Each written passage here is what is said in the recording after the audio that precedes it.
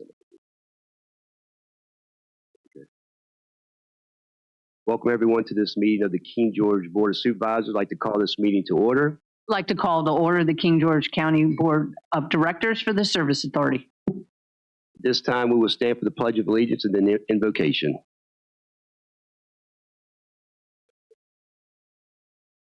We'll do invocation first, Father. Father, thank you for this day. Lord, thank you for this time to come together as a community, discuss the issues that involve everyone here. Things that people are passionate about, Lord, give us grace, give us patience, give us mercy, give us understanding. Let us hear what each other has to say. Put that first. In Jesus' name, amen.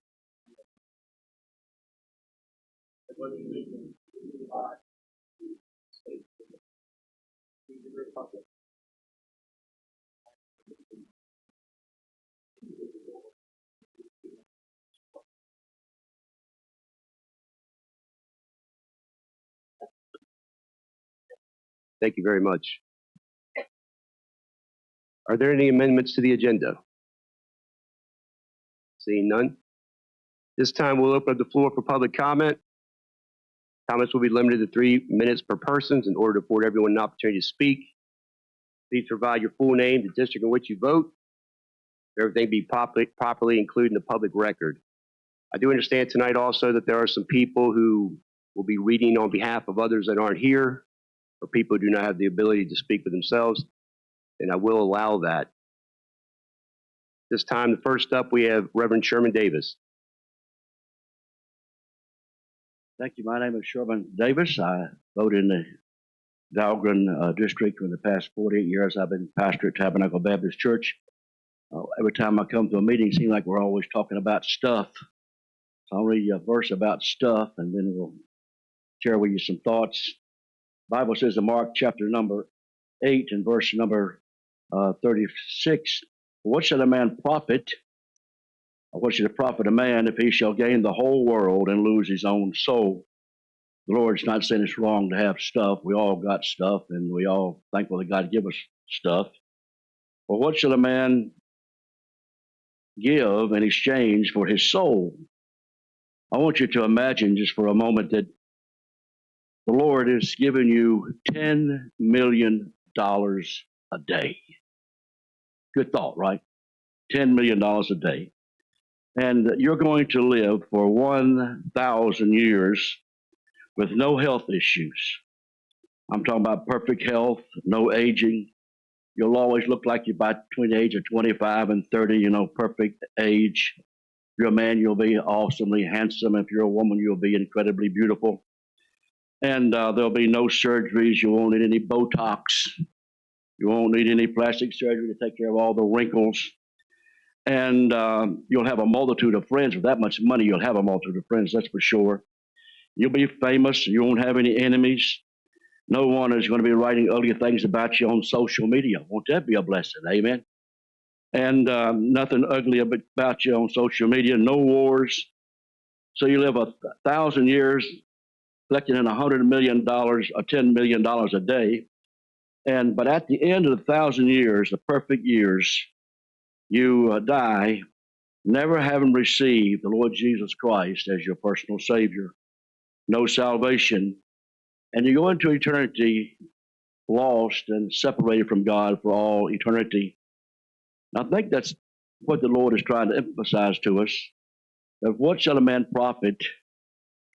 What shall a man profit if he shall gain the whole world and lose his own soul?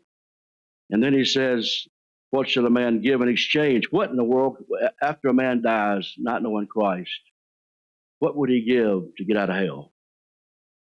And so our emphasis tonight is, the Bible says in Romans chapter 10, with the heart, not the head, you got to have it there too. With the heart, man believeth unto righteousness, and with the mouth, confession is made unto salvation. It's a heart issue. We say this every time, I believe. It's a heart issue. And when God comes into a man's heart, it's an inside job. When God comes into a man's heart, well, he might even make juice come out your eyes. Who knows what might happen. God bless you. I hope your success tonight, and I'm praying for you. I don't know why anybody wants that job, but thank you for doing it. Amen. Thank you, Mr. Davis. Gary Ray, is it Brinson? Hi, my name is Gary Brinson. I'm from Dahlgren District in King George. I'm speaking on opposition of the solar farm. I had a 10-minute speech. I condensed to 5 minutes, and now I've been told I got 3. So I will be jumping around a lot. I'd just like to go over mainly about the high cost of the initial upfront investment for the building and all the stuff that's there, and go over the prices that that it costs to build it, and out of that, all the prices that we get, it's, I think at best is a 20% return on our money for energy for the solar farm. I think there's a lot better ways to invest that money and not have a solar farm or get electricity. And I'm just thinking that for 20% efficiency in the peak months of the summer, I just don't think it's worth the money that'll be spent. I know there's a big environmental challenges. Solar panels, the solar panels they use have to be destroyed eventually. Taking the solar panels and disposing of them, we're going to have to look at that in the future. We're going to have to look at the damage with the runoff from the land that's used. I guess it's all pasture now, I just heard, but there could be damage from that. And the impact on the bald eagles, the birds of prey and stuff like that. There's, as of 2016, I couldn't find a more recent study, but there's 73 breeding pairs. This was in 2016. I believe there's more now. Breeding pairs of bald eagles in Caledon area. Let me see. Survey documented 1,070 occupied breeding territories for bald eagles in Virginia, a testament to the dynamic recovery of the population over the last 40 years. Caledon State Park is the highest gross of birds that live there, breeding pairs of birds. Caledon Park is located in King George, you all know that. There's as many as 60 bald eagles spotted on the bluffs overlooking the Potomac all the time. Even though it's not going to be near the solar farm, the bald eagles have a range of 124 miles, so they're going to be affected by this. There is, since I'm going so fast,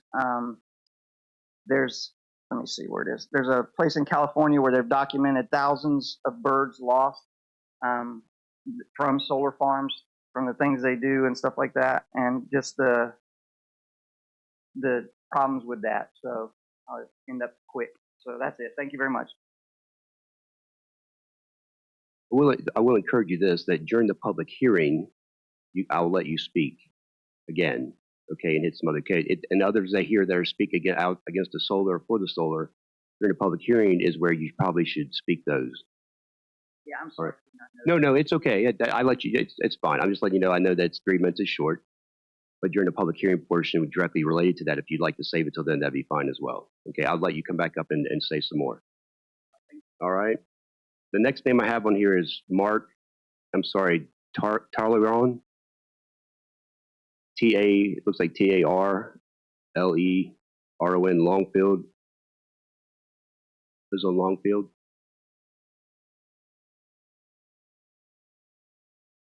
I'll do it later. All right, Pastor James Shaw.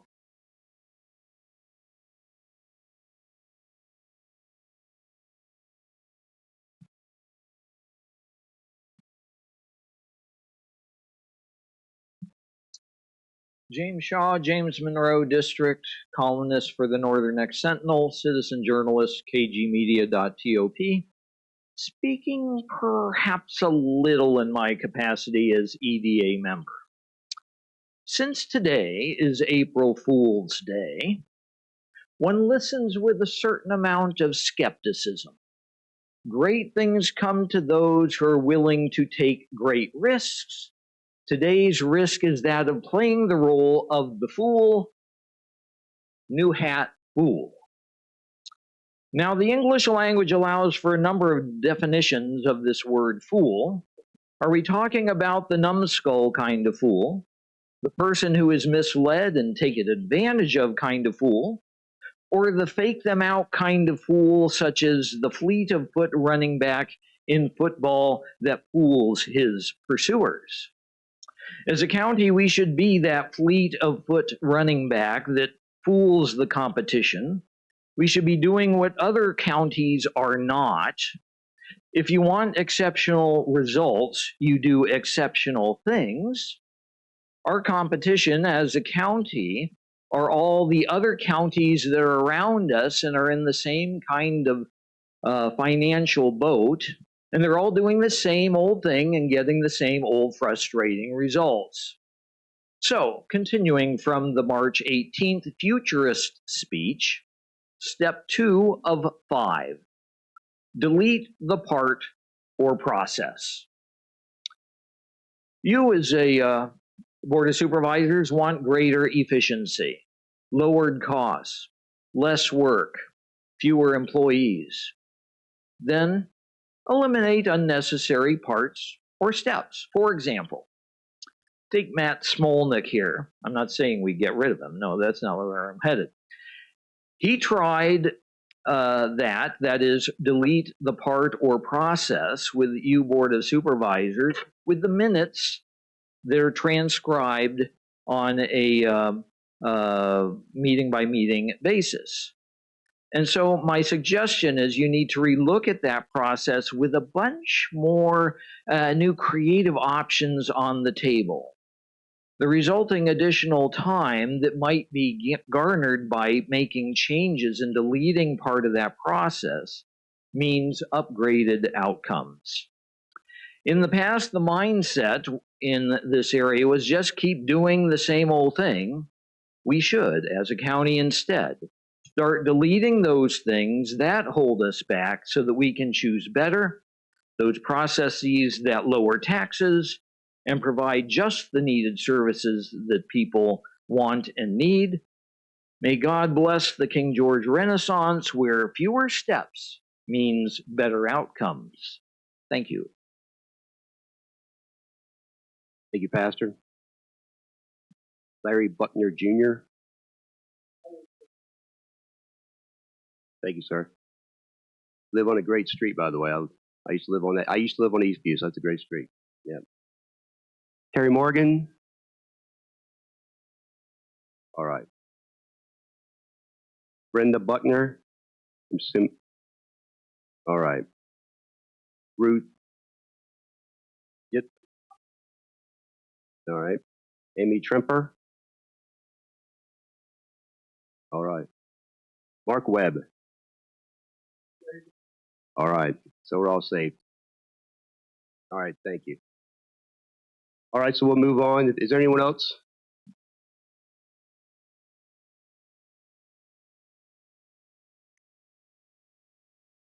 Good evening, Board of Supervisors. My name is Zach Filtz. I live in Dahlgren.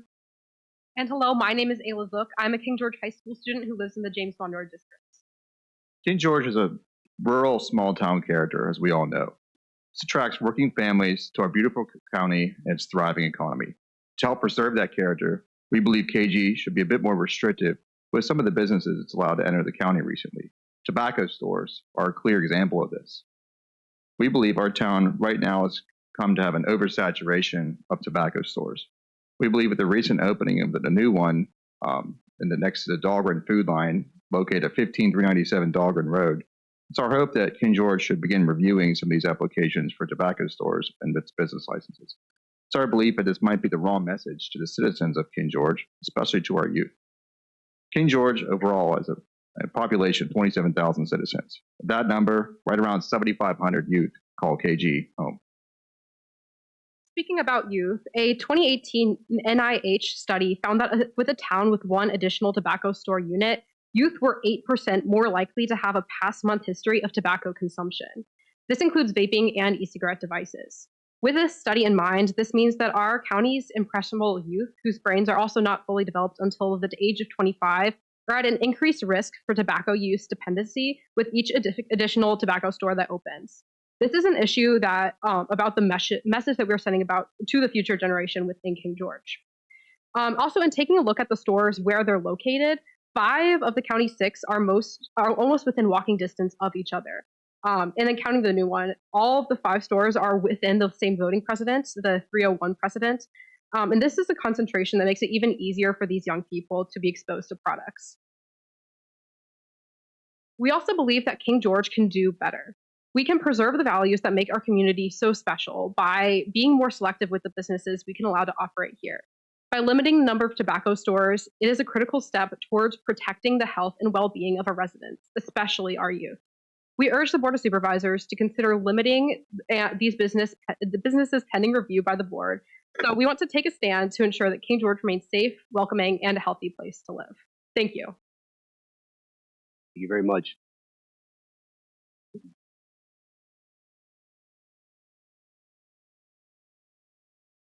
Is there anyone else? Is there anyone else online? Have any of the board members received correspondence? I received numerous letters for the public hearing. We've got a couple for the public hearing as well. Okay. All right, we do have a couple for the public hearing. We'll take that up at that point in time. At this point in time, I will close public comment, and we'll move on to reports of the members of the board. Lee? Nothing for the group. We'll just keep it moving. All right. We have a long night, right? Mr. Collins?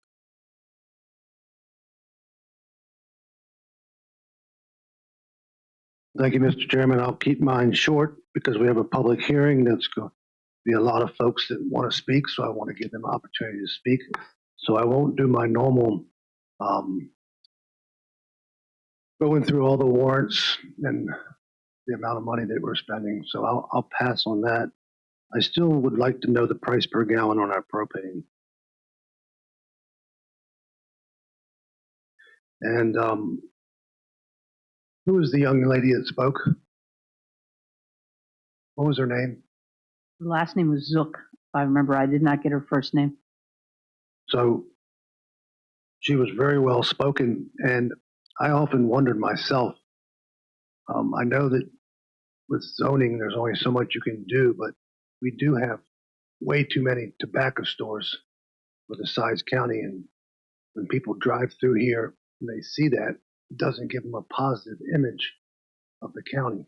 So, Mr. Chairman, I hope we can take up that in future agendas, see what we can do about curbing that plethora of stuff. Thank you. We'll speak with our legal about what we can do to things like that.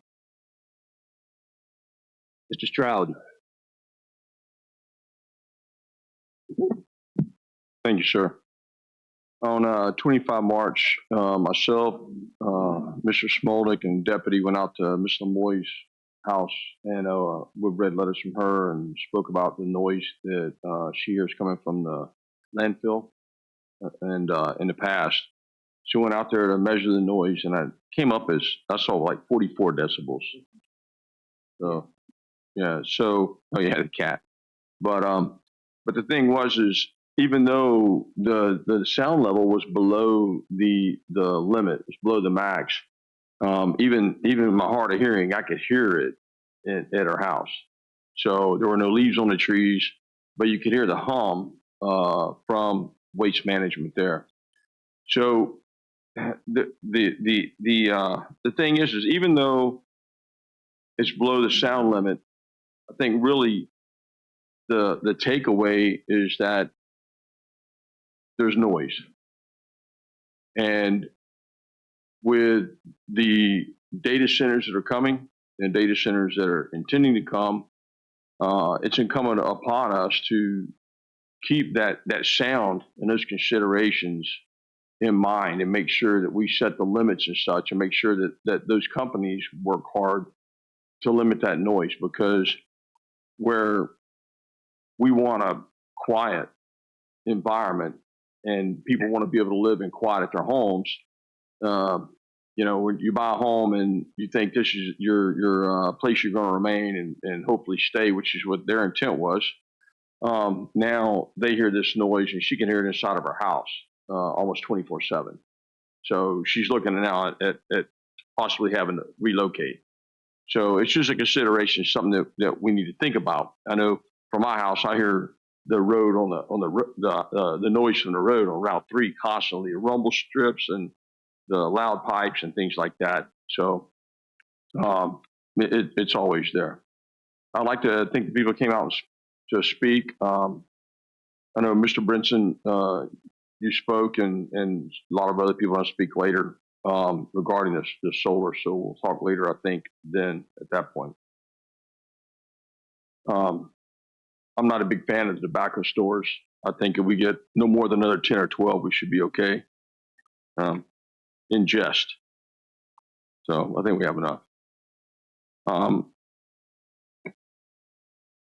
And that's all the comments I really have right now until we get to the solar stuff, sir. Thank you.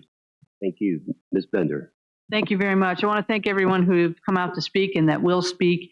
And I just wanted to apologize to anyone. We've gotten a lot of email in the last 2 weeks, so I haven't responded to. I have read all of them. I just haven't been able to respond to everything and do all the other jobs that we do as supervisors. So I do thank for everybody for reaching out and expressing their opinions one way or the other. So last Monday on the 24th, I went to the GWRC Regional Commission, and they approved on the first reading. The Rural Technical Advisory Committee will give us and Caroline a little more say in transportation issues. Right now, Mr. Sullins and I are on FAMPO, which is the Fredericksburg Area Metropolitan Organization, which is mostly focused on the 3 urbanized areas, the city of Fredericksburg, Stafford, and Spotsy. And we basically either go and just listen or watch online because we have no vote. So this will give us a little more help in doing smart scale applications. And Mr. Smolnik, I need to remind you, Mr. Davis, we need to decide on our 2 people for that committee because they did ask that King George and Caroline send their 2 names for that committee. Next up, I walked and drove around the surrounding area of the Gibson Solar Project with Mr. Sullins on Sunday, March 30th. I attended the Dahlgren Heritage Museum monthly meeting, and I attended the Historical Society meeting. Mr. Miles Hastings and Mr. George Williams gave great talk on farming in King George and a lot of history about the courthouse.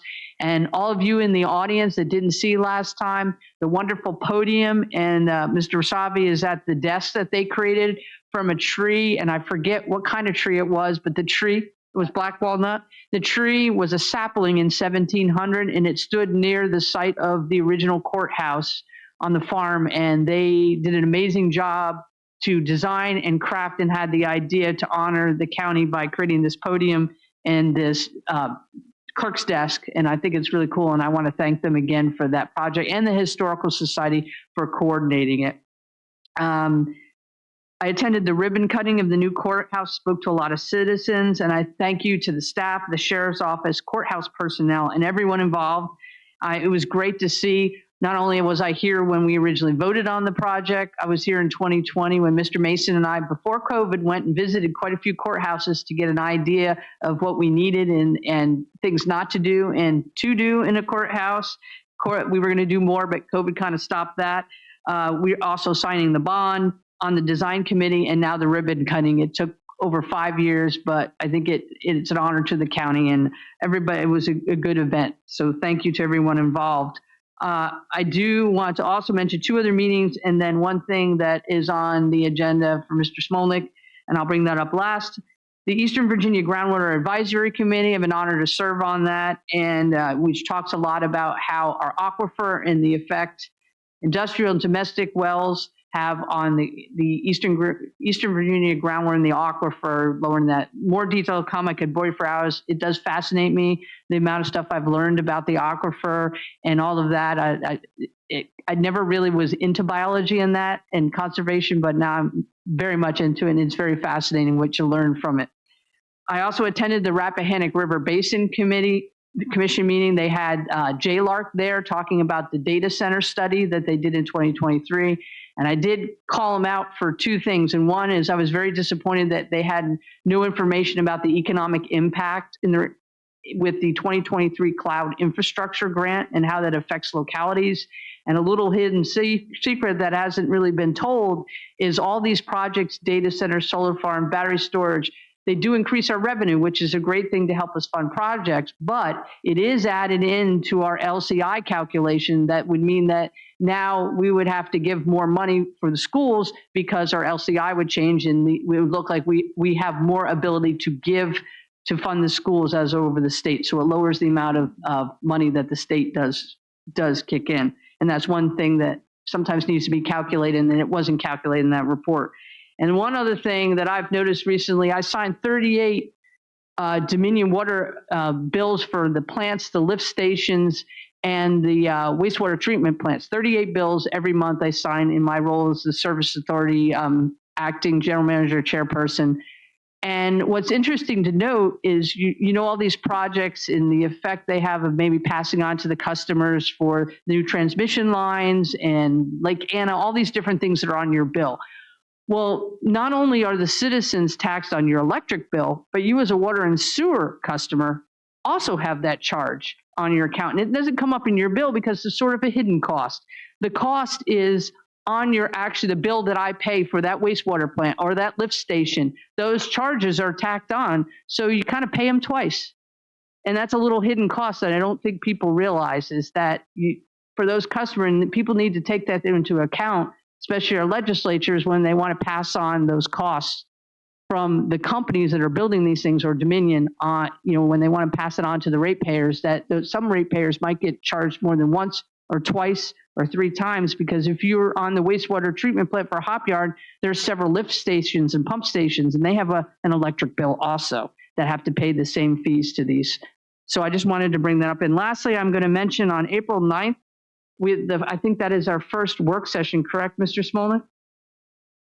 That is the date that we've decided on. I want to talk a little bit about that. Yes. Right. So one of the things I wanted to bring up to the board and is that to possibly as an all-day thing, instead of having several meetings drawn out. And why I'm bringing that up as an all-day thing, I know that is a challenge to some of the board. I see Mr. Sullivan's shoulder dropping on that one. But here's the problem.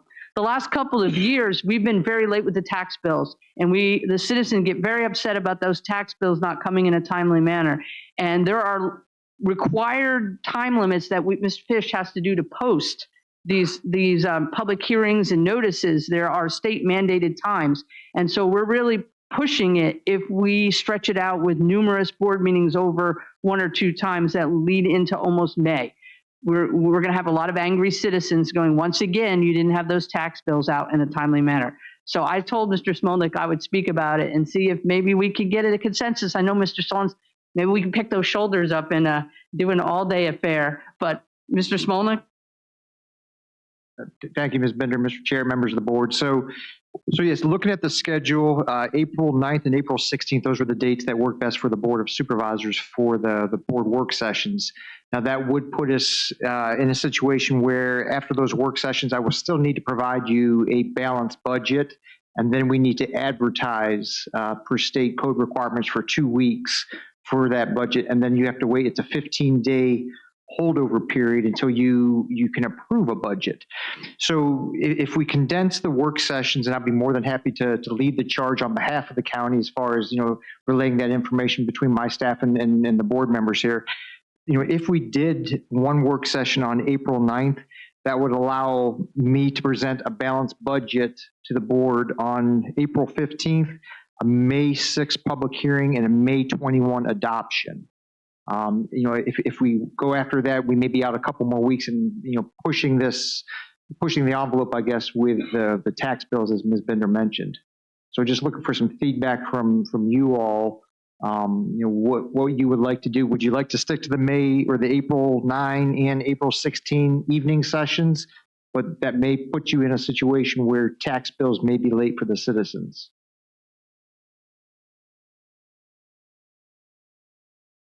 Mr. Chairman, I would just add one thing to what Mr. Smolnik said. The veto session is tomorrow. The governor's sent down almost 200 amendments to the budget that the General Assembly adopted. I have no idea what that means. And so you may want to see what happens tomorrow before you hold yourself to a strict timeline. If the governor vetoes it, it goes back to the old budget because there's already a budget in place for Virginia. And this is just amendments. But I suspect there may be more to it than just tomorrow. So you may not have all the information that you need. I was just putting it out there. If it's a no, it's a no. I didn't mean to put you on the spot, Mr. Solon. You gave me that look.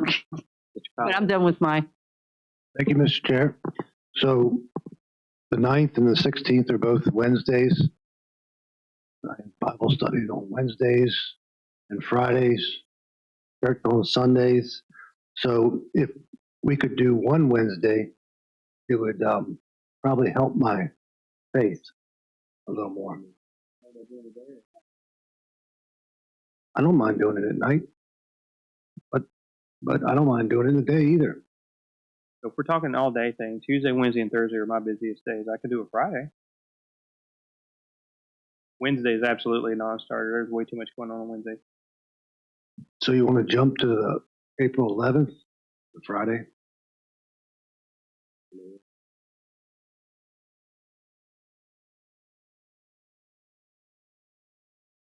I could do a Friday. That was, if the board can do that. I could do a Friday too. I mean, it was fun. I was just proposing honestly the all day affair so we can knock it out. So is that what we're doing?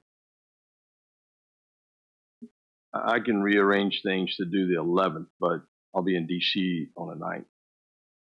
I can do the night, but during the day I'll be in DC. But the 11th, we can just knock it out that day. I'm good with that. I'd rather do that.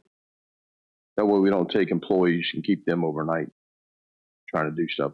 We have them there during the day. It's 11th. Let's look into that. So the 11, we will advertise because it will be a special meeting. I think it's 3 days in advance of that. So do I have consensus from the board of supervisors? Friday, April 11th, probably we'll start at 8:30 a.m. Sounds good. Is there an end time? I don't know if we can put a finite time on it. You know, I'm you know me, I'm about efficiency and running it, you know, and I will speak on behalf of the departments. I will have them here if there are any specific questions, but I do not see this as an all-day parade, every department in front of the board. You know, I'm the point man. I can run that for the county, so I think we can be done in hopefully 4 or 5 hours. So 8:30 Friday for the public watching, 8:30 a.m. Friday, April 11th here in the boardroom will be a budget work session, and we'll make sure everything is advertised, sir. Sounds good. Thank you, Mr. Thank you. Chair. That's correct. Yeah, it will be recorded. Thank you. I would go to Mr. Salisbury's left. So I will speak first. Thank you. Just first and foremost, just everyone coming out and just showing concern for your community and being involved in it. I know it takes a lot of time to do those things. I feel the same way. I wish they wouldn't have left as far as vape shops and things like that go. A lot of that comes down to the fact that we are a border town. And we border a town where people want to come across the bridge and buy things cheaper. So that's one reason why they've been discount cigarette shops have been in King George since I can remember in the Dalgan area. It's we'd have to look at the legal of what we could do to curb those things. Something else we could always look at too is we have a cigarette tax. Maybe we ought to have a nicotine tax in King George if they're going to cover vapes and everything else as well. Something we could look at. So what I'll do now is, you have something to say? It's your time. Thank you. Yeah, just real quick, I won't repeat everything Ms. Bender said because we're on a lot of the same committees, but I do have a person whose term on the Rappahannock Emergency Medical Services Council Board is going to be ending in June, and he has been on this board for many years now, interested in continuing his service on it, and he and I spoke. I think he's a good candidate. So I'd like to nominate David Garvin, Mr. David Garvin, to renew his term on the Rappahannock Emergency Medical Services Council Board of Directors. Second. Motion properly second. Any further discussion? All in favor say aye. Aye. Aye. Aye. Chair votes aye. Motion passes. We'll see on my report. The highlight of my week was taking our county administrator flying. I didn't make him throw up. I brought him back safe. So had to really see the smile says it all. So if y'all want to go fly, come reach out to me. A lot of flights. All right. So I will close reports, members of the board. We'll move on to the consent agenda. Do I have a motion concerning the consent agenda? I'll make a motion to accept the consent agenda as in our packet. Second. Motion properly second. Is there any further discussion? By roll call, Mr. Collins? Yeah. Mr. Stroud? Ms. Bender? Aye. Mr. Sullins? Aye. Chair votes aye, motion passes. Item reports from any constitutional officers? None? We're on. This time we'll move on to the Board of Directors. Thank you, Mr. Chairman. Do I have a motion for the consent agenda for the King George County Service Authority Board of Directors? Move we approve the consent agenda as presented in the packet. All right, do I have a second? Second. We have a motion properly seconded. Any discussion? All right, we'll do a roll call vote. Mr. Robotham? Aye. Mr. Collins? Nay. Mr. Sullins? Aye. Mr. Davis? Aye. Chair votes aye, motion carries. Next up, we'll move on to our action agenda. The first thing we have is our cleaned up King George County Service Authority bylaws. Mr. Stewart? Thank you, Madam Chair. I presented these at the last meeting, and I'm happy to answer any questions or make any changes that you all see fit or deem necessary, unless you want more of an explanation than that. Does anybody have any questions? I have a motion. All right, I just want to thank beforehand. Thank you, Mr. Simon, Mr. Stewart, for your work on this. I'd like to make a motion to approve the Service Authority bylaws as presented. Do I have a second? Second. Any further discussion? A motion properly seconded. All those in favor say aye. Aye. Oh, roll call for this one. All right, Mr. Robotham? Aye. Mr. Collins? Aye. Mr. Sullins? Aye. Mr. Davis? Chair votes aye, motion carries. All right, next up, we have the Hop Yard Connect change order. Mr. Bryce Young. This has to do with our interconnect. And those in the audience who might not have, I know there's a lot of questions in the community about the orange fencing you might be seeing on Route 205 and going down near Hop Yard. This is all the ARPA funds at work trying to interconnect our water systems and decommission Perkins Corner wastewater plant. And this is, a lot of people call it COVID money, but it is money that the federal government either gave to the state or gave directly to King George to do these projects. Mr. Young. Good afternoon, Madam Chair and members of the board. I'm presenting the change order number 1 for the courthouse to Hop Yard water and wastewater interconnect associated with the Perkins Corner wastewater treatment plant decommissioning. Summary of this is change order number 1 includes modifications to pipe materials, installation methods to minimize impacts on wetlands areas and real property associated with easement negotiations. This change order also includes adjustments to quantities and new unit pricing related to alternative road casings that were accepted during contract negotiations. The contractor is also requesting an additional 30 days of contract time due to a delay in utility permits. Staff recommended action is to authorize the Service Authority Board of Directors designee to execute change order number 1 in the amount of $49,720 and an additional 30 days of contract time. Mr. Collins? What's the $49,000 for? That is for borings under wetlands and some areas to minimize property impacts. Mr. Collins, one of them was the last easement that we did get signed. Is that was to get them to sign the easement, we had to agree to bore in one section on the property, which is a cost. And then the other one is to avoid, correct, Bryce, the wetlands paying more to get on the queue to buy the wetlands credits. By doing this boring, we will not have to do that. And it is required to mitigate the impact to the wetlands. Mr. Chairman, where's the money coming from? Mr. Young? The money will come from contingency on the project. How much is the contingency? Mr. Wasabi, do you have that? Levine and Laverne, do you have that? It is roughly around 1 million, but those are rough numbers. 1 million in contingency? Yes. Can you explain a little bit to why there is that high number? I know because this is the prices can change a lot, and you have to have quite a bit of contingency because of the conditions that sometimes cause, like wells, when you have to dig deeper and Yes, and for this project, because it's ARPA funded, they did require a certain percentage of contingency, and that's the amount that was required. Mr. Collins? Just comment. So what has happened in the past is the contingencies on these contracts. These contractors know what the contingency is, and they're constantly going after more money because that's what they do in King George. Comment.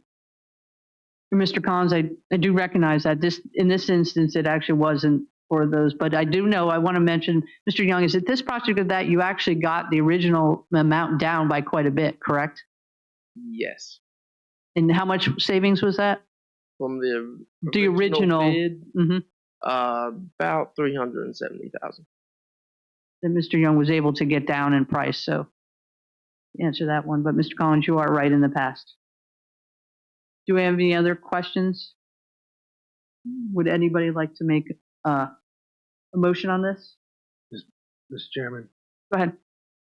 on the motion it says new unit pricing terms. Can we spell that out in the motion? Sure. Do we have the figures for that, or how you would like it done? What figure would you like to put in there? Mr. Stewart, can you help us with that? You ready? Mr. Collins would like to reword or put the actual unit pricing in, correct? I'm trying to understand what you're asking for, Mr. Collins. Yes, what is the unit pricing? What is the old unit pricing? What's the new unit pricing? The new unit pricing, while I don't have it with me, that is for materials that were not previously spec'd out. Different gauge of pipe for the directional drilling. In certain areas, due to the depth for directional drilling, we had to have a thicker pipe. And that's where the new unit pricing came in. Go ahead.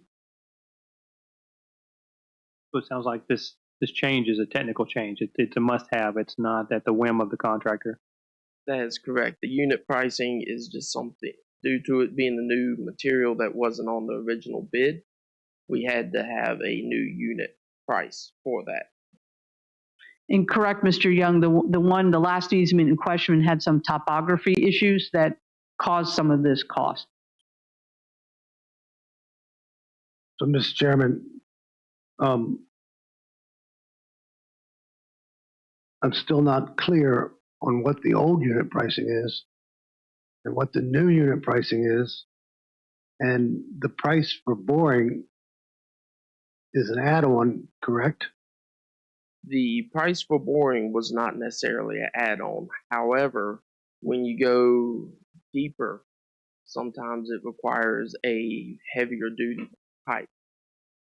So the new unit pricing, the unit price is per foot of that pipe. And because it's a different pipe that has a different cost, it's considered a new unit price. So was there engineering that said you needed to do this? Was there an engineer say that you had to do this? For the new price or new pipe? New unit pricing. So you said, if I'm clear, you said that the old unit pricing had boring. It did. And the new unit pricing is still boring. It is.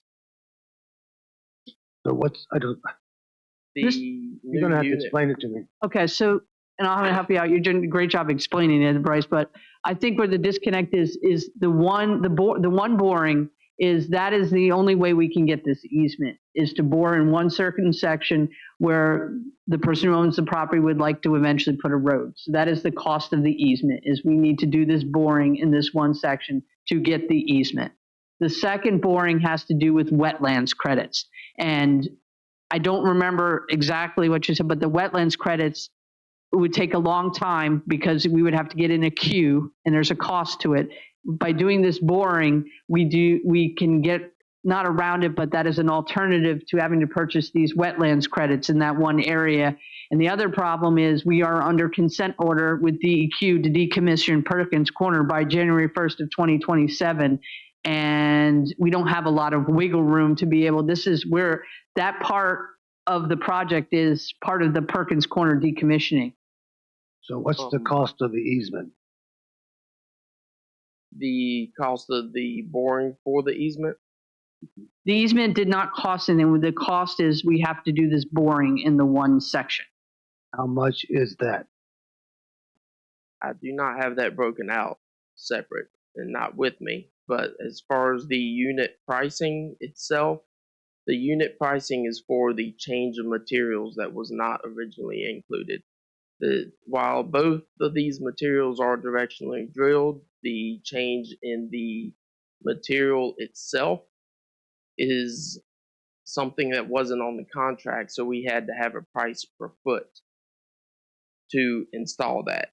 While it is slightly more expensive, it's the material necessary to do this bore, and we do credit or get a credit for the other unit pricing that was not included in that section that's being bored. Does that make sense?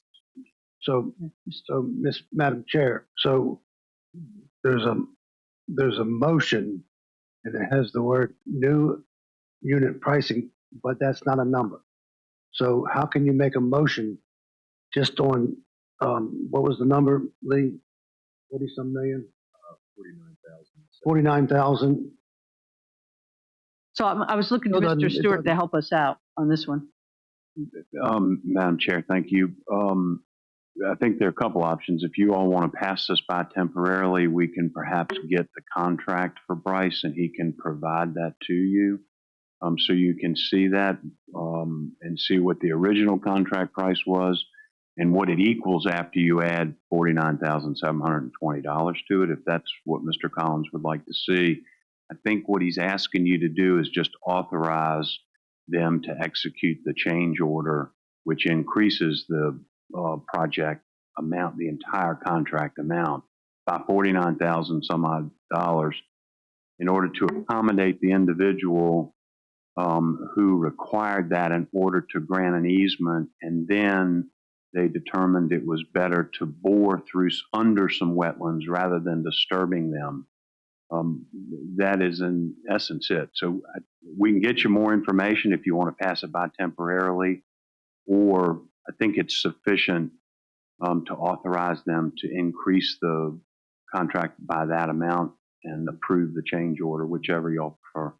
So Madam Chair, so if you increase the new unit pricing, there's no number that says so.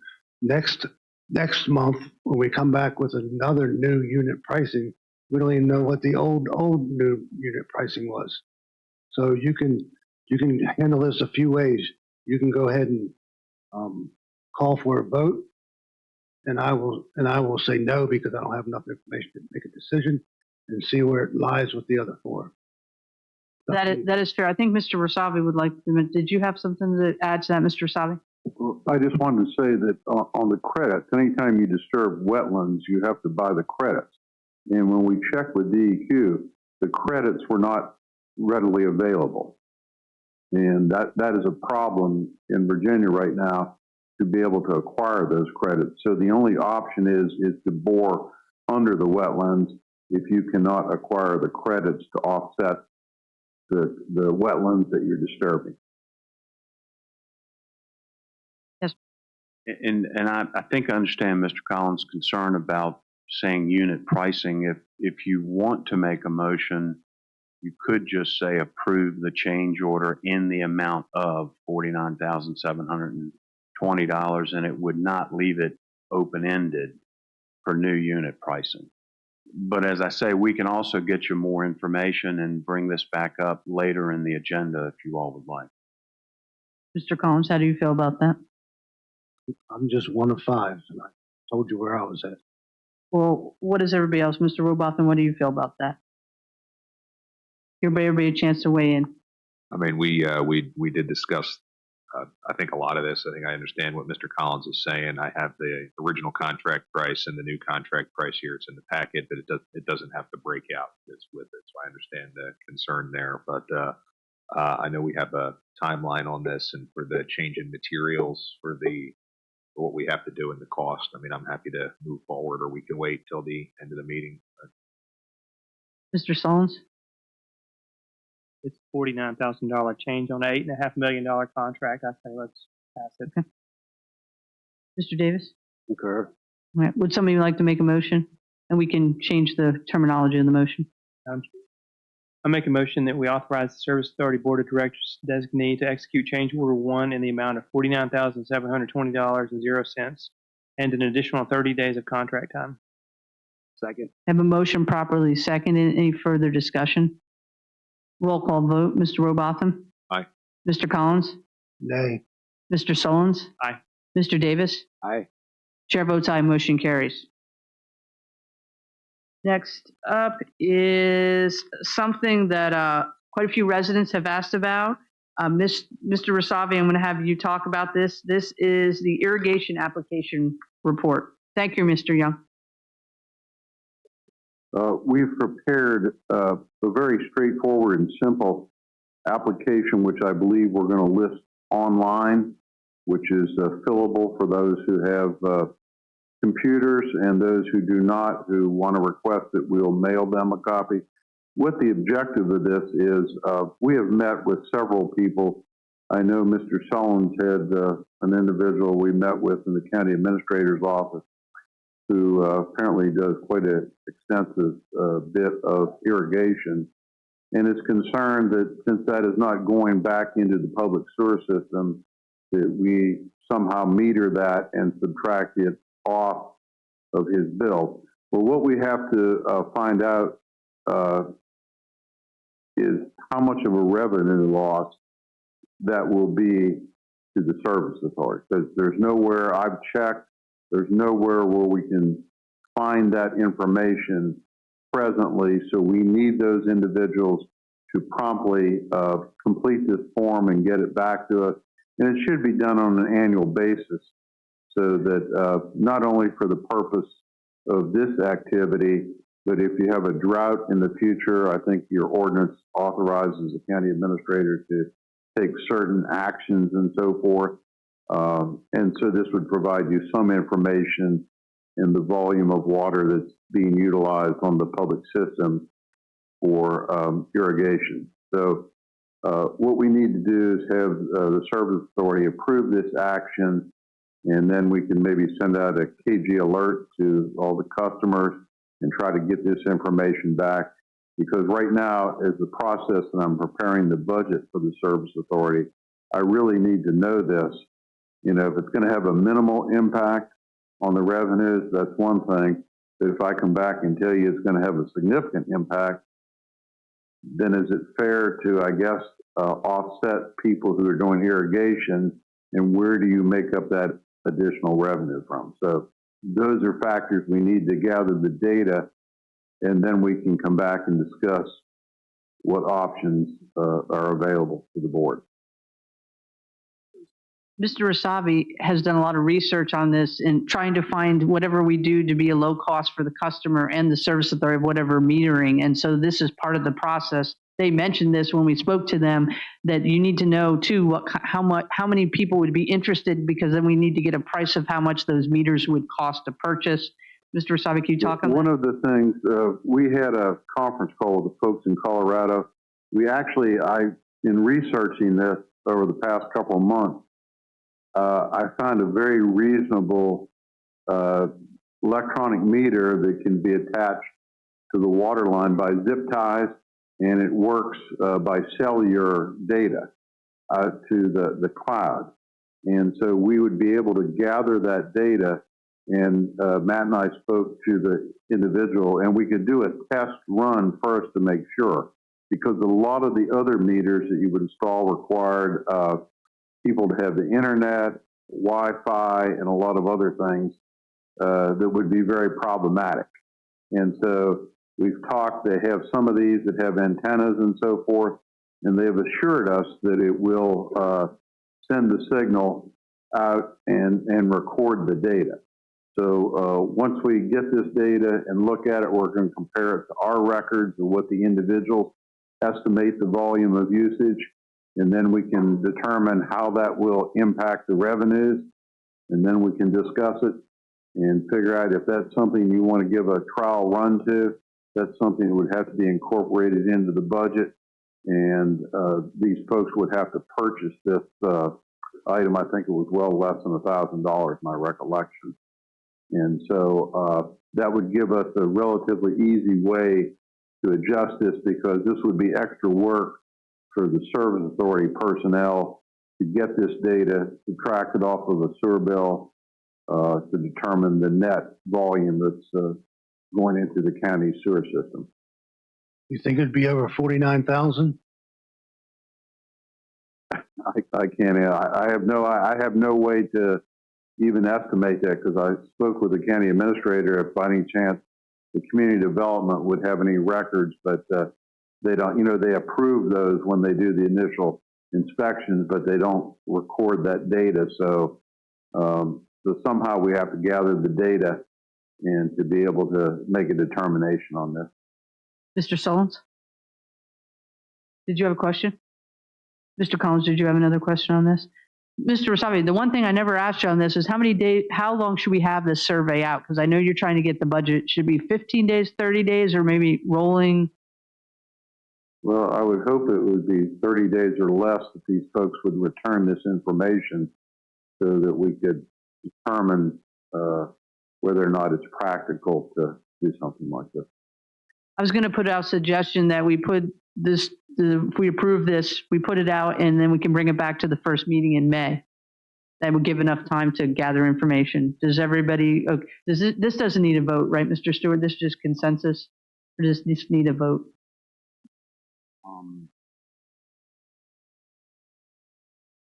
Well, if you're gonna advertise this as something for the county, you would Okay. vote on it. You don't do it tonight. But do we need that to put it out to vote? There would only need to be a vote if we did agree to do this, but if just putting out the survey doesn't need a vote, is what I'm hearing. If it's not been enacted by the county. Okay. All right. So is everyone okay with the survey, Mr. Solms? Mr. Collins? Mr. Robotham? Mr. Davis? All right. So yes, thank you for all your work on that, Mr. Savi. All right. Move this along quicker. We're just going to go to my general manager report, and I'm just really quickly summary. We talked about with Mr. Young, the courthouse to Hop Yard interconnect. We finally got the last easement, so that was the last piece we needed to officially close all the ends for that, to finish that project.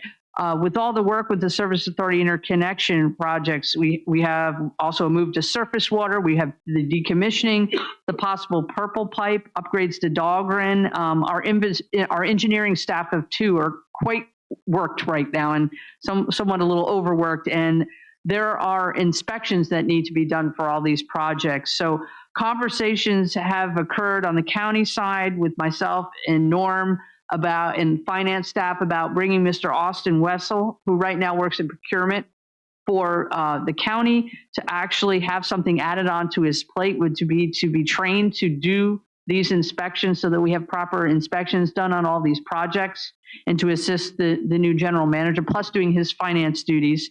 And Ms. Cobb has already been consulted and her team, and Mr. Wessel is eager to do these duties. But we will have to, we need to have at the next meeting a discussion on the allocation of funds to help fund these added duties from the Service Authority. So before they crunch the numbers, I wanted to see how everybody felt about that as a possibility of, and that it would help the Service Authority, because right now, and Mr. Smolnik can talk about this, Bryce and Chris are quite working on a lot of projects right now. So how does anybody, I'll put it on the next agenda. This is just, would that be a conversation topic on the next agenda? Yeah, I'm happy to entertain that. I think it's a good idea. Mr. Collins? That's fine. It's the first I've heard of it. Right, so it would be on the next agenda.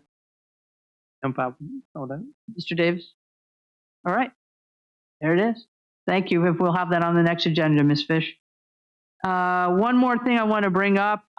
Mr. Young did come with me to the meeting of the Eastern Virginia Groundwater Management, because we had some issues about where the pump should be on the Potomac Landing well. So I brought him along so we could talk to the bigwigs at DEQ, and he is working with them to try to resolve that issue. It has to do just where the pump is located in the new well we're building, putting in at Potomac Landing. So I did bring them with me to, with Mr. Smolnik's permission, to basically talk to the head of the water department so we get the answers quickly and get that moving along and that well up and running. So I just wanted to bring that to everybody's attention.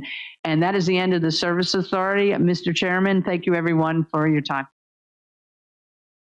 Oh, yep, got a second public comment. I almost forgot that. Just trying to get on to the next festivities. We do have our second public comment. If anybody would like to get up on the Service Authority, comments will be limited to 3 minutes per person. In order to afford everyone an opportunity to speak, please provide your full name and district when submitting your public comment so that it can be properly recorded and included in the public record. Would anybody like to come up just on the Service Authority? Nope. Anybody online? Did anybody get any correspondence while they've been up there? All right, I will close public comment and a motion for adjournment. Move that we adjourn the Board of Directors to Tuesday, April 15th, 2025 at 5:30 p.m. in the boardroom of the Repricom Building. Second. Have a second. Motion properly seconded. Any further discussion? All those in favor? Aye. Chair votes aye. Motion carries. Mr. Davis?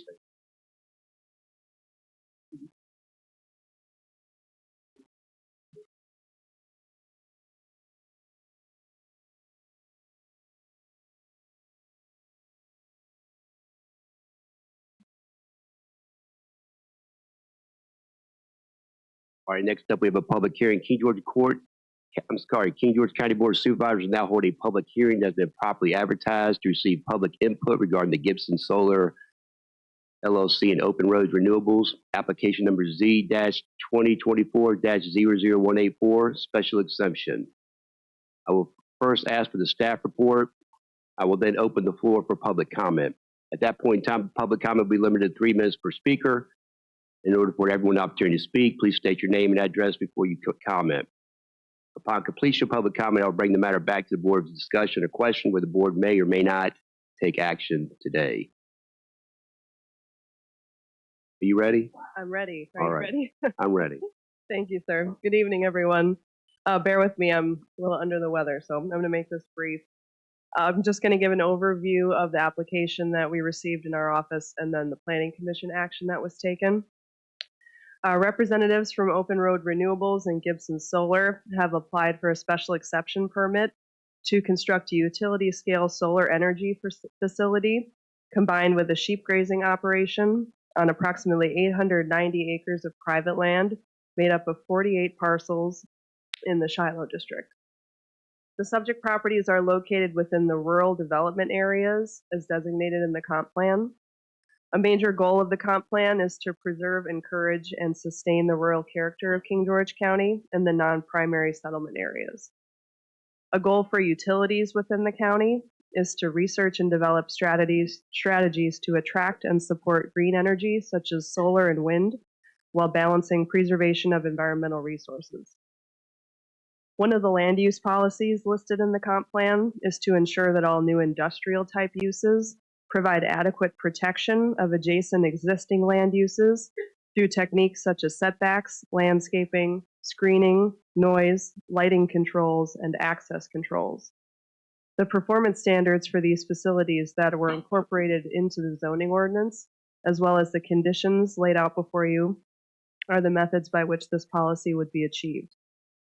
The applicants have been working with staff to address any comments they had, as well as emergency planning and training needs for fire and rescue.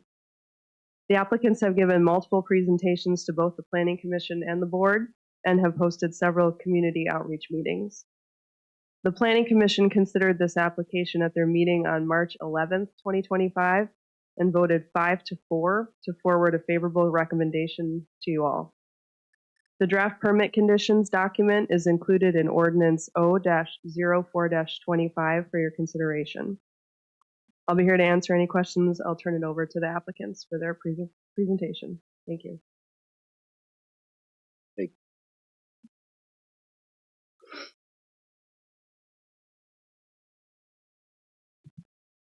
you. We'll ask him as he presents. How about that? Yeah, but you can answer from right there. You turn your mic on. Mr. Collins has a question for you.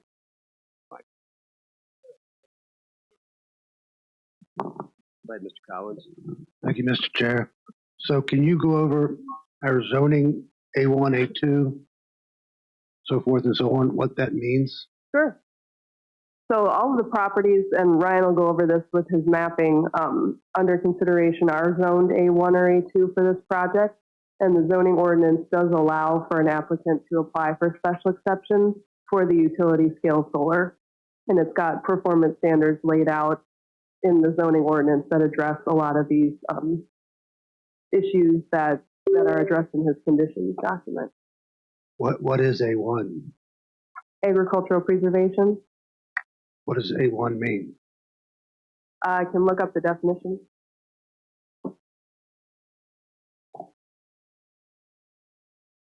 Anything else, Mr. Collins?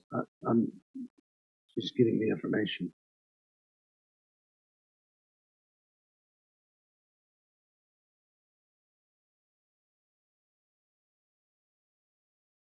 Ryan, when you do go, the board will ask questions as you go along, if that's all right with you, okay? Of course.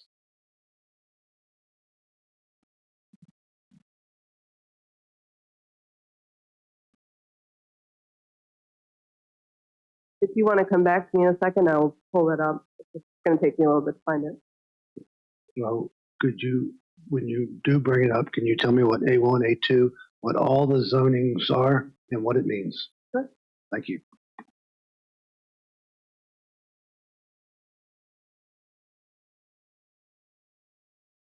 All right.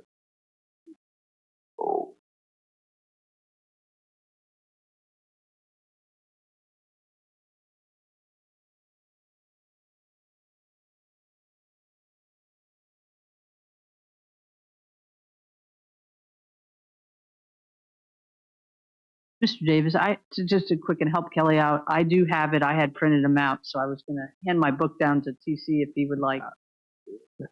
I've got them also. Yes, if we I had printed them out ahead of time, so. Do you want to read them, Mr. Sure. Yes, sir. Mr. Chairman, if I may.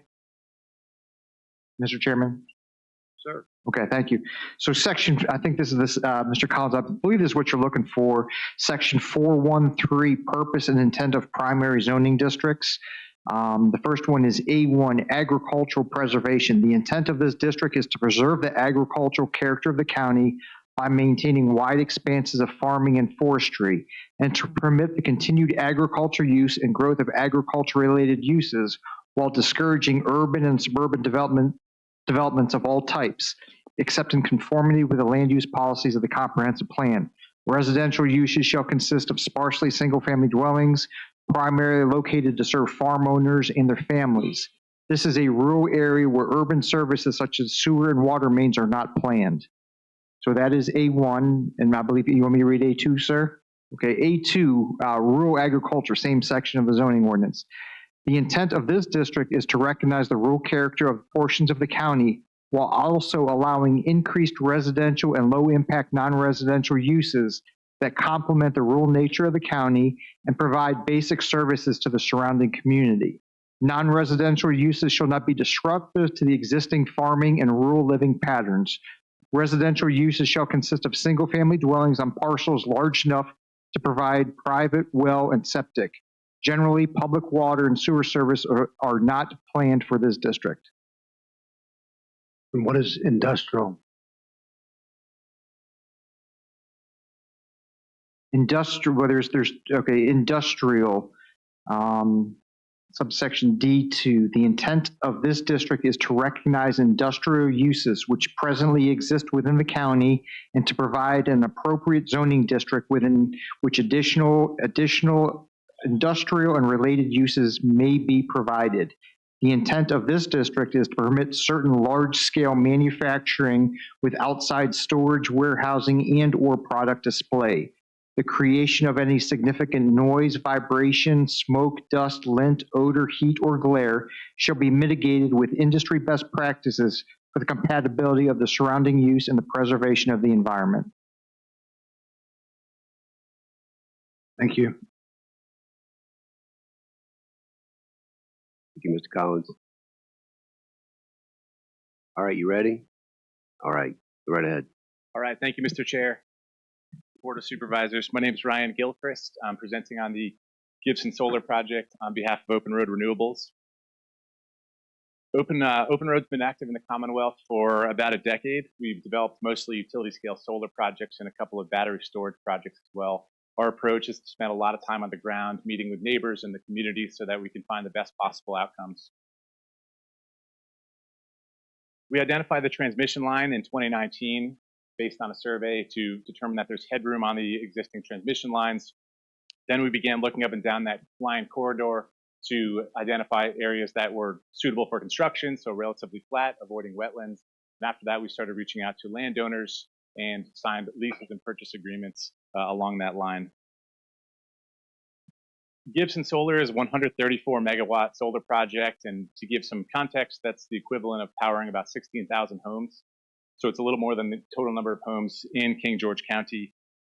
The 3 points that I'd like to highlight on the project are the continuation of the agricultural use of the land, the opportunity to permanently preserve hundreds of acres of land, and the way it's sited to actually hide it from the public. One question that's come up is this a rezoning case? The answer is no.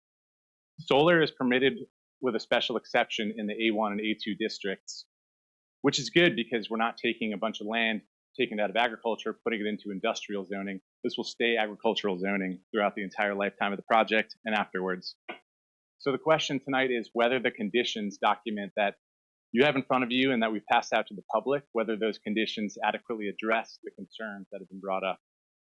The question real quick. Yes. Yes, sir. Thank you. Good to see you. Is this an industrial operation?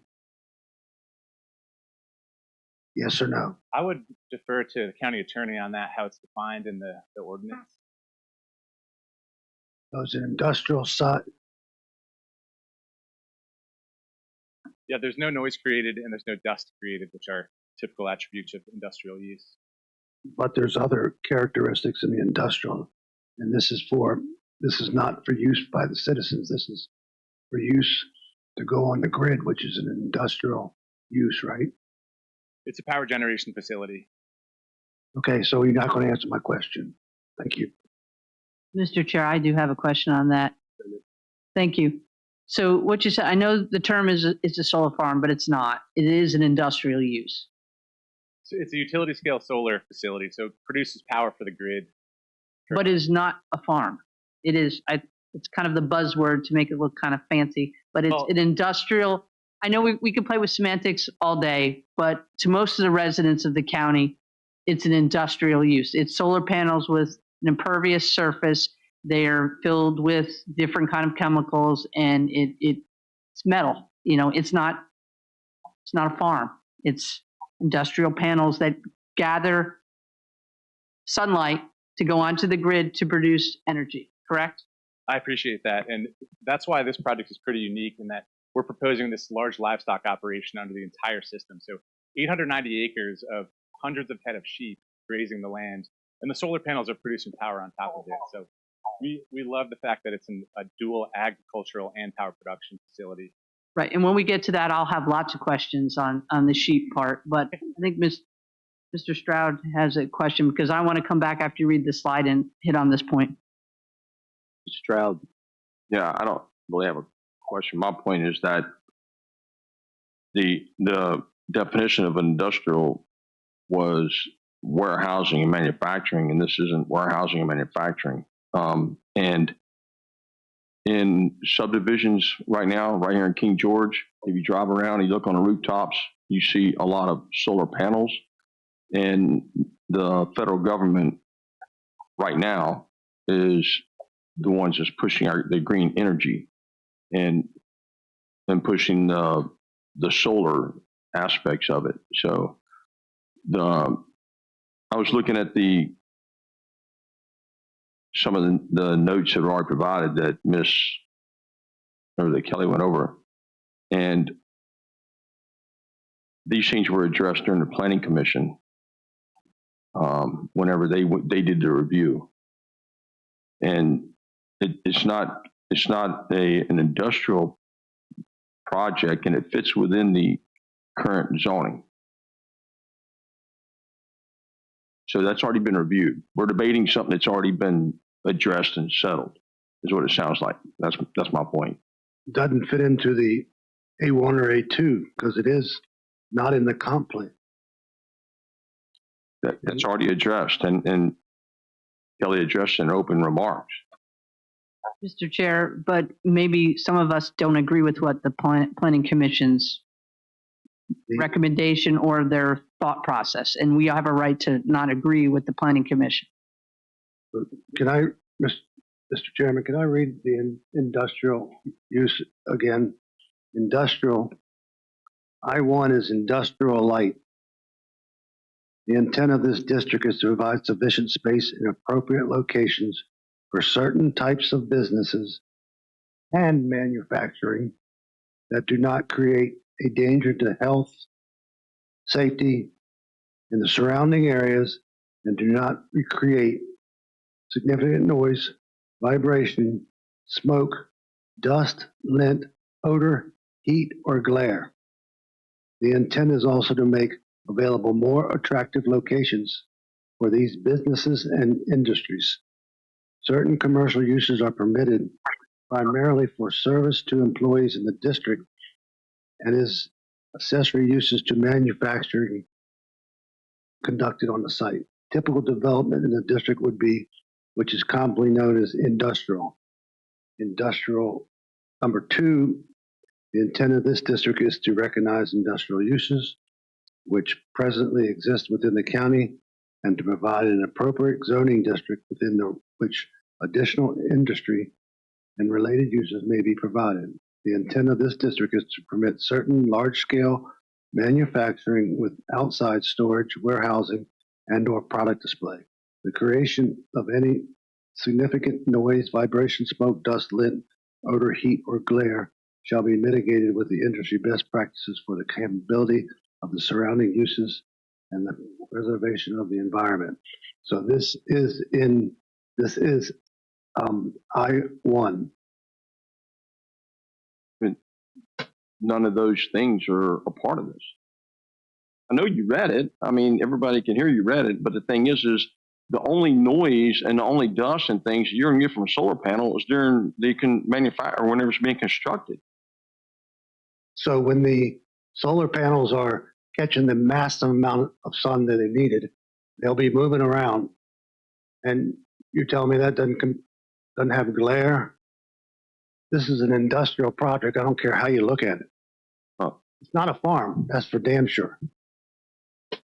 Well, so what I'm addressing, and I'm not defending the open roads renewables, I'm that the staff has went over this, and we have professionals that do this daily. They've already been over it, and these concerns that you're bringing up are already looked at and they're already met.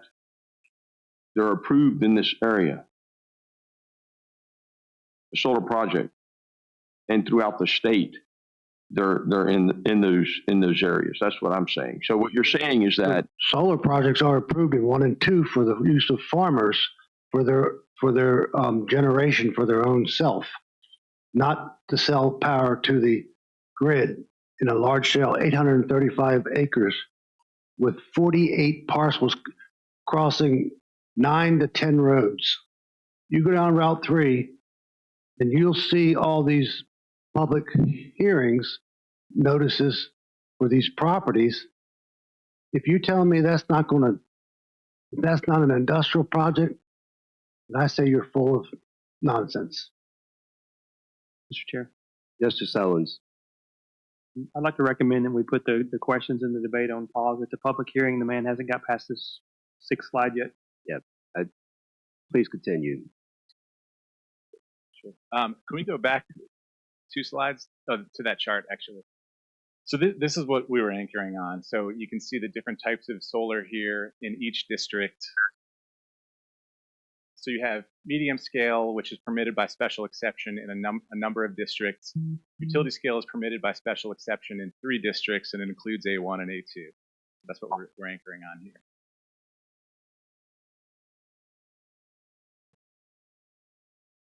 So the zoning ordinance that you all passed a year and a half ago defines the type of screening that's required for solar projects. And a landscape architect took those rules and created this schematic. What it equates to is about 100 trees and shrubs every 100 feet of the perimeter of the project. This is the view at planting. You can see it's a mix of deciduous and coniferous trees. The evergreen trees do the heavy lifting of the screening, and then the deciduous trees are more for ornamental purposes. All of these are backed by a surety so that if any plants don't take, then during the following growing season, there's funds in place to replant. This is the view at full maturity after 5 years growth. So it's important to note that the solar panels are close to the ground. When these trees are fully grown, they're fully screened. This is the central. On the last slide, Mr. Yes. Collins has one question.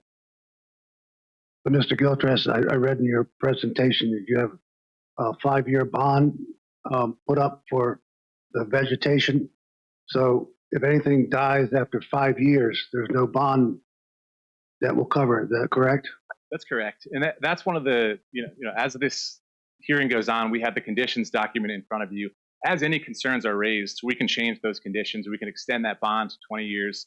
That's the purpose of the public hearing. This is a living document, these conditions that are designed to mitigate the use. So that's something we can definitely talk about. Ms. Bender? Yes, I'm going to hit on the bond. And you've been very upfront about open roads. You're a developer. You assemble the parcels, you develop the property, you come to the public hearing, you get passed. And then you sell it to the people then that construct it, and possibly those people that construct it then sell it to the people that operate it.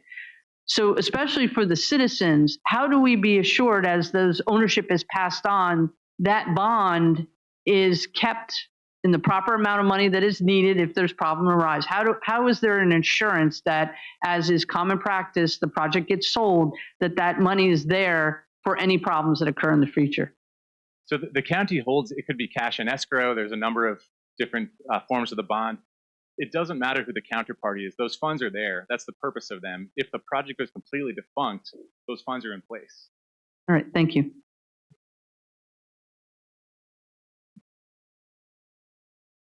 Mr. Chair. Mr. Collins? Ms. Bender, you remember the last time that we tried to revoke a bond and how much it cost us to revoke a bond and how much we lost revoking a bond? Yes, that was the one development, correct? Yes. Supervisor Bender, if I may, if you look at the draft conditions, conditions 7D and 7C address the stop work order and notice of violation. The surety bond obligation is a binding condition. And in the event that the bond is not sufficient or does not follow through with the binding condition, there would be a stop work order presented by the county, and then that would result in compliance by Gibson Solar 1 LLC.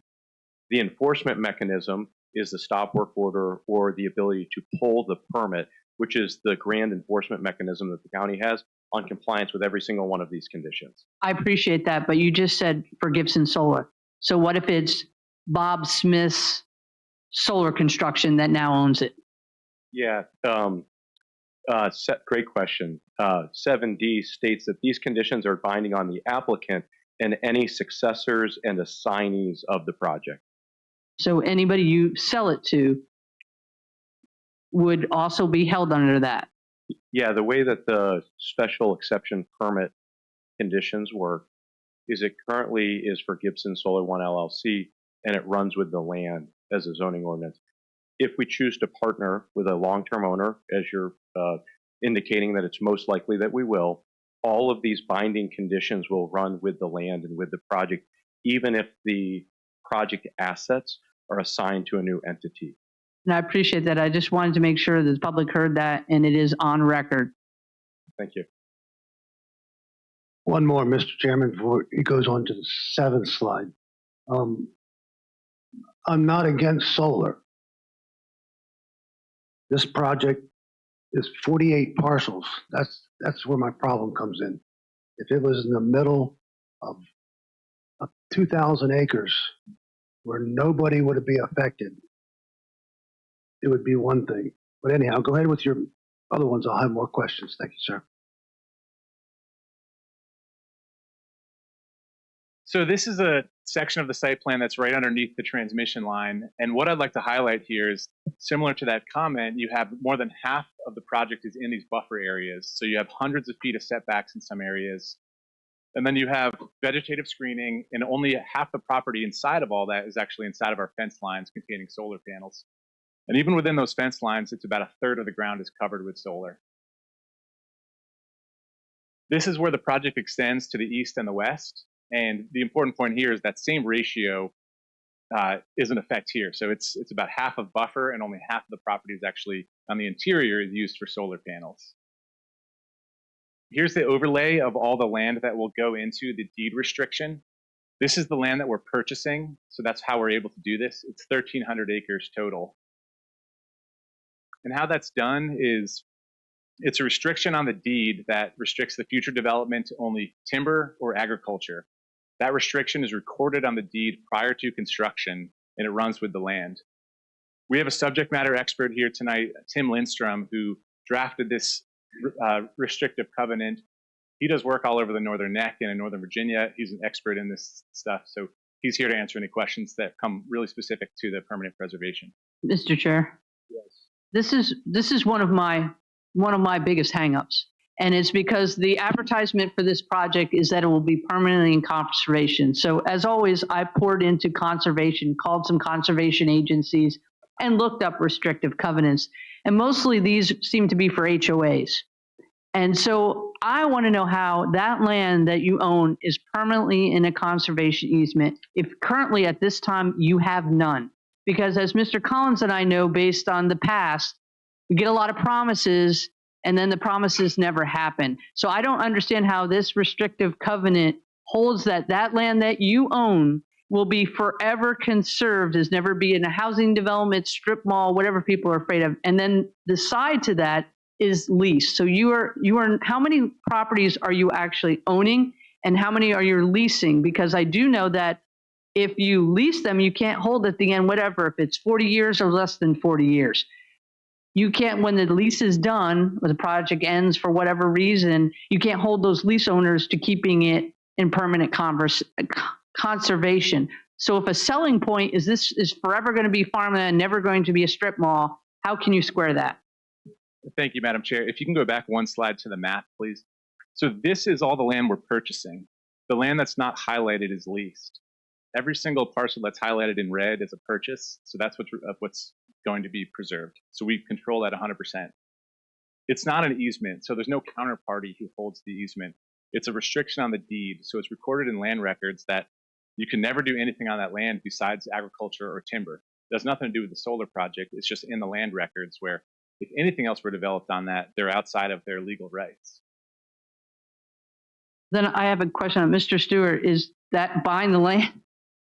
I know I'm putting you in a spot there, but. Madam Chair, I don't know. I'll be honest with you. I'm more familiar with a conservation easement where you have an entity like Virginia Outdoors Foundation or the Northern Neck Land Conservancy or the Piedmont Environmental Council that actually holds an easement and enforces it.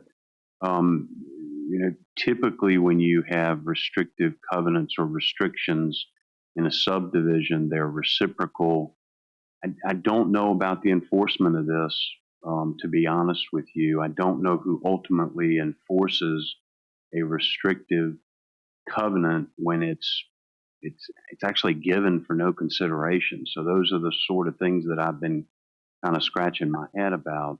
I think there are ways to preserve it if that's what they want to do, and it could be done without any question. I'm not sure about that process. Okay, thank you.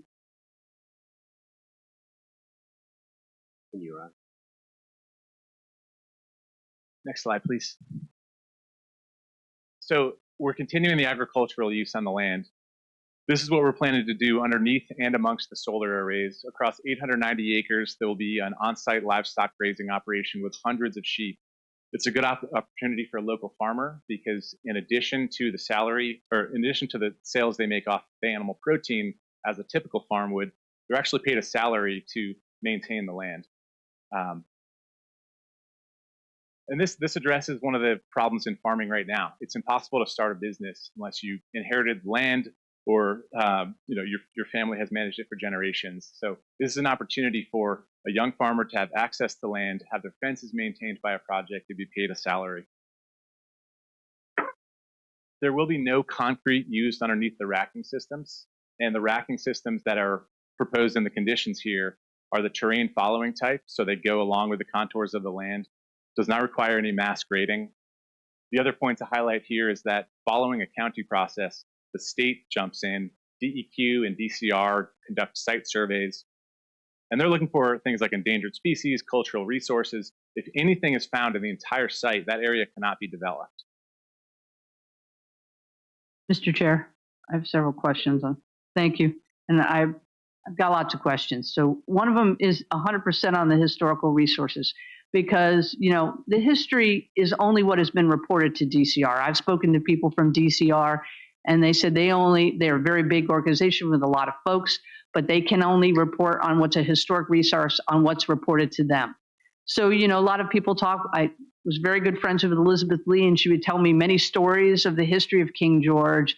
And there's always question on where, not the first courthouse that we talked about with the podium you're at, but we talk about the second and third and stuff during the Revolution, and a history of the slaves that might have been on those plantations there that dug certain things like trenches and artifacts. And so has there been a proper historic evaluation? I don't just mean a phase one study, because that's based on exactly what DCR has in their archives, but a true study of the property and what is going to happen if you actually come up with any sites. I mean, there's rumors that the second courthouse is near the Shiloh Baptist Church property. And then if you can go back one slide, please, Jeff. You talk about wildlife corridors. So a question on that is, you cannot really keep the wildlife in one area. I mean, I know you have fencing around the panels, but wildlife doesn't really agree to your fencing. They will move from property to property. And I'm living that with the property on Oakwood Estates in Eden View. When they were built, the wildlife has been pushed to the back of my property and other property owners. So you have a lot of parcels that are around there that might now have, the introduction is Bob the Bobcat and his family are now hanging out at their property, killing their livestock. And that is, what is the assurance? You talk about these wildlife corridors and the wildlife moving from section to section, but what is keeping that wildlife that is going to be displaced now via birds, insects? I've heard in Spotsylvania, the people that live around that solar array project, they have a lot of mice that appeared when construction started. What happens to those landowners that chose not to be part of your 48 parcels? What happens to them when the wildlife has a detrimental impact to them? And then you talk about the solar arrays and the web panels. I would like you to answer, from my understanding, when the water hits some of those solar arrays, it comes down. And if it's a hurricane or a massive rain event, there is no way you can stop it from coming down really fast and creating runoffs and going into affected wetlands. And if there's a lot of pollen on those panels or other artifacts that you have to clean off, it could then get into the watershed. Because in King George, it can't get into the water table because the aquifer can only be inserted from the fall line and down in Hampton Roads, except for shallow wells. But it can be inserted into the watershed that eventually heads into our tributaries into the Chesapeake Bay. So how are you going to mitigate? I know that was a lot of questions, but those are some concerns I really have. Absolutely. So let me start with the stormwater. When we're looking at constructing the site, when we get the stormwater permits, we have to actually design a system with stormwater basins that decreases the current runoff of the land. So you'll have these stormwater basins and the silt fencing around the entire site during construction. Many of those basins are actually converted to permanent stormwater structures. And it's based on the calculations that exactly what you said, it's partially impervious. So you have about a third of the site at noon when the panels are flat, about a third of the site is impervious, and the calculations are based on that. In terms of wildlife corridors, can we go back to the central site plan image? So here you can count, I think, 8 or 9 separately fenced areas, and they're generally shaped by the wetlands that surround them. So all the wetland areas are avoided by 100 feet on each side. So that creates the same wildlife passages right now that deer tend to go along these wetlands and streams, and those areas will be left open. In terms of the historic resources, a phase one cultural resources survey has to occur, which means there's a grid of 100 feet square where there's shovel tests every single, so, thousands of shovel pits throughout the entire site. If anything is found, they do a phase two, where they decrease that to 10 or 25-foot grid, depending on how many artifacts were found in the first dig, and so on until we know exactly where every single artifact ever could have been. I appreciate it. And I actually want to, I've met with you before, and we've had interactions when I was on the State Regulating Commission for HB 206. But I do want to commend you mentioning C1 and C2 cores, because when I brought that to your attention, you did look into it. So I do want to commend you for that portion. Thank you. Mr. Chairman. Mr. Collins. So back to the farm grazing operation. So you're going to pay a farmer to graze these sheep. So how long is that commitment? Is there a written commitment? Yes. So the conditions, again, going back to the conditions, which run with the entire project, you can issue a stop work order to end the project at any time. Condition 5B requires that sheep grazing is the primary means of vegetation control, starting 5 years into the project. So the farmer has 5 years to increase the size of their flock to get to the point where the majority of the grass is cut by sheep, and that's required for the entire project. I got that part. What I asked you was, is there a guarantee that this would be sheep farmed, or however you call it, for forever? Yes. That's, because of the conditions, you can what's revoke. the condition that says that?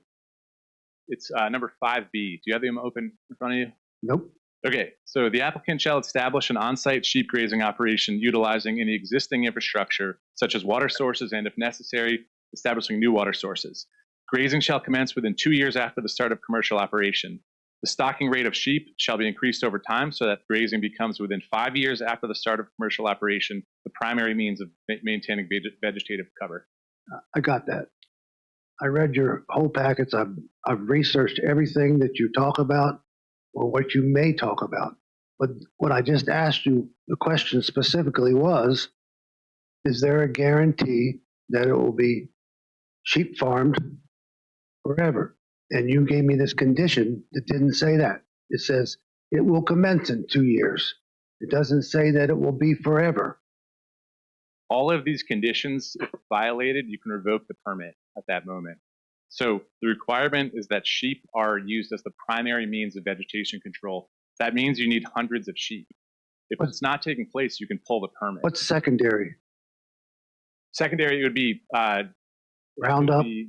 No, mechanical mowing, so lawnmowers like you would maintain any other farm. You wouldn't use any type of weed control? There's a condition related to herbicides too. I can find that, but 3F here. I got it.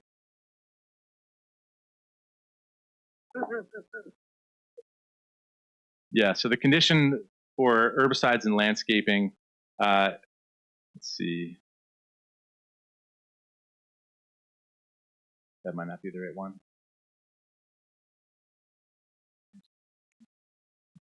In order to implement section 7-7-10BB of the ordinance, an herbicide land application plan shall be submitted. The herbicide plan shall address the relevant considerations for the sheep grazing operation. And the reason for the supplemental mowing is because of the dynamic nature of the growth in the spring and the fall relative to the static nature of the flock once it's fully established. So I'm not as dumb as I appear. So when it says herbicide plan, that means that you will use herbicides to control weed growth. Yes, sir. That's correct. Okay, that's what I asked you. Just answer the question. Thank you. Mr. Stroud.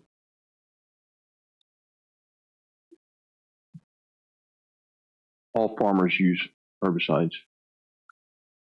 They're controlling the weeds and the grasses and stuff that they're eating. So it's probably a good thing. Whoever's farming it with the sheep they're gonna want that, because some of the feeds sometimes things like that will bring in things that we don't want or they don't want in the grasses. But I think the farmers don't want that.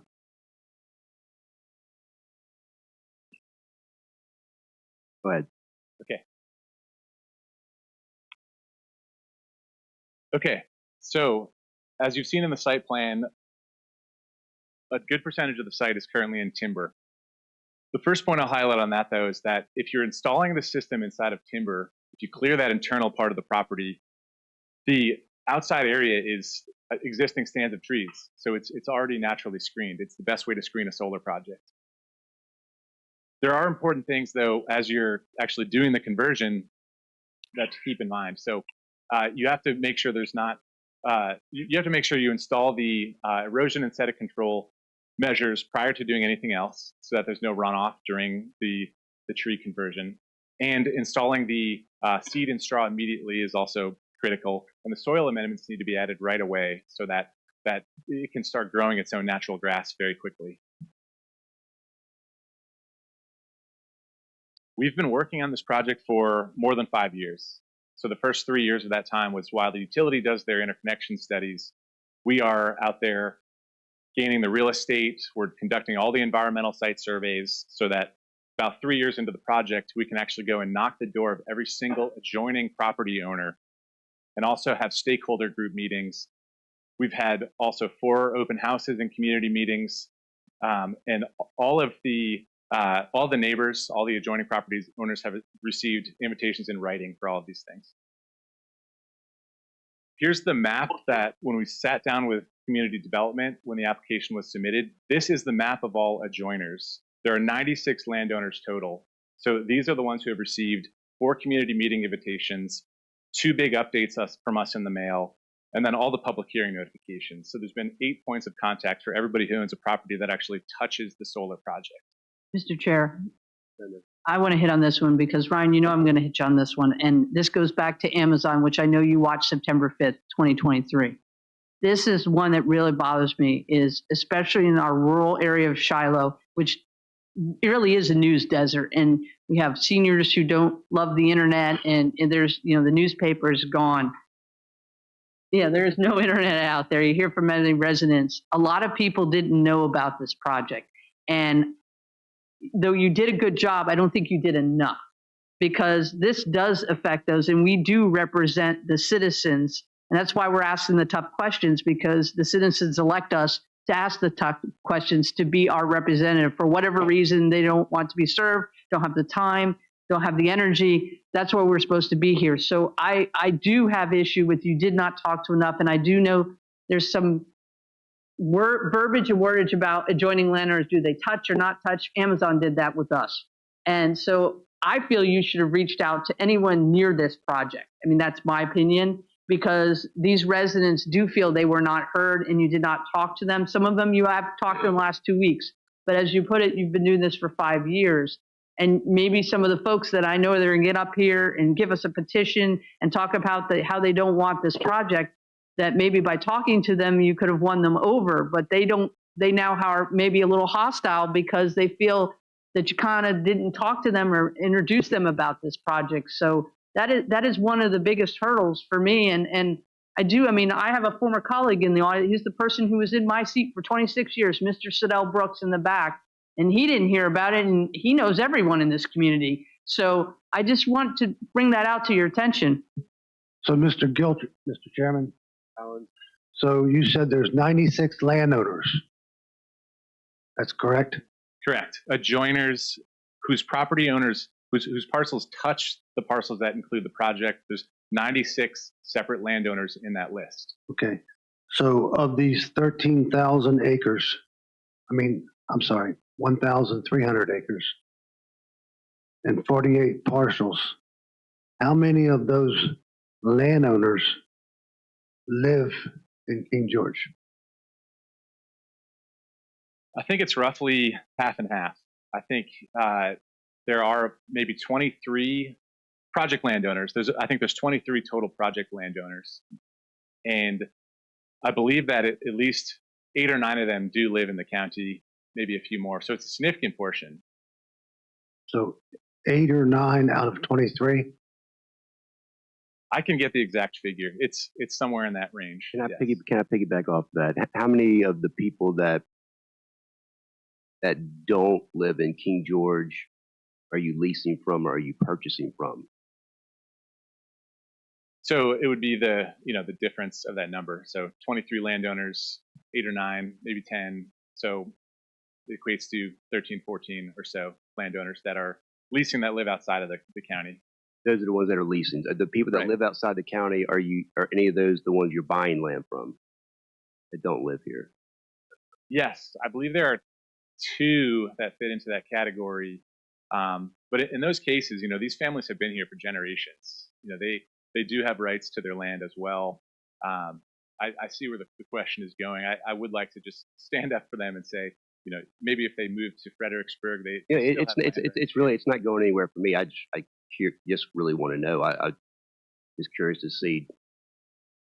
I am more concerned, and the people of this board, I'm more concerned about people who live in King George and what their opinions are. I mean, there's other projects going on where people own land and they're concerned about down zoning or something, but they live in New York their whole life. They have no plans on ever living here, and they plan on just making money off King George, and they don't care how they leave King George.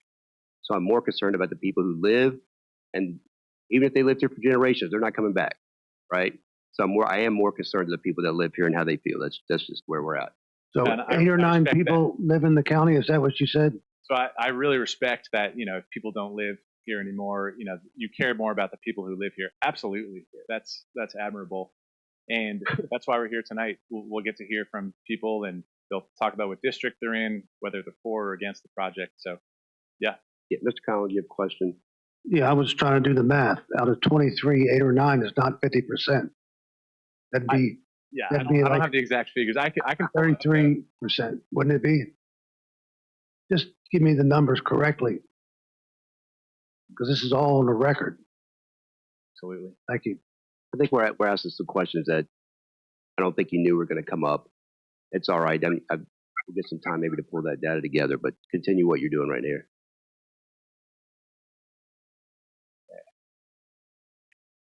So through the community engagement with all of those adjoiners, all the community stakeholder groups like Soil and Water, Friends of the Rappahannock, the ones we've done site surveys with, everyone we've met at these open houses, all of that turns into this document you have in front of you, the 11 pages of conditions. So, for example, to address the visual concern, we have a limit on the height of the panels, the surety on the landscaping, and increased setbacks along much of the perimeter.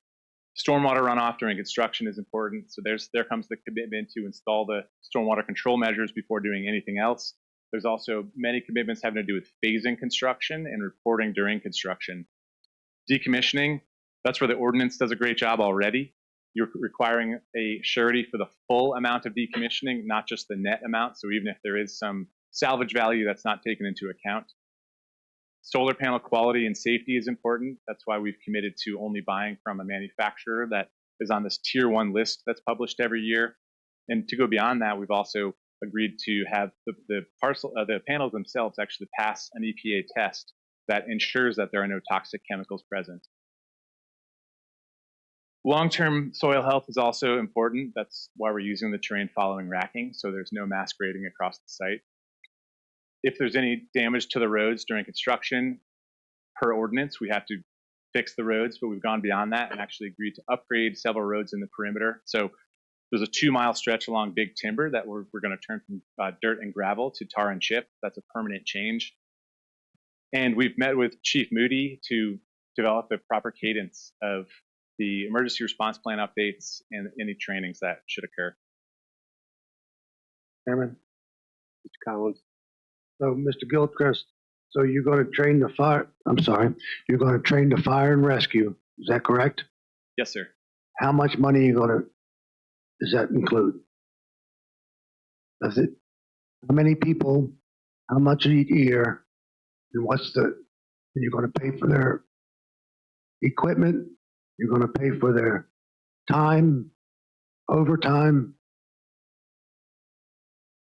Yes, sir. So the Condition 5E requires that these trainings are hosted by the applicant. So we have to, we provide education or training regarding safe responses to potential on-site emergencies. This is provided by the project. But you didn't say that you were paying for it. So each firefighter that goes there for training costs a certain amount of money.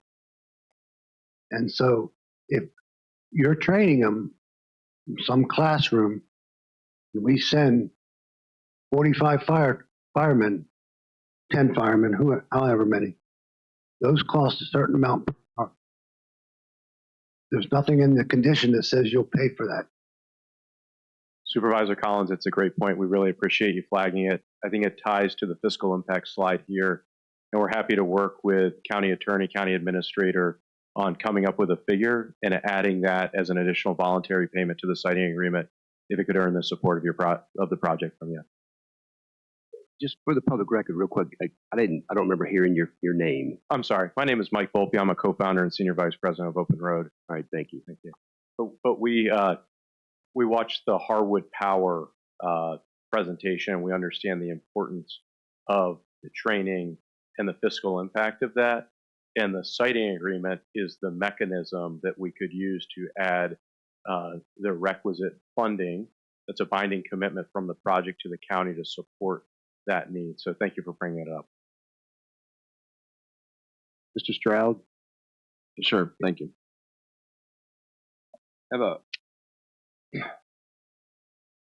Can you go back a slide, please?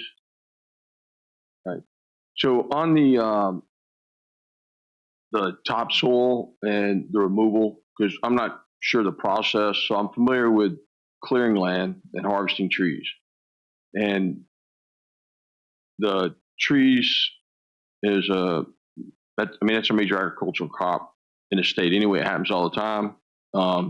People clear cut land and then replant it.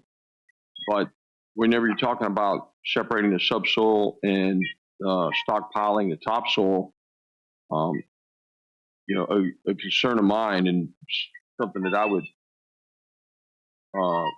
maybe look at injecting there would be the use of a force mulcher to reduce the runoff, preserve the topsoil, reduce the runoff, and save on your erosion on that, and alleviate a number of concerns right off the top. Supervisor Stroud, thank you for the recommendation. We've done a lot of research on the forestry mulching opportunity, and the way that I understand it, and this is from industry experts on the construction means and methods. If you can go to the slide on the conversion from timberland to pasture land, within the fenced area where there will be driven piles, you have to remove the taproot of the pine loblolly such that you can then do the construction activities to drive the pile. Outside of the fence line, you don't have to remove the root ball. In terms of the separation of the topsoil and the subsoil, that is for two specific areas. One is the trenching, where you dig a double ditch, where you first scoop off the top 6 inches, set it aside, and germinate it, and then dig out the subsoil. And then when you lay the conduit, come back, subsoil first, and then topsoil. And then the second is for the sediment basins that we want to preserve the topsoil for when we do the excavation work for it.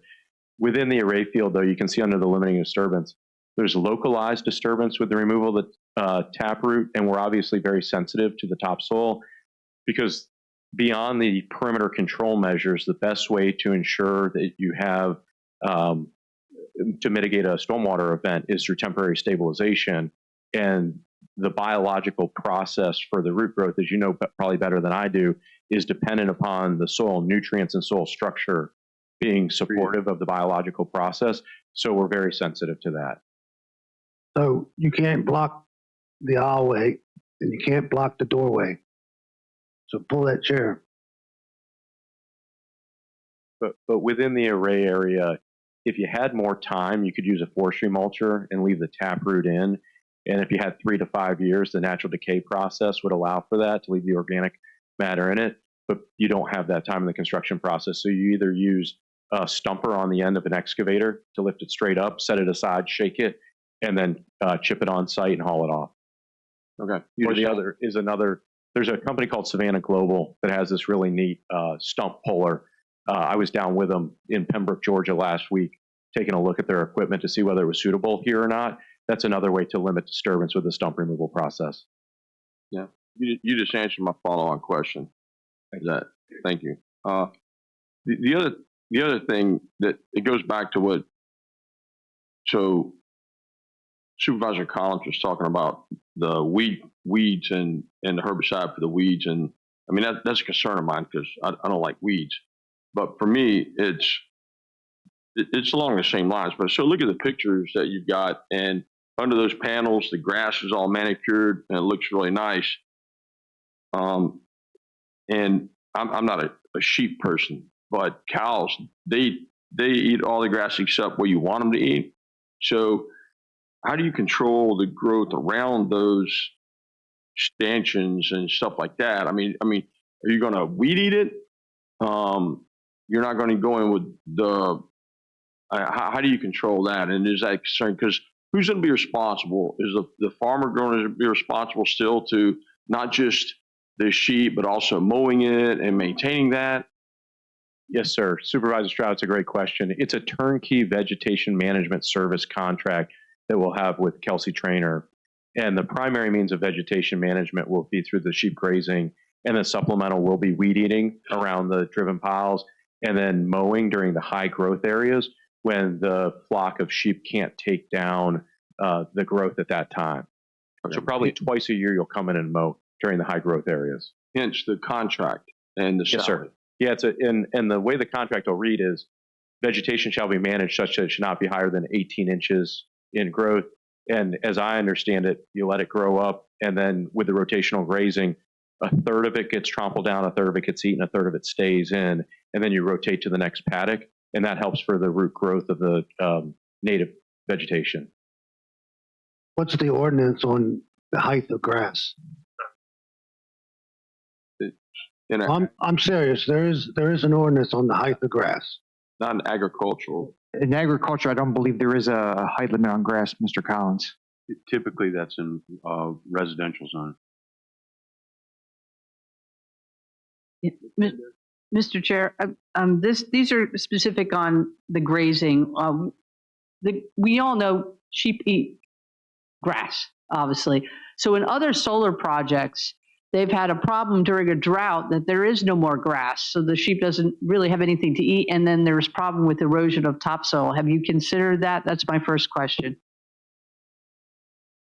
Thank you, Supervisor Bender. In this region of the country, there's sufficient rainfall once the temporary stabilization has taken place. Usually takes about 2 years that you can then initiate the sheep grazing operation. Underneath the panels, there are different grasses that grow, cool versus hot weather grasses. And if there's a prolonged period of a lack of rainfall in the area, the sheep would tend to eat the grass that's under the panels that provides enough forage for them.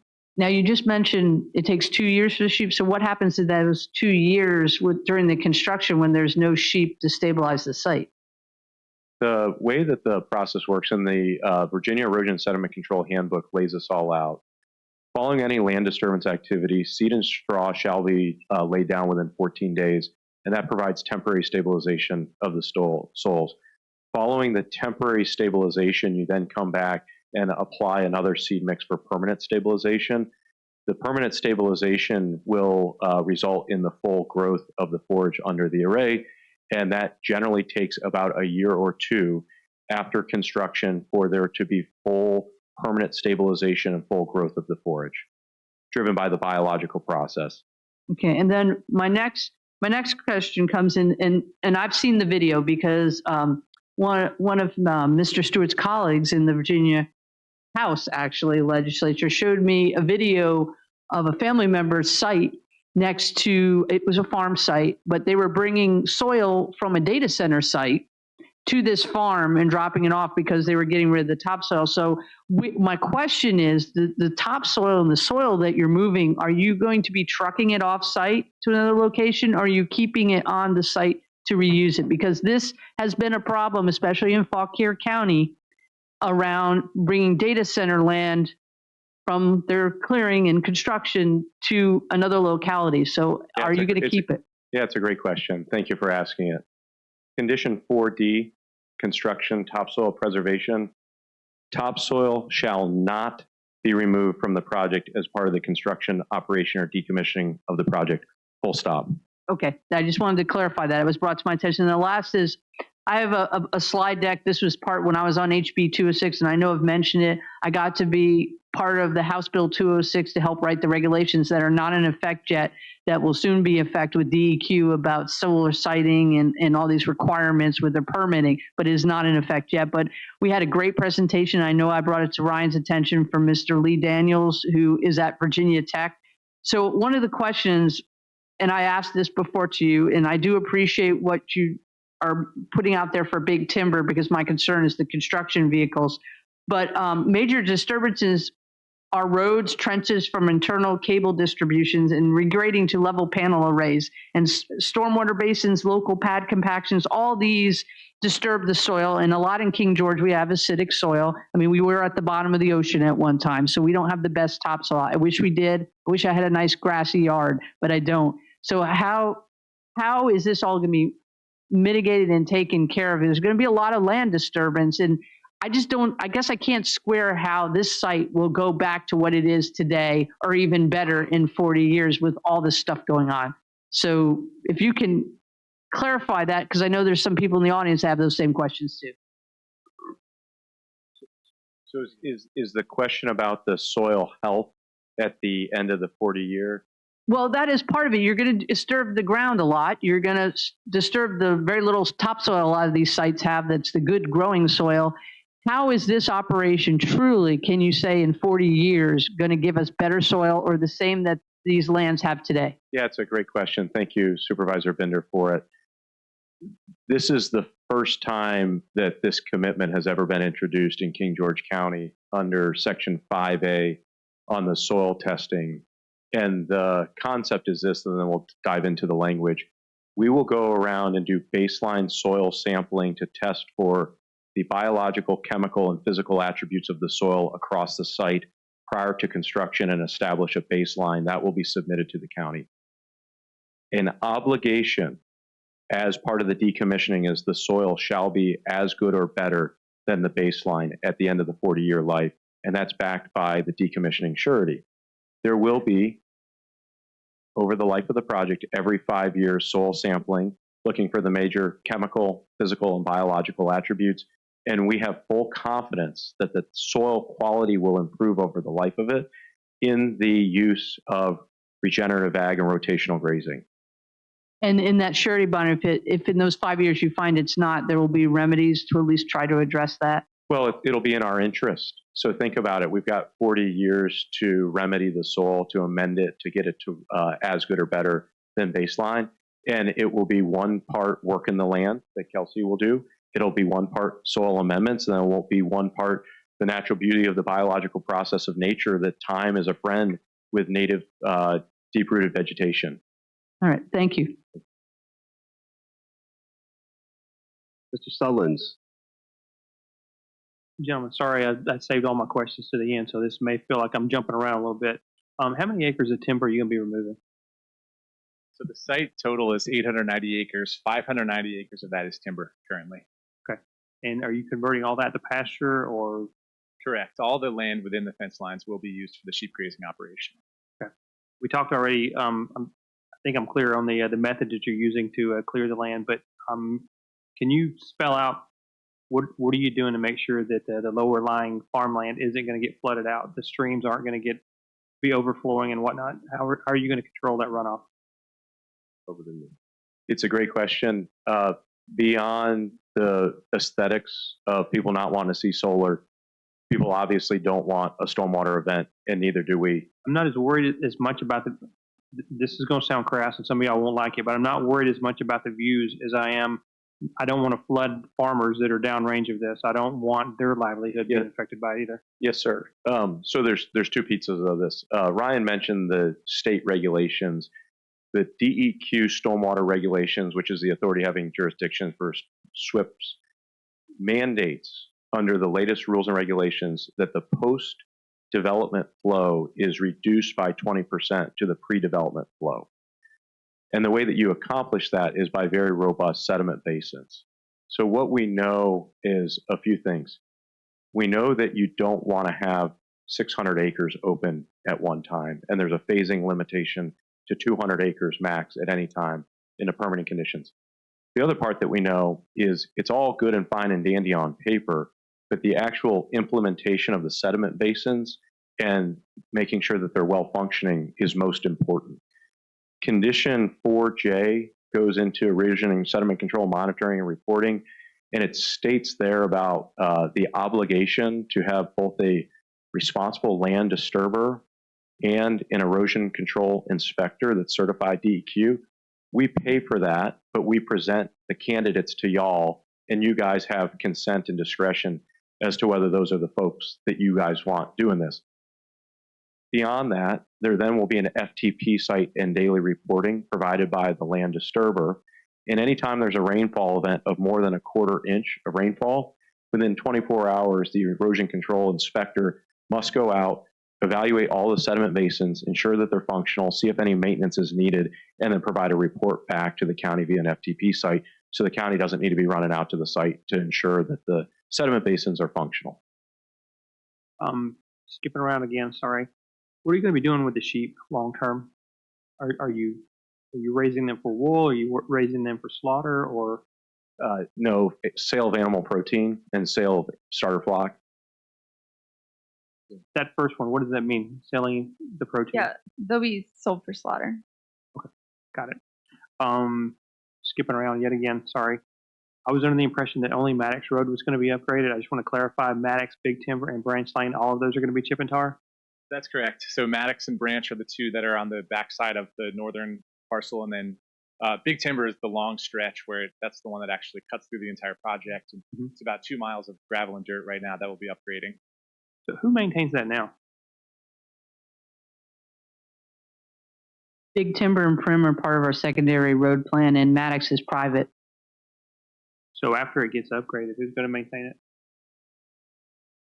Who's going to maintain the tar and chip? Is it turned over to VDOT? I mean, what's going on with that? And what's the reason for it? I don't, maybe it's what people want, but what I find in King George is that people avoid the long roads. But once you start making them tar and chip, and there's one over here in Ashland Mill where a friend of mine lives, who I grew up on that road, and there was no traffic on that road. Now it has a single lane bridge on it that only one car can go through at a time. But people are now, because it has chip and tar, are going 55 miles an hour down this little road. So I don't even know if the people want it. You know, what's the reason behind doing that? Because it's going to create more traffic, and it's a cut through road from there and over to Round Hill and backing out. So it's just it is going to create more police and everything else. So yeah, I appreciate that question. So the Big Timber Road, the reasoning for that versus the reasoning for Maddox is a little different. So Maddox is just working with the neighbors there. Right now, they're supplementing the road on an annual or biannual basis with more gravel. So, and that's a dead end. So there's no traffic that'll be added there.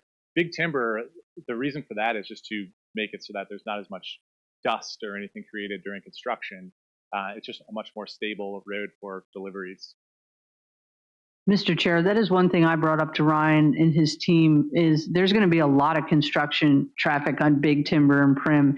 And the county, in my term, because I've pushed for it, has spent a lot of money in the secondary road plan to bring that up to a better state. And so in a lot of these projects, there's a lot of heavy use on those roads, especially with construction, to make sure that they were at least replaced or even better than what they found, because the county has spent a lot of their secondary road fund on that. But Maddox Road, I want to point out, that is a question I have, because there is Eastview Road and nothing's being done for Eastview, but then Maddox Road gets, and I know chip and tar, is that going to be turned over to the VDOT? Has it met? Is that kind of doesn't sit well for me, because not every road, I live on a road that's private and I have to spend with my neighbors to take care of it. And a lot of people do around there, except for Big Timber and Prim. That's, VDOT and our responsibility. So to some, it doesn't look good. And the reason? Is there a road bond? Yeah. Supervisor Collins, thank you for the question. Condition 3A, Roman 4, there is a surety bond that will be posted. The surety for the project? For the roads. Okay. How about for the project? I'm sorry, I'm not understanding the question. Is there a bond for the project?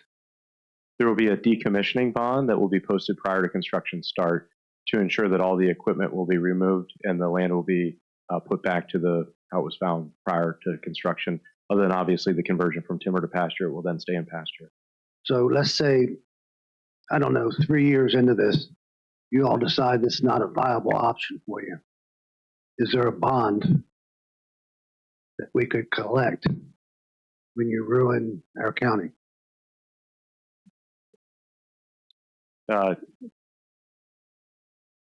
If you look at the decommissioning and reclamation plan condition, it states that surety securing the decommissioning cost shall be provided in the form of certified funds, cash escrow, bond, letter of credit, parent guarantee, or other means provided. If the project is acquired by a public service corporation, a parent guarantee will be sufficient. No other form is required for decommissioning. So to be very, very precise in answering the question, if it is a public service corporation, they can post it with a parent guarantee. If it is a non-public service corporation, I would think that county staff and county attorney would only accept a cash security, escrow, letter of credit, or bond. So when you do that, then we have to fight a bank also to get that, like last time. All of the Why doesn't your company put up the bond if it's going to be making so much money? Why can't you all put up, $20 million bond? That is exactly what will happen by Gibson Solar LLC if it's not owned by a public service corporation. A $20 million bond will be posted by the project prior to construction start, as that is the estimated decommissioning cost. Okay, but will that be a bond based upon a letter of credit, a letter of, do you have $20 million to put in the bank? The way that a performance bond works. Yeah, I know. So you don't have $20 million to put in the bank, do you? Okay, thank you. If I could go back to my question from earlier, we didn't really hit up on it, and this may actually be for the gentleman on the other end of the dais up here, but once you upgrade these roads, who is responsible for maintaining them? What I don't want to have happen is us to pass this thing and then find out that any revenue that goes to the county is going to be spent maintaining roads that were upgraded and then kind of just left behind. So does this turn into a VDOT road, or are we basically making a self-licking ice cream cone where we're taking any profits and putting it back into the road? It depends on who owns the road, or if they pay it to VDOT. If it's a VDOT road now and they upgrade it to VDOT specifications, then they will maintain it. If it's a county road and they upgrade it, the county will ultimately be responsible. If it's a private road and they upgrade it, the private citizens who own it. So it just depends on who actually owns it at the end of the day. They can't force it on you, though. The county would have to accept it, and so would VDOT. I know Big Timber was on the 6-year plan or the 10-year plan, whatever you want to call it, right? But so it's a VDOT. Maddox isn't, though. So, Mr. Gilchrist, so there's security monitoring, correct? I'm sorry, can you repeat that? There's security monitoring, correct? Correct. Might be monitored remotely. Remotely, okay. Is there security lighting?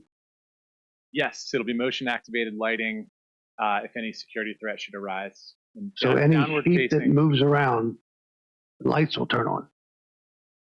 I don't believe that's the case. Within the array field, there will not be any lighting. So there'll be no security on the array field? There will be a 7-foot high perimeter fence that will be installed per the National Electric Code that ensures that the public safety is addressed by the concern of anybody trying to enter the array field. That will be fully secured prior to any construction starting. But you won't be able to see it at night, right? No, sir. So how you know it's going to be secure at night? You can't see it. You can't secure it. That's correct. In the same way that any private property has the same security considerations that we're discussing here. So how about the lighting on the other neighbor landowners? So if I have a spotlight in my house and I'm pointing it that way, the light not only stays on my property, but it goes on other people's property. Correct? That's correct. Perhaps. Trust me, I know. I think that your lighting would be a problem for neighbors. I can see it coming now. Yeah, it's a great point. Thank you for bringing it up. Condition 2F specifically addresses that in Roman 4, that the lighting shall be directed downwards and inwards towards the project. Thank you. So it's down lighting? Condition 2F states that the lighting shall be directed downwards or inwards towards the project, Roman 4. What type of lighting? Lighting that is lit by electricity. I don't know if I follow the question. Specific type of bulb, is that the question? Well, so I'm trying to figure out what your lighting is. It's not really spelled out. So I can have a spotlight, or I can have a stage light. There's two different candle powers to those. So what kind of lighting is it? Unknown? Happy to work with staff to address the stated concern. At this point, the conditions are not prescriptive on that point, and I don't believe the zoning ordinance is as well. Perhaps staff has a sentiment on. There is zoning ordinance in regards to lighting, and it cannot go upon another person's property. It's lighting trespass, so on and so forth. But how would the county control that? You have to go out and send somebody out there. There's a dark sky. If we're dark sky compliant, then that should probably meet it. Even if you're dark sky compliant, doesn't mean that you won't have light upon another neighbor's property. I think I'm not defending them. I just heard you ask the question like 5 times, and he responded saying that any light has to be pointed in towards the project, which is away from the neighbor's property, I think. Is the lighting, you have the trees you're planting, the lighting's on the other side of the trees that you're planting, right? Correct. If any, within the array field, there's not the intention that there's going to be lighting, only around sensitive equipment, only, perhaps around the inverters, and those will be set 500 foot away from the property line. But we're happy to work with staff and county attorney and the board to workshop additional conditions if there's a concern here. No tobacco stores nearby, right? 10 or 12 more, is that? No, sir. Mr. Chair, I do have a quick question on, I know some of those parcels are near Westmoreland. Did you notify the citizens in Westmoreland County that adjoin some of those parcels? Yes. Yes, that's correct. By letter, notification? By letter, yeah. The same way we did all the adjoiners, just looked up their address in county records and mail the letter with notifications. Okay, I want to put that out there because that question was asked of me and I did not have an answer for them. Yeah, absolutely. And some of the landowners do span the county boundary. I know the Fogg family has owned property there for a couple hundred years, and they know all the neighbors. They're the ones who lease hunting land to them, and they're one of the only ones that spans into Westmoreland County. So in Westmoreland, did you get a special exemption there? No, sir. There's no need for that. None of the project sits in Westmoreland County. Sure. So you mentioned soil test and so forth, and but if those tests come back, which is highly likely that you're going to need to add lime and fertilizer and such, who's going to be responsible for that? Is that something that the farmer is responsible for? No, it'll be the project's responsibility. Okay. Yeah, the farmer's responsibility is vegetation management, and we'll consult with the farmer on the seed mix and the soil amendments, but the cost of the amendments and the seed and all of that will be on the project. Thank you. Mr. Chair, one question on the water. I know you're getting the water. It was mentioned earlier, Ms. Trainer said they might bring in water for the sheep, but where's the water coming to clean the panels off? Understanding that the panels do need to clean from time to time so that, pollen gets on them, dust. And from my understanding is when particulate matter get on them, they're not as effective as panels. So how are the panels going to be cleaned to make sure that they give their best production value?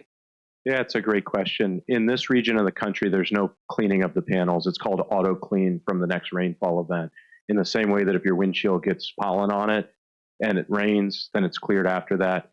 In the desert Southwest, where you don't have the robust, lush ground cover and there's more dust that comes up, in those environments, there is panel cleaning that takes place at times. However, in the state of Virginia, or in this project in particular, there will not be panel cleaning. Thank you. All right. So look, I don't think we've asked a question on this. What I want to do is give you a chance to speak, wrap this thing up a little bit before I open up the public comment, okay? Without any interruption, please. Thank you. Sure. Yeah, there's 2 slides left. If we can go to the fiscal impact slide. So this relates to the next agenda item 2, which is the siting agreement. So there are 3 buckets of revenue that the project will create. The first is from the increased real property taxes because the assessment of the parcels will change. The next is the revenue share, which is the equivalent of the tax on the equipment itself, which will add up to about $12 million over the lifetime of the project. And then that third bucket is from the voluntary payments that are negotiated in the next agenda item. So there are 3 options there. One is a flat payment over the 40-year lifetime. One is an escalating payment, and the other is a much more front-loaded payment where there's, I think, $3 or $4 million over the course of the first few years. So the total there, depending on which of those options is chosen, is between $19 and $24 million. Just the final slide here. So just to summarize, the agricultural use of the project site will be continued. And while that's happening, we're creating this windfall tax revenue for the county. We're setting it up to be permanently preserved for forever, 1,300 acres in perpetuity. And the electric grid needs these electrons. You know, we're seeing all this load growth throughout the state. We're seeing small nuclear reactors taking a little longer to deploy than we had hoped. We're seeing coal plants get decommissioned. So solar facilities like this can help fill the gap now. So again, I hope that as we go through the public comment tonight, we can refer to the conditions here. They were born out of 18 months of talking to the citizens, and it's expanded constantly. The site plan's been improved constantly, so hopefully we can just refer back to these conditions. And if anything comes up that's not already addressed, then it's a living document, and we can fix those for the next hearing. Ryan, thank you very much. At this point in time, I want to open up the public comment. I've already read the rules. And I'm going to go by my list here first. Gary, do you have anything left to say, my friend? I didn't get to read a lot of it, and I probably won't now. I actually feel a lot better after hearing you guys ask questions and stuff like that. It seems like a really bad thing for us to do. Let me see. I wish I could read my own handwriting. I just I go back to the part about the trees and stuff like that blocking them, and I seen the picture and the picture looks great, but I've never been by a solar farm that I didn't see. You see them everywhere. They're not efficient. I don't understand how they even make the money, but I know they do. I go back to the thing that you were talking about. You said the committee already decided that it was legal for them to do this because it had found that A1 and A2 is acceptable for solar, but we didn't really address the heat and glare that is part of the A1 and A2 that industry's thing, that it cannot have heat and glare, and that is one of the biggest things that these things put off is heat and glare. So if the committee was wrong when they did it, and it sounds like they are, what, as a citizen, do we have repercussions, or what can we do to stop the city or stop this committee and tell them they're wrong, that they can't zone this because it doesn't meet the requirements for A1 and A2. So I believe that. Let me see.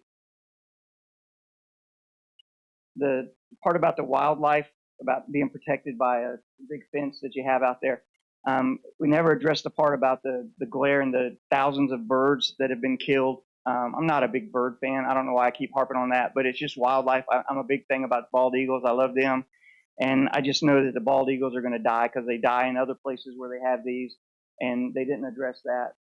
They didn't talk about it. There's no way. I know we can mitigate the wildlife with a big fence, but we don't mitigate the birds and the birds of prey, the eagles and the hawks and stuff like that.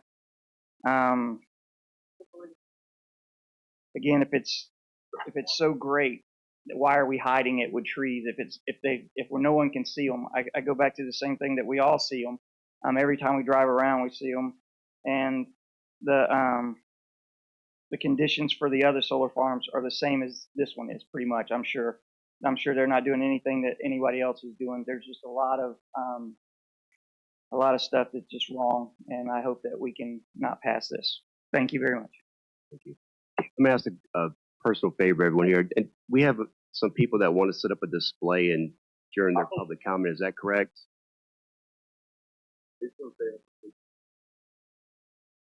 Okay. Are they here?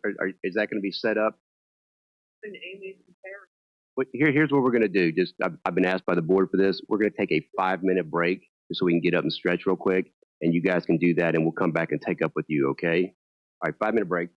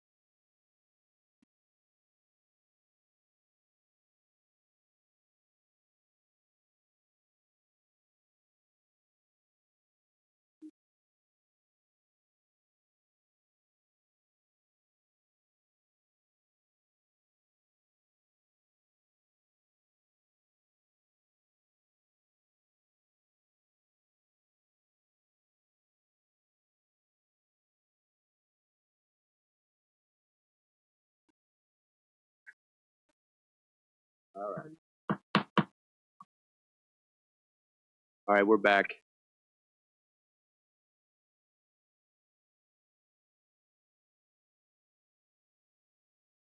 So Terry, you guys are speaking to this right here.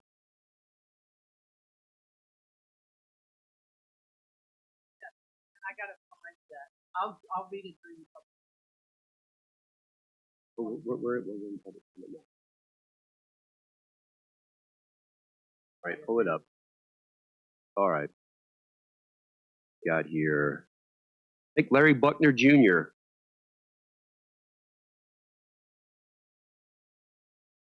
Let me know.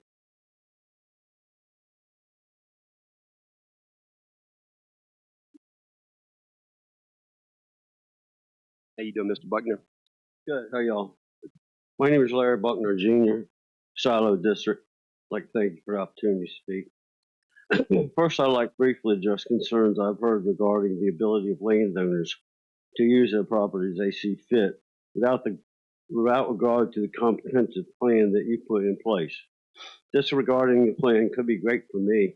I have a couple hundred acres where I could build a neighborhood of duplexes to ensure the best for my heirs. But if I requested an exemption for that, I'm sure you would tell me, as my grandfather used to say, that dog won't hunt. And rightfully so. It's not your responsibility to me and to take care of me and my heirs, but the citizens of this county. Which leads me to the vastness of this project. 890 acres, over 4 million square yards, over 38 million square feet. For a bit more perspective, that's equivalent of 807 football fields. For another visual, close your eyes and imagine the coverage of 108 of our Food Lion shopping centers. For any citizens that's in the hockey or basketball, that's the equivalent of 387 Capital One arenas.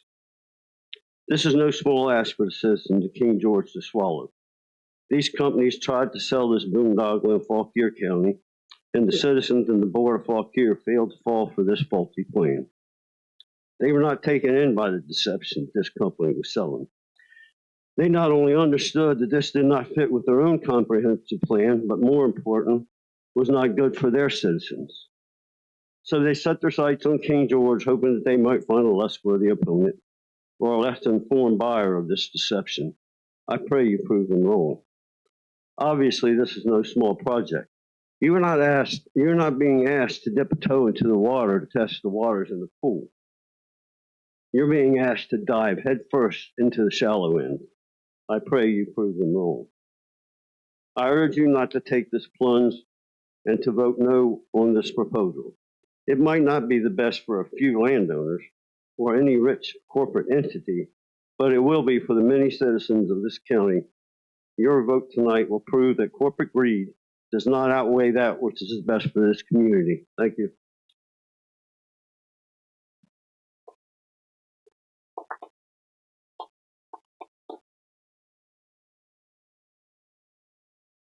Terry Morgan.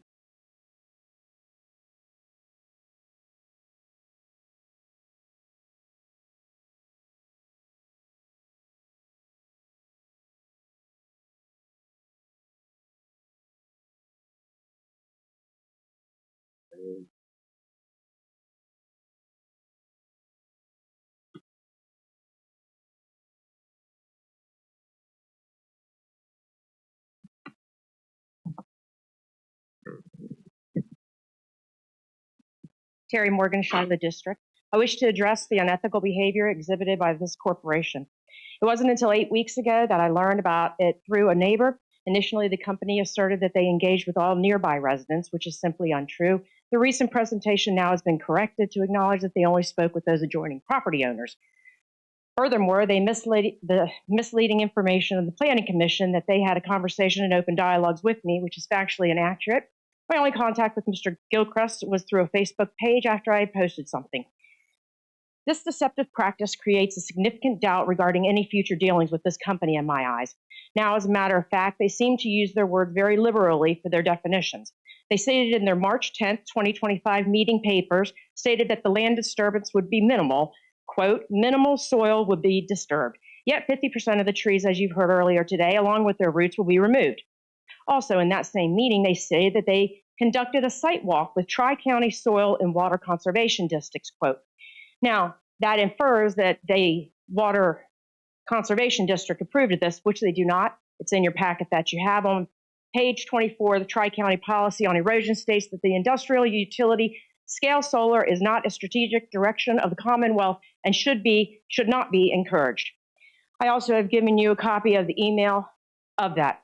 Also, on page 11 of the application for this, they stated that the decommissioning occurs at the end of the project's useful life and the equipment can be removed and the land can be returned to a condition prior to the construction if desired by the landowner at that time.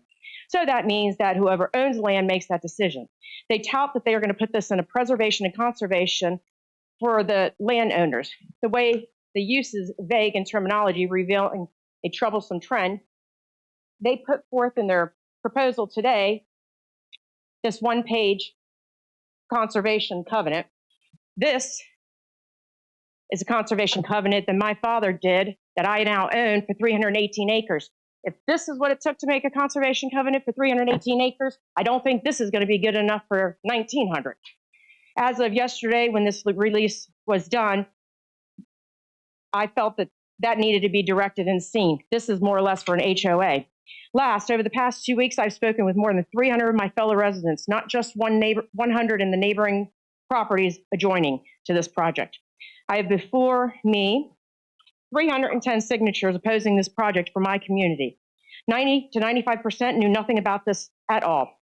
As far as the sheep grazing, to address that, I have one thing to say. If all it takes is to put a sheep on a solar project, then let's stick some goats on the dump and call it a trash farm.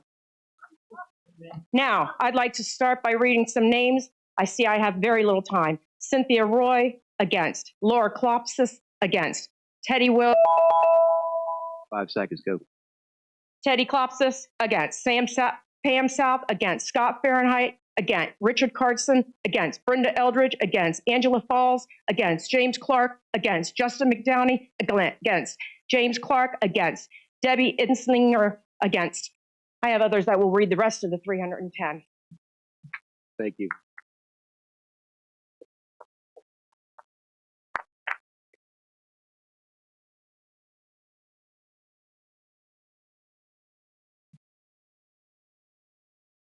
My name is Brenda Buckner. I'm a King George resident, and I'm against this project, as are my fellow King George residents. Tamara Schaefer, against. Hugh Shaker, against. Allison Baltante, against. Richard Stevens, against. Laura Perkins, against. Holmes Perkins, against. Kathy Stevens, against. Wanda Hendrickson, against. Joyce Stevens, against. Charles Heiner, against. Deborah Heiner, against. Joe Rest Sr., against. Brad Leahy, against. Chris Thor, against. Sean Baker, against. Eon Holcomb, against. Shane DeSharo, against. Charles Butka, against. Lynn Rest, against. Fanny Johnson, against. Catherine Rest, against. Trudy Clift, against. Mindy Schuer, against. Bonnie Oliver, against. Brody Payne, against. Robert Bradley, against. Christian Clift, against. Jennifer Wood, against. Madison Shagdag, against. Sid Manick, against. Doug Contrell, against. Anna McKinsky, against. John McKinsky, against. Robert Jacobs, against. Ashley Jacobs, against. Christina Witt, against. Aaron Dutera, against. Dorilla Hadson, against. Bobby Poole, against. Aliga Bushrod, against. Greg Wine, against. Linda Fowler, against. Denise Ramsbaton, against. Terry Jones, against. Richard Matlowski, against. Beverly Link, against. Charlotte Knoll, against. Laura Peterson, against. Tinny Gratz, against. Alva Hayden, against. Wallace Morton, against. Mary Beth Carter, against. Richard Soto, against. Manuel Johnson, against. Sandra Witt Smith, against. Mary Ahmed, against. Mary Mattingly, against. Paul Mattingly, against. Kimberly DeWolf, against. Lori Brooks, against. Bruce Musley, against. James Gamble, against. Cynthia Gamble, against. Michael Trent, against. Spencer Goodwin, against. Elizabeth Giles, against. Whitney Crenshaw, against. Matthew Crenshaw, against. Jason Hollowell, against. Shirley and Robert Purton, against. Kip Wood, against. Jared Brim, against. Mike Arnett, against. Ryan Stone, against. Joey Russ II against. Jason Sullivan, Kristen Payne, Caitlin Main, all against. Tanya Trudel against. Carrie Hurt against. Walter Thigsby against. Megan Stratton against. Teresa and Michael Demick against. Ashley and Chad Sullivan against. Drew and Samantha Saunders against. Mary Trout Fiegel against. Brian Friegel against. Kenneth Crater against. Larry and Leon Hunt against. Ken and Sally West against. Julie Dean against. Amanda Driver against. Lisa Pitts against. Cara Poli against. Drexel Rowlett against. Craig and Carol Wheeler against. Larry Edwards against. David Coffey against. Victoria Jenkins against. Michael Jenkins against. Don Barnes against. Shane Hagewood against. Jessica Roby against. Ian and Stephanie Keller against. Pale Madden against. Miranda Heisman against. Iva Marie Loud against. Bernadette Cap against. Imelda Bird against. Kimberly King against. Frank Logan against. Jasiba Rivera against. Wade King against. Ashley Robinson against. James Taylor against. Lawrence Carr Jr. against. John Foringer against. Tick Halk against.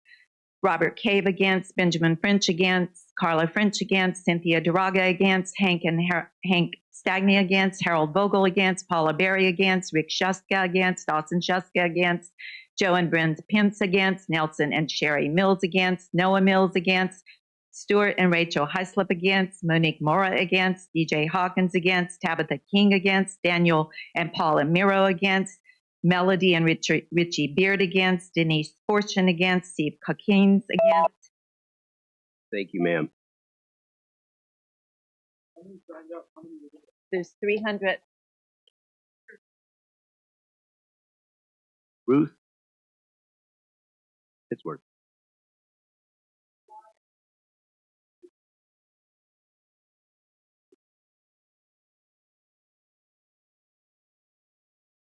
Where did we stop at? Okay. We start with Shelley Tony. Okay.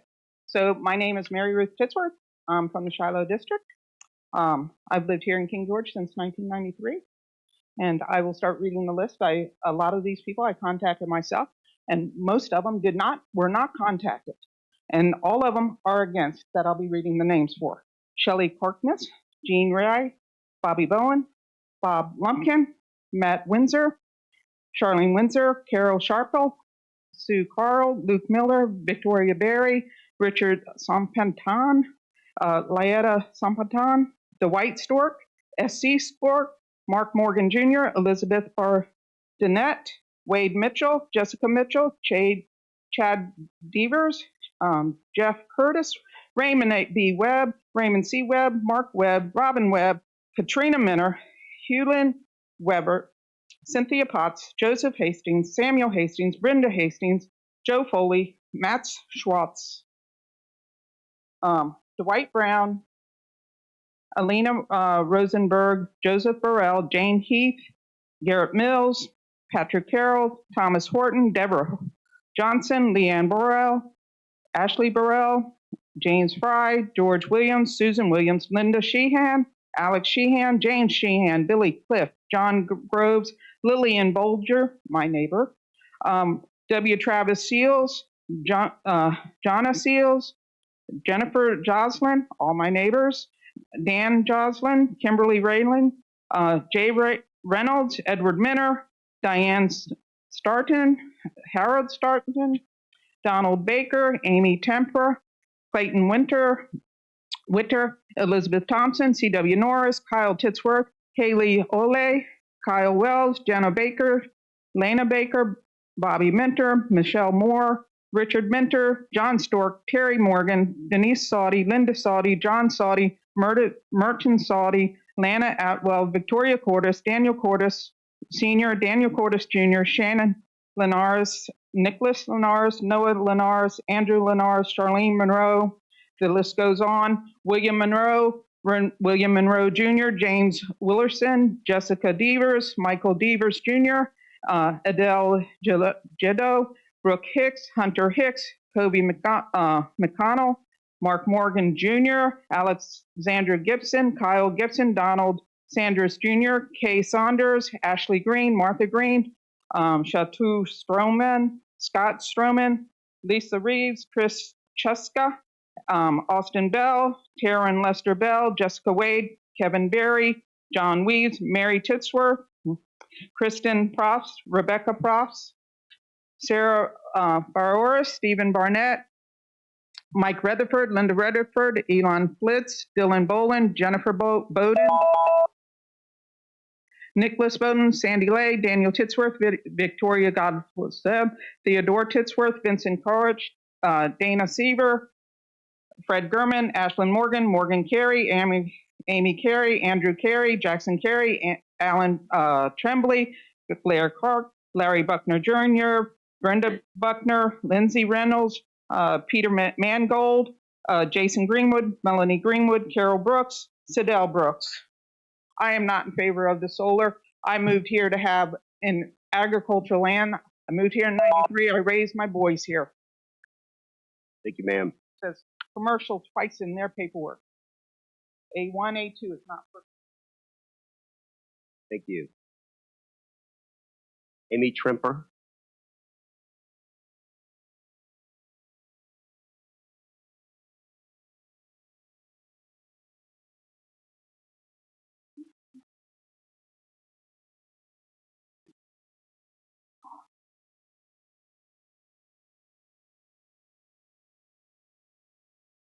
Hi, my name is Amy Tremper. I'm in the Shiloh district and I am against this project. These people did come and say they talked to adjoining neighbors. I may not be adjoining to the property, but I am near that property. Nobody came and spoke with us. I do not want to see this in my backyard. How would you all feel if you were in this district and in this area of having this in your backyard? There was another thing that was brought up during this, and it was with the fire department.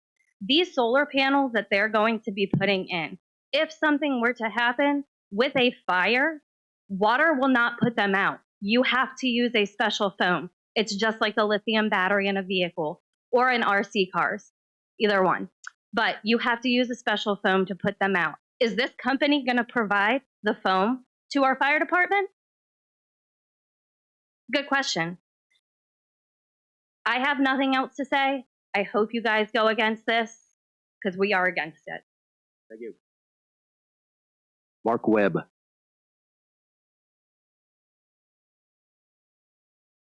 Good evening, members of the board and chair. Thank y'all for everything you do for King George.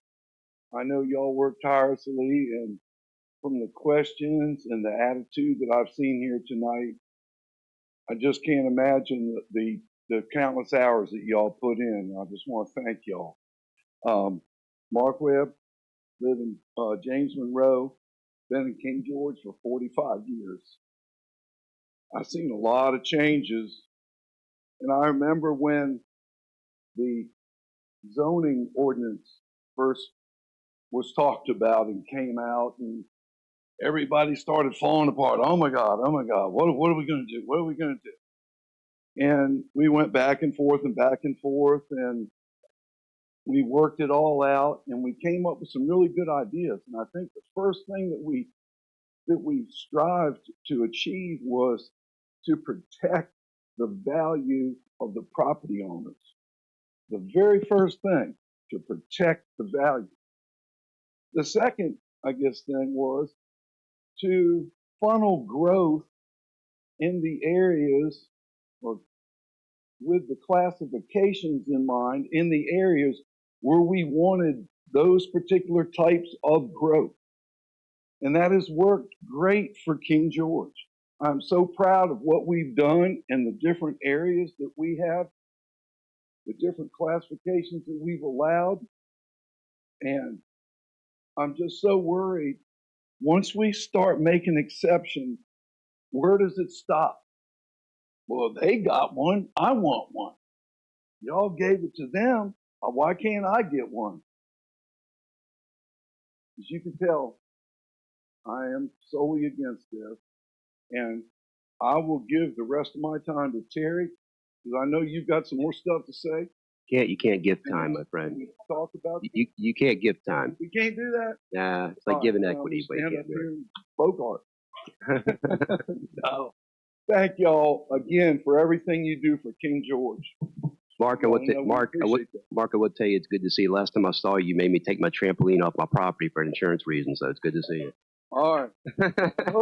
I hope that doesn't mean you're going to vote against. Thank y'all. Thank you.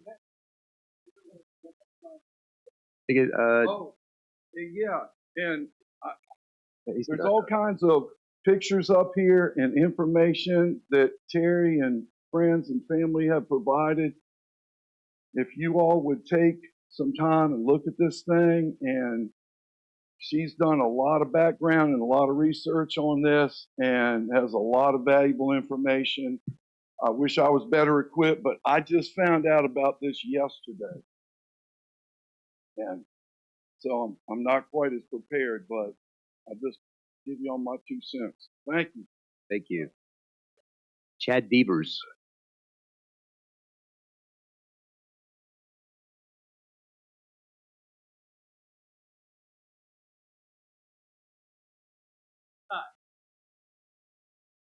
Chad Devers, Shiloh. I'm an adjoining property owner. I was not contacted by Coleman Road Renewables, and I have serious doubts about them starting to do the right thing when it comes to properly managing this project, the land, the environment, and ultimately cleaning up hundreds of acres worth of artificial junk. Because it won't last forever. Technology is going to improve. This will be obsolete probably sooner than 40 years, as they talk about. I grew up hunting and fishing and enjoying the outdoors with my family, my grandfather, my father, my uncles, and I continue to do so today with my own family. It breaks my heart to think about explaining to my daughter how this was once a beautiful place, a beautiful county. Because this proposal is an industrial project. Let's not twist words. There's a reason why they need to hide it. There's a reason why they're showing us computer-generated pictures and not real pictures, because there's plenty of projects like this. They could show us those pictures, but they choose not to. And wedging sheep around and under acres of artificial metal structures does not make it a farm. It will ruin the natural beauty of the county, and it will impact the environment in negative ways. This is well documented in similar projects. So let's not sell out the natural beauty of our county for the financial benefit of a select few landowners and an outside company or whoever they decide to sell the project to and pass along those responsibilities to. Thank you.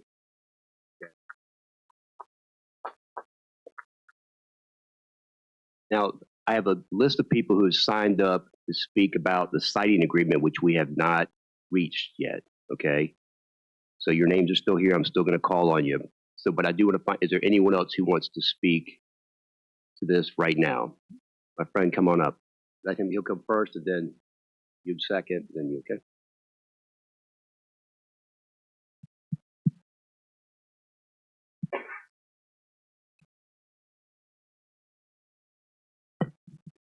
I think your mic is a little unsteady. My name is Gary Sitzman. I live at 4 Fitzhugh Trail in Fredericksburg, Virginia.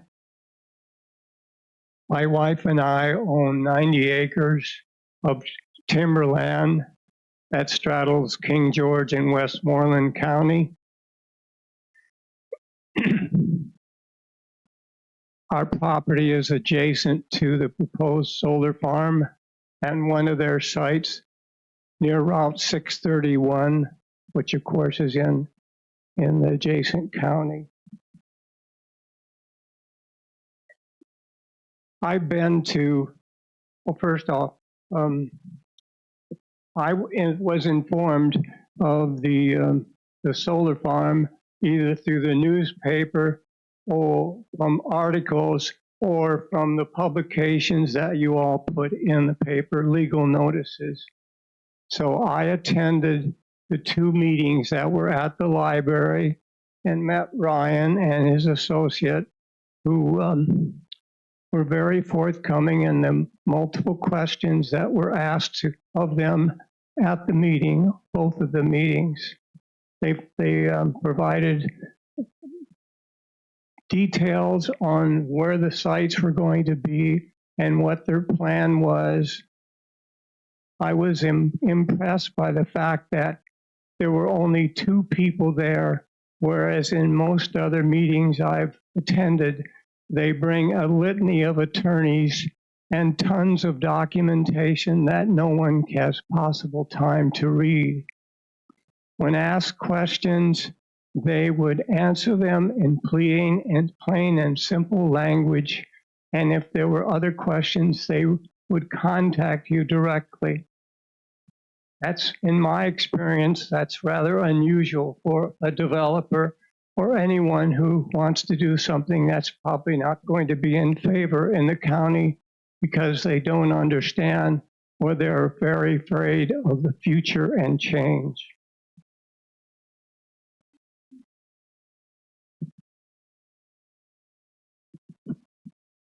Anyone who's driven down Route 3 in Montrose and visited the health department would see the solar farm that's across the street. If you come up Route 17, you'll see at least 1 or maybe 2 sites. They're not nearly as large as what this one is, or they could be, and I could only see what I could see by the road. They appeared to be well taken care of, and they did have fences around them. I'm obviously in favor of the project because of what I've observed and because I believe it is in the best interest of King George County. It is the future. What do I mean by the future? I can remember when Hop Yard was proposed and the legal battles they had to go through King George. They had to build their own sewer system. Now, I remember the old schools, not the new high schools, not the new courthouse. Who paid for those? A lot of the old residents. 30 seconds, sir. But a lot of the old, new ones that are now getting the advanced courses that they wouldn't have gotten in those schools. I recommend we vote for the future. Thank you. Thank you. Ma'am in the blue hoodie, right? Please.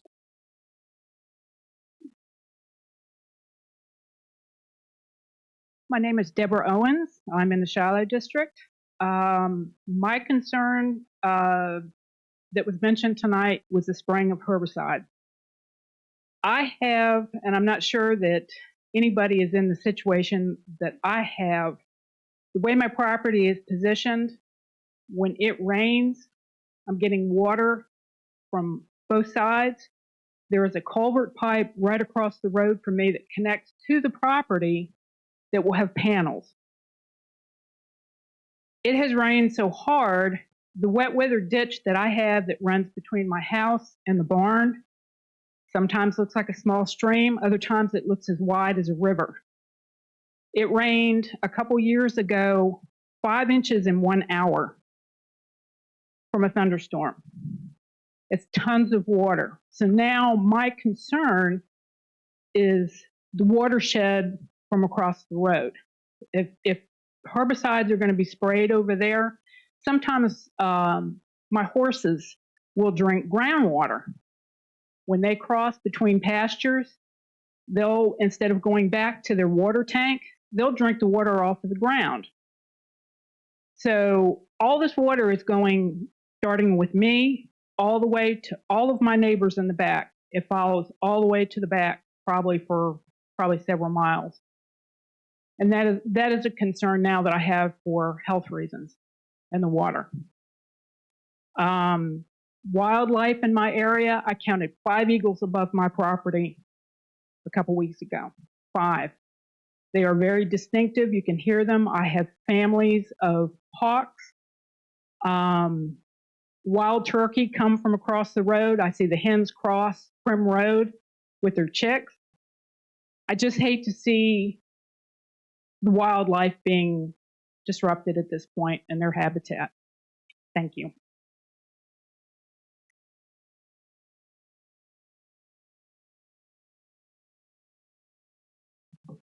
Well, my name is Katrina Minder, and I'm from Shiloh District, and I've been very blessed to live in this county for 65 years, my entire life. My dad always said land is very important because you can't make any more of it. It's all we have. It's the land we have. I'm a retired school teacher for this county. I came back. I served my community for 37 years. And I'm not opposed to new people coming in. That's great. We want to be welcoming. But at the same time, I don't feel like maybe that this is because, oh, I want to come to this community and see what I can do to make it better and to help the people and the residents of this community. It seems more like, okay, we're going to make some money. And right now, this little town needs some money to pay for this beautiful courthouse we've just built. So we're going to, flash a little money in our faces here, $20-some million over 40 years, really? Over 40 years, $20 million? Well, let's be real. Right now, we own 18 acres down in Shiloh, and we would love for our son to build with us. But you know what? I'm respecting the fact that our comprehensive plan says I need 10 acres. So I don't have two 10-acre lots. I have a 10 and an 8. But I'm willing to respect that because my community decided as a comprehensive plan that we were going to make it so that our community could have a rural nature. Well, if we start making all of these little, oh, well, we'll just make an exception here, an exception there, I'm afraid what's going to happen is we're going to look like Stafford. And Stafford County, though they're a wonderful community, is not where I want to see my hometown go. So yes, come in, welcoming new people, but please do not take our rural community or our farmland and put a bunch of solar panels. Put them on a parking garage, for goodness sakes. Find yourself some big skyscrapers. Put them up there where nobody has to deal with taking the land that is so very precious. So I am very much opposed, but thank you for your time. Thank you, ma'am.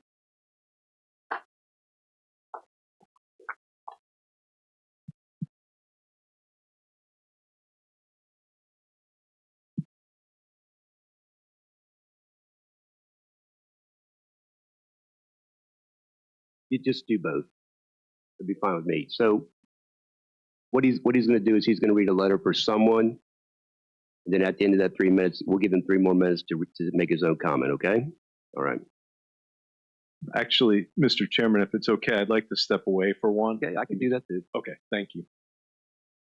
This letter is from Sidell Brooks of the Shiloh District. And Mr. Brooks is sitting in the back with his wife, Carolyn. Dear Supervisors,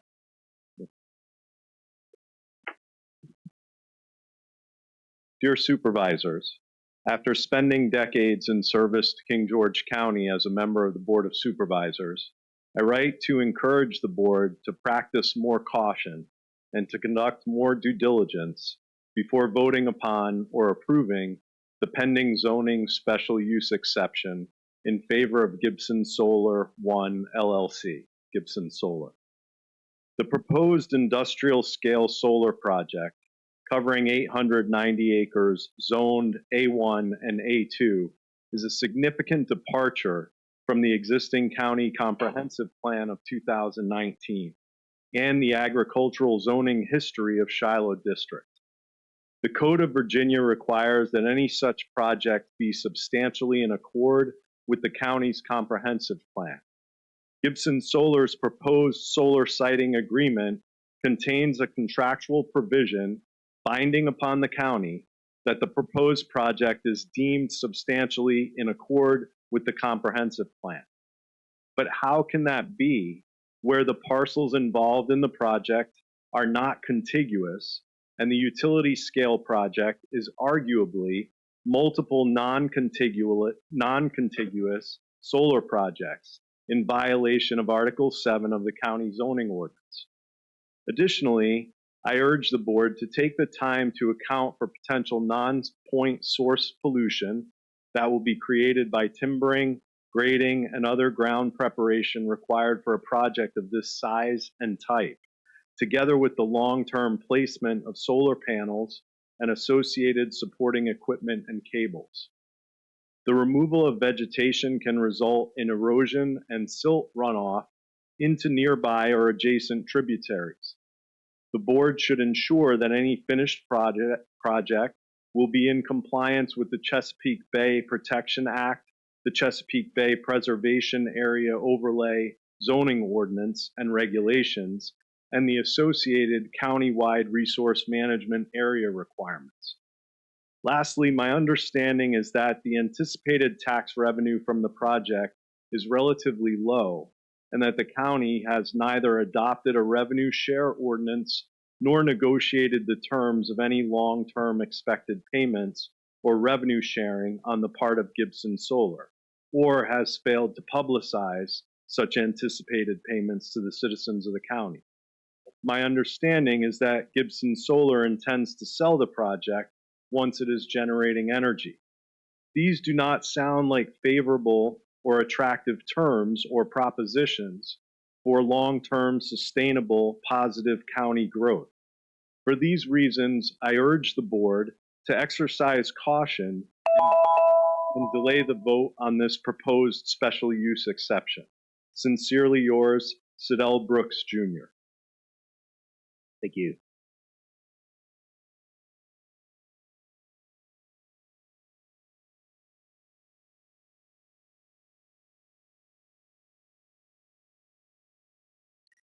My name is Mark Morgan, Shiloh District, 14523 Kings Highway.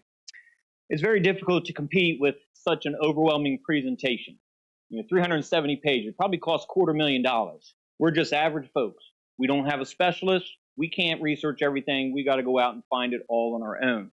And I don't want to, it's really not about the landowners. It's not about their right to sell or lease. They have that right to sell or lease. Gibson has the right to buy it if they want. What we're denying is Gibson Solar putting this industrial-sized solar project. Make sure you separate the two. I like the dialogue and the questions right here for Gibson. We did not vote for the Planning Commission. All right? So ask all your questions. We voted for you all. And so I appreciate your questions directly to them. You all have the obligation to turn this down. Planning Commission is 5-4. Extremely controversial. Why do we take on such controversial issues that cause disruption in our neighborhoods? You all make the final decision, not the Planning Commission.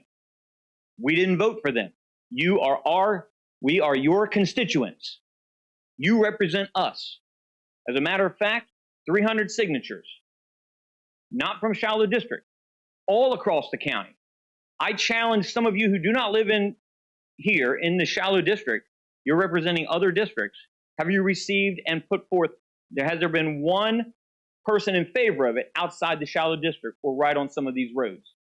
I don't think there's been any put in public record, but we have multiple people who have signed from all over King George, not just Shiloh District, against that. I ask you to represent your constituents and vote no. It's real simple. It doesn't follow the long-term comprehensive plan. That's your number one reason. I ask why. Why would you even allow it? As with Mr. Brooks's letter, by approving it, because I read those 370 pages. Did you? I highlighted that very paragraph. If you approve that, then you are saying that they substantially meet the long-term comprehensive plan, which means you can no longer deny anybody else the right to do solar. That takes away your card. You're done. You can no longer deny that. As opposed to these roads, chip and tar, 2 of the 3 are private owned. So they're going to do chip and tar down a big timber on a driveway. It lasts 10 to 15 years. Look it up. It's not asphalt. So in 5 years, it's going to be ruined. Think about the traffic up and down that. Who's going to pay for that then? Holes in a chip and tar. 3 seconds. At the bare minimum, they should put up a $5 million bond, bare minimum. just for environmental damage? How about the runoff creeks from Maddox and Kings Mill Creek going right on down to the Potomac? There's going to be issues. You'll see that later in the presentation. And whose responsibility is it for this conservation in 40 years? They told you all it's the board. It's in your paperwork. They gave it to you. The board is responsible. Well, I hope you all would make a time capsule. So that way it says open in 2067. Reserve.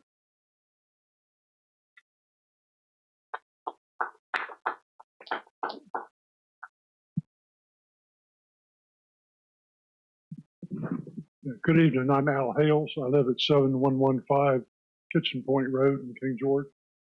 As you know, the King George County vision statement was adopted by this board just a few months ago. And just to refresh everybody's memory, the vision statement reads, to promote general welfare by maintaining a rural county where all citizens can enjoy freedom and prosperity with limited government intrusion.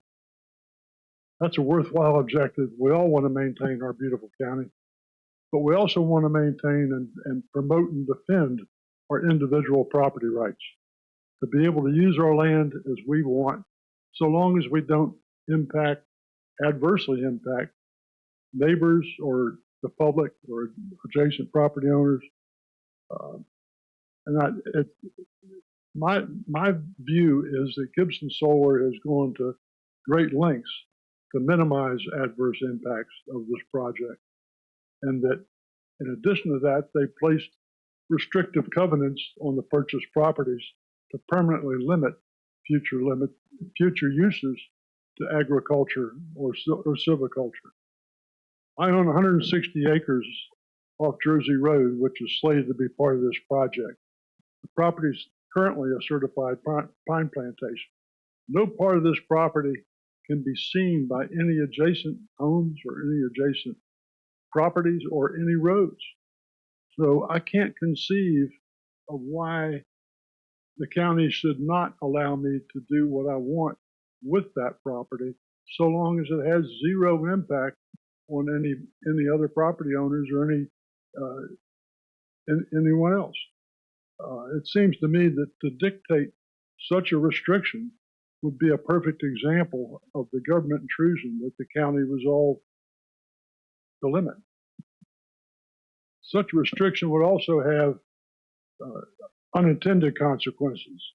Based on discussions with the county staff, I could by right subdivide that 160 acres into 10 large building lots, which could be in demand as residential building lots.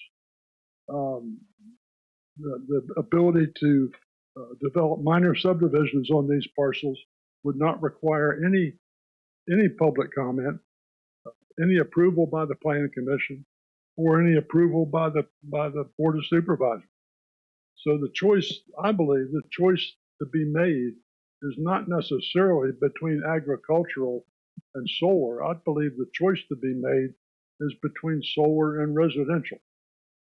If we don't, growth is coming to King George, whether we like it or not. There's a significant demand for acreage and building. We can, if this special exception is approved, that 1,000 acres is permanently conserved.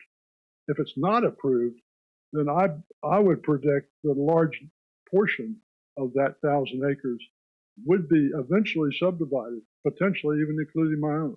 So I think it's the choice between solar and residential, and I don't think we necessarily want a large number of additional 10-acre lots in that A1 property. Thank you. Yeah.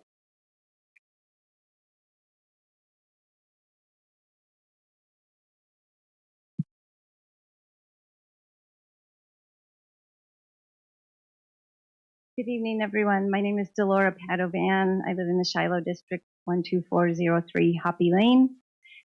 My husband, Steve Hickman, and I have raised our 3 daughters in a hand-built log home on the land Steve purchased in the Shiloh District in the 1970s.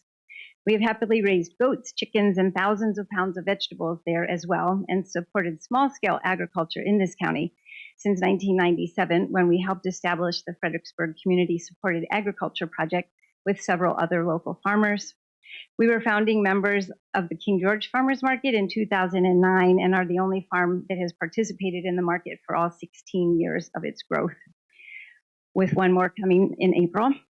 With that said, my husband and I are aging, like everyone in this room, and we both realize we will not be able to continue our farming lifestyles forever. After much discussion, our family agreed to lease a portion of our 57-acre homestead currently under forest use to the Gibson Solar Project. We recognize the importance of preserving the land we have loved and continue to love so dearly. Generating a modest income from this land that will continue after Steve and I are no longer farming will provide our daughters with the means to upkeep our home and maintain our property and not be tempted to sell it. At the conclusion of the production phase of the Gibson Solar Project, all aspects of the project will be decommissioned and cleared away, and our property will be restored to its current forest use. In addition, over 1,300 acres of land purchased by Gibson Solar will be placed in permanent conservation easement for agricultural or forest use. Moreover, the project will innovate dual use of the land, not only generating power through the solar panels, but grazing flocks of sheep throughout the lifetime of the project. Soil testing will be performed regularly to monitor and ensure soil health until the project is decommissioned. The solar panels will be hidden from view by plantings of trees on all boundaries, and operation will be silent once the project is up and running. The county's many waterways will be protected from runoff by generous buffer zones, as well as the use of all-terrain technology, such as pilings that do not require concrete foundations, which will minimize the amount of grading needed to establish this solar farm.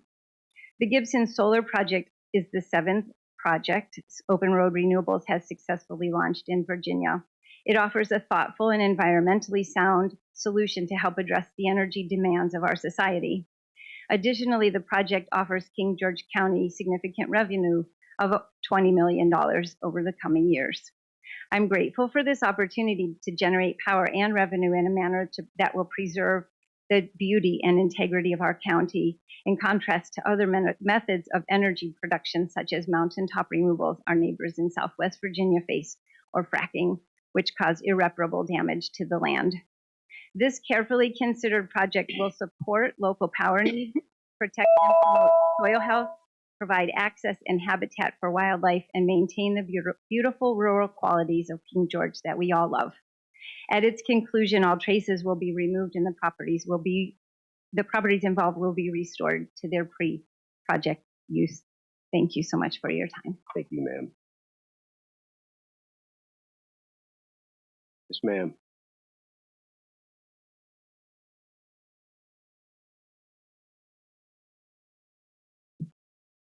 Good evening. My name is Carolyn McGee, and my husband and I have lived in King George County for more than 20 years. We had our current house built over 10 years ago in the Shiloh district, and this is the property that we have raised our children in, and that one day we will pass along to them. The decisions that this county makes now will affect theirs and many lives in the future, and that is why I'm here tonight. There are many exciting and new opportunities being presented to the board, this Gibson Solar Project being one of them. I want nothing more than for King George, the county I love, to prosper. And by prosper, I don't mean to be rich or greedy. I mean that I want our county to thrive.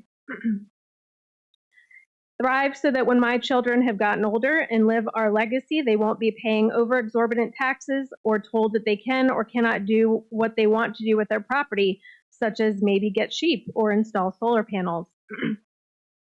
This project has the potential to bring financial benefit with minimal repercussions to our county, and Gibson Solar, I feel, has more than sufficiently addressed most concerns tonight.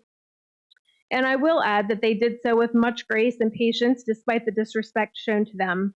As a citizen, I have an expectation that the leadership of this county will be open-minded and respectful to all individuals who request attention and not make callous comments or promote jeering from the audience during a presentation. I don't share the opinion that this would ruin this county. The only way that we can thrive without driving up taxes is to first become educated, then make decisions based upon that knowledge. Being involved in the Board of Supervisor meetings affords attendees the opportunity to know what is going on in this community, and it's a great way to educate oneself. I implore each of you to embrace this opportunity of responsibility and make your decision on this project not based upon fearful or hurt feelings and non-progressive thoughts and opinions, but on the actual benefits and opportunities that are presented here to create prosperity in King George County. It is my hope that you will vote yes to this project, and I do believe that they pretty much answered every question that was presented to them and were welcome and open to further conversation of the board to answer any questions that you may have or change any kind of contracts, and I believe that they have fulfilled their duty. I was contacted by them, and I don't have anything to say otherwise, and I do feel that if people were not contacted, they could also come to the Board of Supervisors meetings, find out what's going on in their community, and be involved in that. And I don't feel like they have gone anything under what they were supposed to or should have done to notify people. And I do hope that you consider this and vote yes for this project. Thank you. Thank you.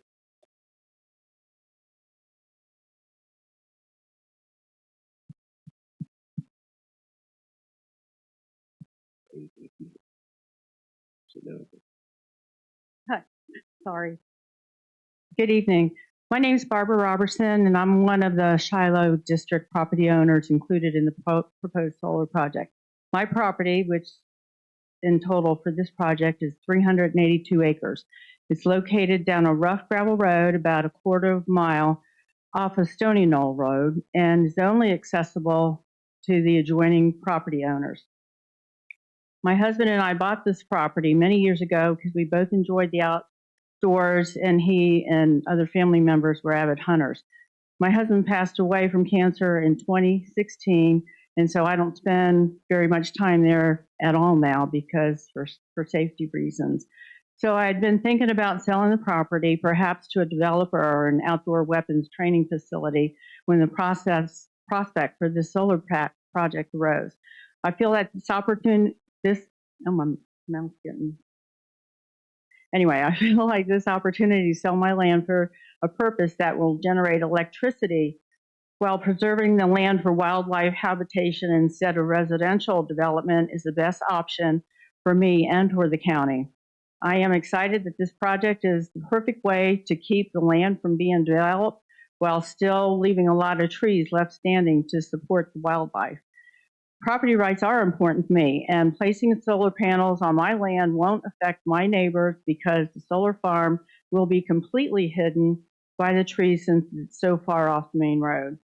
This project will create job opportunities for local residents and help meet the area's growing electricity demands, which is very important right now with the growing number of data centers throughout the region.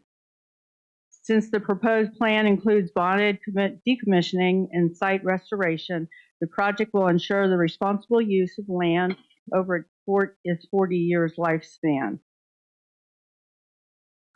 So with that being said, I thank you for your time and consideration and hope that you'll approve the project. Thank you, ma'am.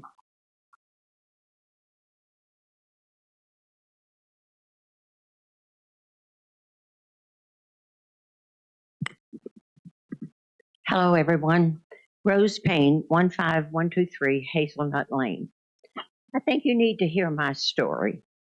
I have been living in King George County. It'll be 88 years next month. I have been a farmer all my life. I grew up in a little area called Sealston. We lived off the land. And when I became a Payne, I became a cattle farmer. And yes, right now, Cameron has lots of cattle. But we can't do this anymore. My son has a full-time job. Today, he's been at work at 5:30 in the morning, got off at 3, fed cattle. I went over this morning and watered them. I've been over there 3 times this week. It's in the Shiloh district, but I bet 3/4 of your people don't even know Rose Payne. But that farm has been in the Payne family since before the Civil War.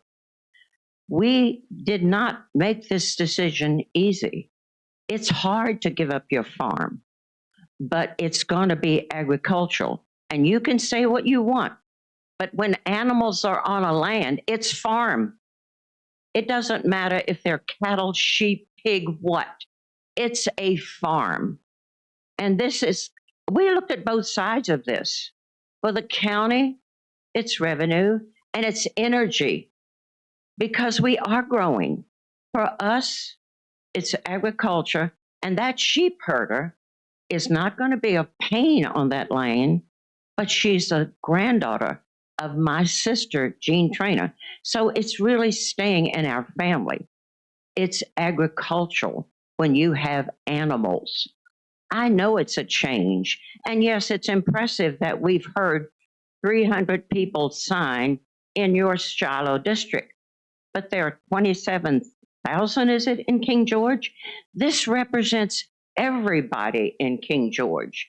And I agree with you, sir. We do have a right to make decisions about our own property when it doesn't hurt somebody or the county. What this is not going to do to the county, and we've experienced this before, it's not going to hit that water system, which I'm on. It's not going to impact our schools because they're full already. And if we develop that farm, it would. But I don't want to see houses there. Sometimes change comes that we don't want to see. It's not going to bring more traffic because goodness knows Route 3 doesn't need any more. When our farm was over there, we never saw a car. We rarely saw people. But boy, in 88 years in a county, you see a lot of changes. And you may not like all of them, but yes, if you're going to grow and be a part of technology that's coming, you do have to have an open mind. Yes, I'm for the solar project because it helps us as a family and it helps you as a community and it helps that sheep herder to educate other young farmers. It's not going to change the rural concept of King George because those animals are still going to be there and you can call it anything you want. If animals are on your land and they're feeding like our cows do, and they are fertilizing like our cows do. And I haven't seen many eagles, but I hope you kill the buzzards that kill my babies. Thank you, and congratulations to the new members of the board. This is my first time to see you. Thank you for letting me speak. Thank you, Ms. Payne.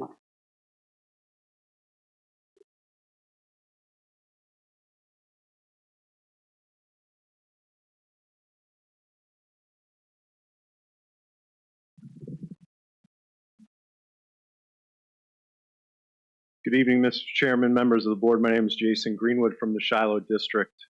This project's been touted and rationalized as a property rights issue.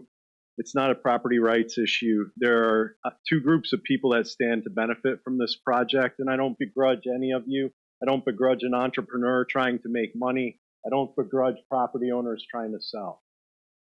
I'm all for it. The two groups of people that stand to benefit from this project are a company based in Austin, Texas, with no connection to Virginia or King George County, other than a desire to use its land and take advantage of beneficial solar provisions in the Virginia Code. A group of property owners who enjoyed the full benefits of agricultural zoning of this property for decades. The tax advantages, the peace and quiet, timbering, farming, hunting, etc., and tax depreciation of farm property. And now they're ready to cash out. Good for them. I have no problem with that, except that it doesn't follow our zoning ordinance, and it doesn't follow the comprehensive plan. The overwhelming majority of citizens in the district and the county do not approve of this large, sweeping, non-contiguous project. Those 310 signatures were not from the Shiloh district. This isn't an electricity generation topic. It's not a property rights topic. These landowners can sell their property at any time. They can subdivide their property into 10-acre lots and sell them. It's a lot of hard work. But what they can't do is sell agricultural property at industrial rates. And so now, tonight, that the board knows the extent of constituent disapproval and the fact that everyone who's speaking on behalf of this has a pecuniary interest or benefit from it, now you're put on the horns of dilemma because you have to decide whether or not this is actually beneficial to the county of King George, because that's what you were elected to do. So the Virginia Code requires substantial compliance with the comprehensive plan. The solar portion of the zoning ordinance, Article 7, is the measurement for that compliance. I got to move quickly. This is essentially an exception to the special exception. For a utility scale project to be approved A1, A2, there are a number of things. Minimal land disturbance, which we heard tonight, 590 acres are going to be timbered, right? Community impact assessment, direct tax and other revenues, long and short-term impacts. The county has done none of that heavy lifting. The company that stands to profit from this project has provided all of that information. And I wanna close with this. An understanding of zoning and its relationship with property rights is arguably one of the top 3 competencies you should have as a supervisor. So if you don't understand what I'm talking about, let me give you an example. I live in Shiloh District. I live in A2, right? I don't get to put a gun range, a machine gun range on my property pointed at the new solar project because that's called zoning. So you have to follow the rules and special exceptions, truthfully, to the board. I'm not trying to be a jerk. That's lazy person's governance, right? If we want to change something, then change it, because what this looks like is 5 years of contrived change, because the zoning overhaul in 2024 just happened to have a battery storage provision in it and just happened to have this solar provisions in it. So this has been in the works for a really long time, and that starts to look contrived. Last point, the Planning Commission.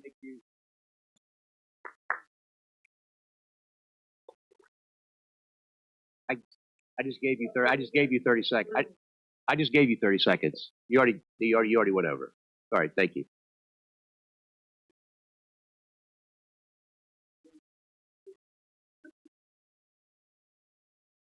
Kelsey Trainer in Paspatanzi.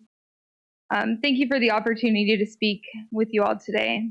I am proud to serve as the contracted sheep grazer on this innovative solar facility. I've farmed in King George County my whole life.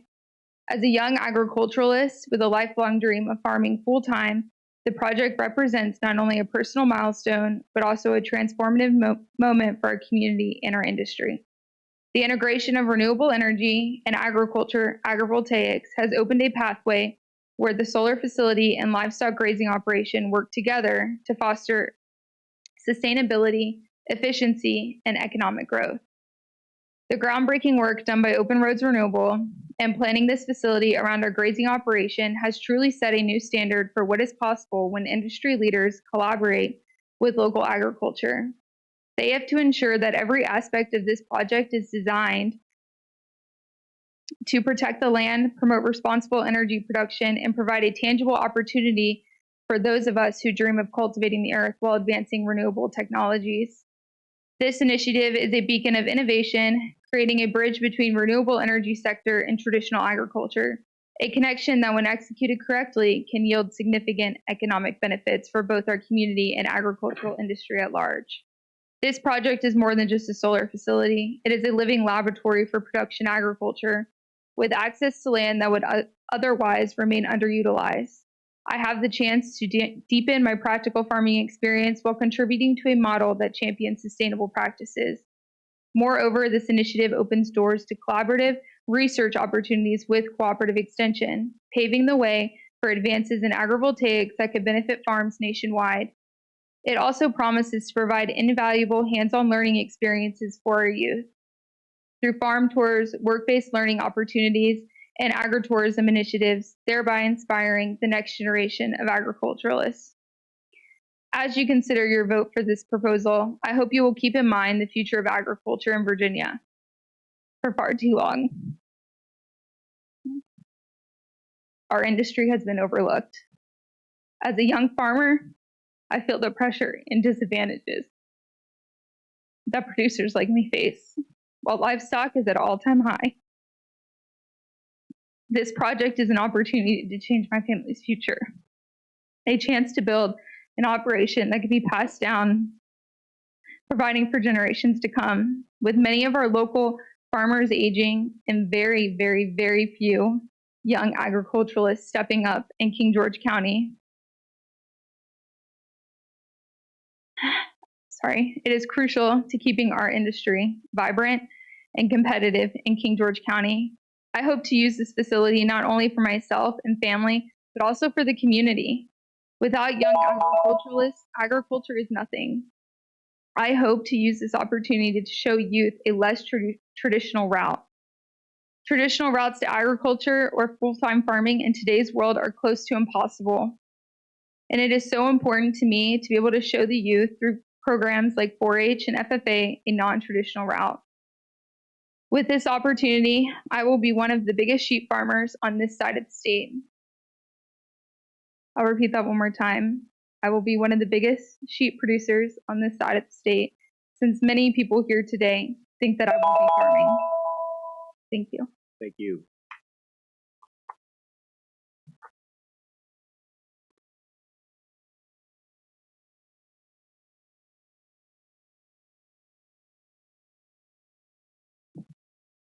Good evening.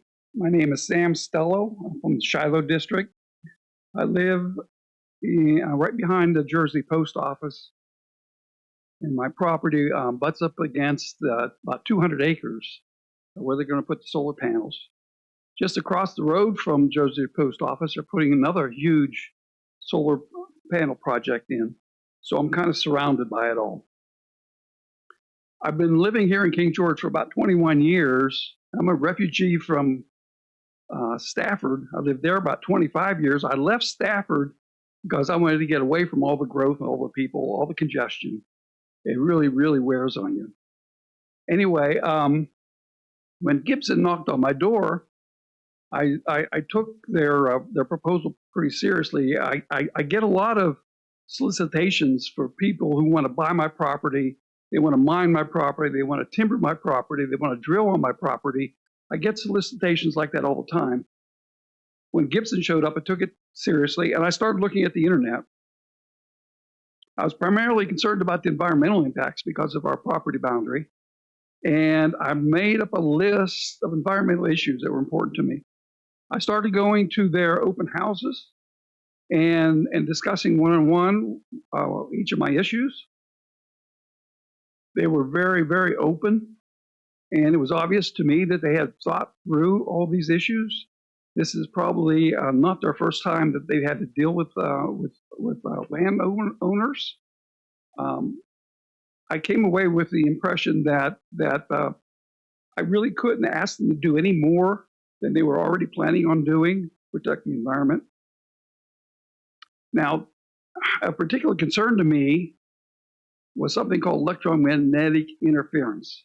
I'm a ham radio operator, licensed by the federal government to operate a broadcasting station. And I was worried about the significant investment I made in my equipment and whether EMI was going to start causing me problems. There are 120 hams in King George County, and all of us had concerns about this. I was talking to one of the other radio club members. I belong to the King George Amateur Radio Club. And he said, "Hey, Sam, let's go do some testing." And the two of us got in a vehicle and we drove out to Spotsylvania. There's massive solar panels out there, and we found 3 places that we wanted to survey, and we got within 200 feet of their arrays. We took our amateur radio receivers, antennas, and we went through all the bands. We could not find any interference on any of the bands. Now, we started at 3.5 megahertz and went up to 450 megahertz. And just below that, at the low end, is your AM broadcast stations. At the high end is your over-the-air television and over-the-air FM radio stations. We saw no interference at all. So in conclusion, I had no problem with the solar panels going in.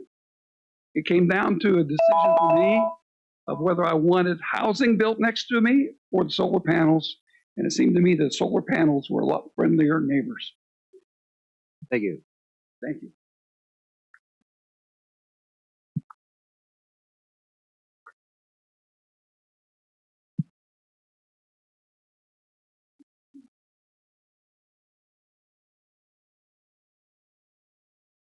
Well, good evening. Charles Stover, Shiloh District. I live at the dead end of Maddox Drive. And one of the charms in the 23 years I've lived here in King George is enjoying watching Payne's cattle grazing when I drive out to the end of my road. I understand their decision to sell the land. I support it. And again, I understand fully what's going on. The alternative I see, I'm sure it probably be very easy to get that land rezoned. Next thing we have is a subdivision with 100, 120 homes out there. The ensuing traffic and congestion that comes along with it, the noise. Dominion Energy has right away, the power line runs across my property. And over the years, there have been random occurrences. There seems to be a misconception out there that the power lines is public right of way. So I've had people out there on dirt bikes, ATVs, Jeeps, etc., running around on my property, think it's fine. If we end up with a few hundred homes around there on this land, I would expect more of that activity in the future, all the teenagers with their motorized toys. So the solar farm seems to be a better alternative. I'd love to finish out my days here in King George, enjoying the view of the cattle out there, but I understand change is coming. So I would certainly prefer to see the solar farm out there than a subdivision. Thank you. Thank you.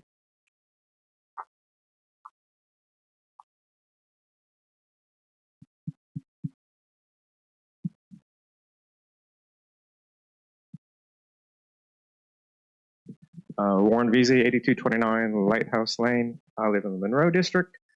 To answer somebody's question and to try to help you guys see the upside and the downside to the whole county. I have solar panels on my house, so do my parents. I also worked at the Birchwood Power Plant for 6 years. So I don't think these people realize we all need power. There are lights on right now. And while we're at the power plant, it's a huge, much more massive and much more expensive and much less efficient way of making power. Just the sheer structure of a power plant and 2-inch thick steam pipes, 2,000 PSI is what we operated at. And once that land was used, they had to strip off all the topsoil, fill in giant concrete structures. That land is dead. You're never going to be able to use it again. This solar plant, when they're done, they fill in a couple of 4x4 holes, and you're back in business. So in my mind, it's a much better use of the property for the future. When you have a power plant using coal, every week we had 100 coal trains, 100 tons each. Several times they tipped over, dumped thousands of tons of coal all over the ground. Every day we had lime trucks coming down the road, impacting all of our residents. Every day we had diesel oil, compressed hydrogen gas, ammonia, boiler chemicals, all these things, 50 operators on the plant, plus all the operators for the coal trains, plus destroying mountains in West Virginia. All that has to happen that's impacting us as residents. So yeah, coal, not so great. Gas turbines, a little better. Nuclear, yeah, everybody pluses and minuses there. But we are all, as a county, will benefit from lower energy prices from this being built and a future that is going to be green again. The only thing green going in at Birchwood is data center. So you all can figure that one out. So I am very much for solar. I've had solar panels on our roofs for 20 years. Had a lick of problem with them. The shingles next to it have gotten damaged by windstorms, not the solar panels. They People worried about snow on them. Snow falls off the next day. If it's a really bad snowstorm and you're really worried about that, in Virginia, maybe, you can simply put a heat strip at the bottom, turn it on, melts it off, and the snow's gone. So many of the people here are complaining. They just simply haven't done their homework, and they're afraid of something that's somewhat new, I guess. If you go to Europe, you see this everywhere.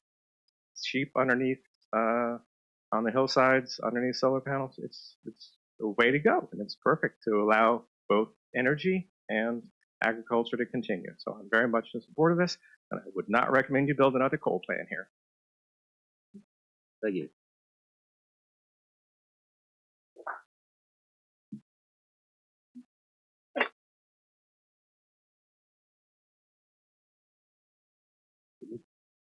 Getting old, you have to put glasses on to be able to read. My name's Dennis Bragg. I live in the Shiloh district off of Maddox Drive. My property actually adjoins the Payne property. And you know, I've had the same things I've seen that Chuck talked about here. Chuck is one of my neighbors. Well, we've actually enjoyed all that property. We've enjoyed sitting here. I have 42 acres on that one side that butt right up to the Paynes. The other side with the 200 and some odd acres that sits there with the cattle that sits there across from it. The concern that we have, even as neighbors there, is exactly what Chuck had discussed. Having the neighborhoods come in here, having residential, being zoned residential, coming in here, tapping into the aquifer. Ms. Bender, you seem to have the information about aquifers. Septic systems going in associated with it. We drive down the road. If you go down to Edeland Road down here, look what happened to the farms that are there. Right? There's houses sitting here, 2 acres, 3 acres, whatever they happen to be, they're all associated down to there in the middle of a field where people are trying to plant trees to be able to come up so they can have a bit of shade. That's not what, when we purchased and came over to this county and actually became residents here and trying to be good neighbors, that we purchased for. That's not what we look for. Just like the gentleman talked about, we came in here because we were looking for a rural area to be. Some of us are from rural areas to begin with. But in our world, we've had to travel around to come to a place where we can settle. So in talking with Gibson, at first I was not a proponent. Right, I mean, this is going to come right up next to my property. But at the same time, I've had many meetings with them, many discussions with them, provisions that could take place. And it's a lesser of two evils in a lot of respects, from a personal perspective, to be able to have solar sitting here. But then I look at it from a county perspective and I say, financially, for the county, take the taxes out of it. If houses go in there, look at the strain it's going to put in your infrastructure. You're going to build another high school? You're going to build another elementary school? That's already on the books, if I'm not mistaken already. You don't have the funds to be able to turn around and do all that without taxing us and taxing us even more to be able to do that. And it changes the whole scope of what the county looks like and what people move to King George County for. Shiloh District over there, while we still have an opportunity, Mr. Collins, you referred to it as a really industrial or a farm. Well, sheep seem like it's more of a farm to me than what a house with a dirt bike riding around on the side of it going up and down is.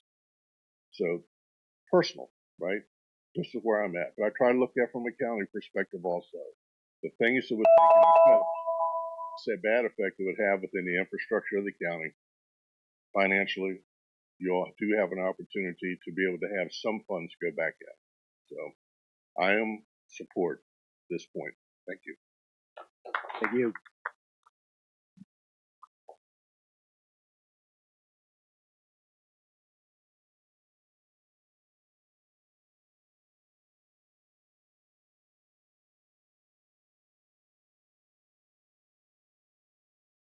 I couldn't figure out who was going first there. Okay, my name is Bob Baird. I've been living in Shiloh District. Actually, I live on land that used to be owned by the Paynes over years ago.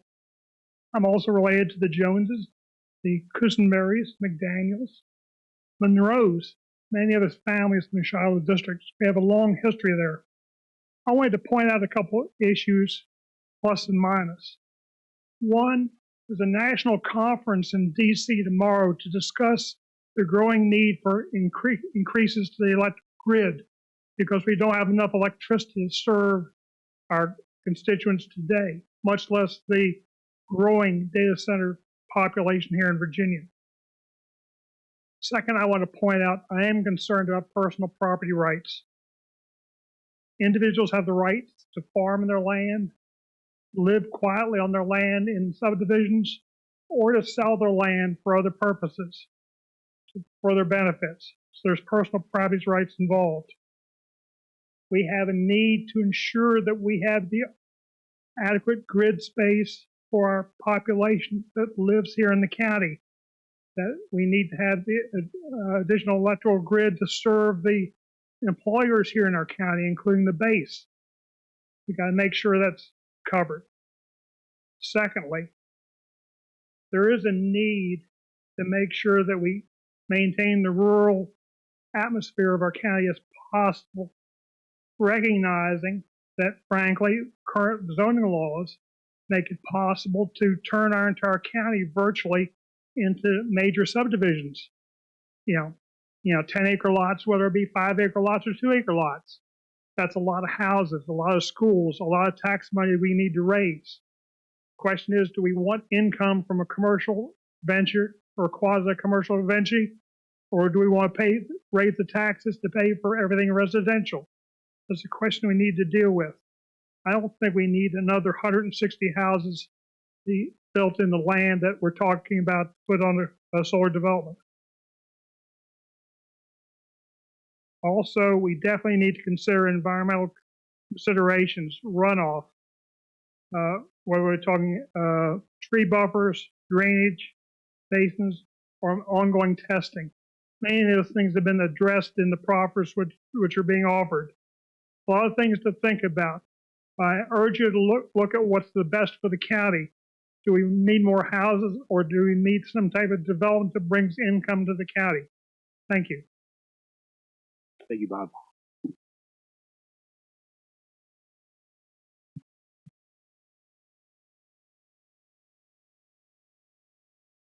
Hi, my name is Helen Caroon, and our property is in Shiloh County, and I'm from Fredericksburg. It's hard to follow the pros and the cons, but my grandfather, Harvey Janney, bought the land in the 1950s, mostly for timber. He owned a lumber business and a sawmill in Fredericksburg. He was a very big advocate for land conservancy, and now through several generations, we were approached by Open Road, and we really decided as a family we would love to do something that wasn't residential. And they really presented the best plan that you've heard all the pros for. And it's just what we felt that our grandfather would appreciate the most that we decided to do. It's now down almost 4 generations. The biggest thing, the revenue that hopefully it will generate, the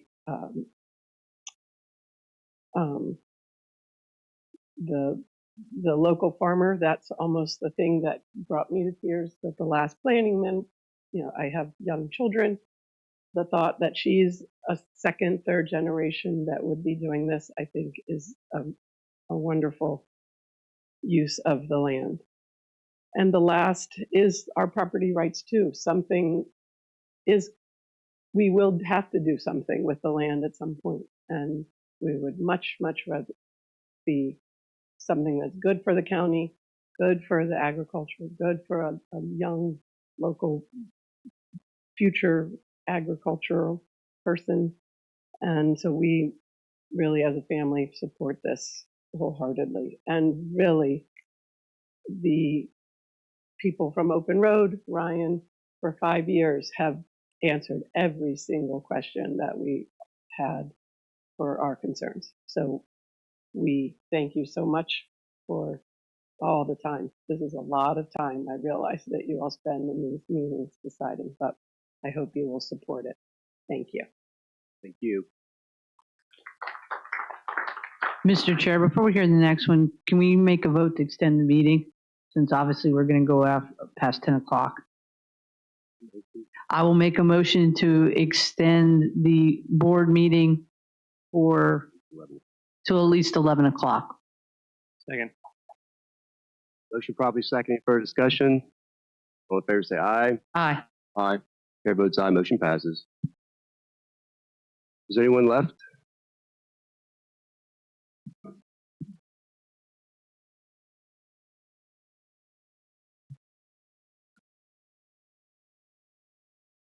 Hi, my name is Elizabeth Spangler. Thank you for allowing us all to speak.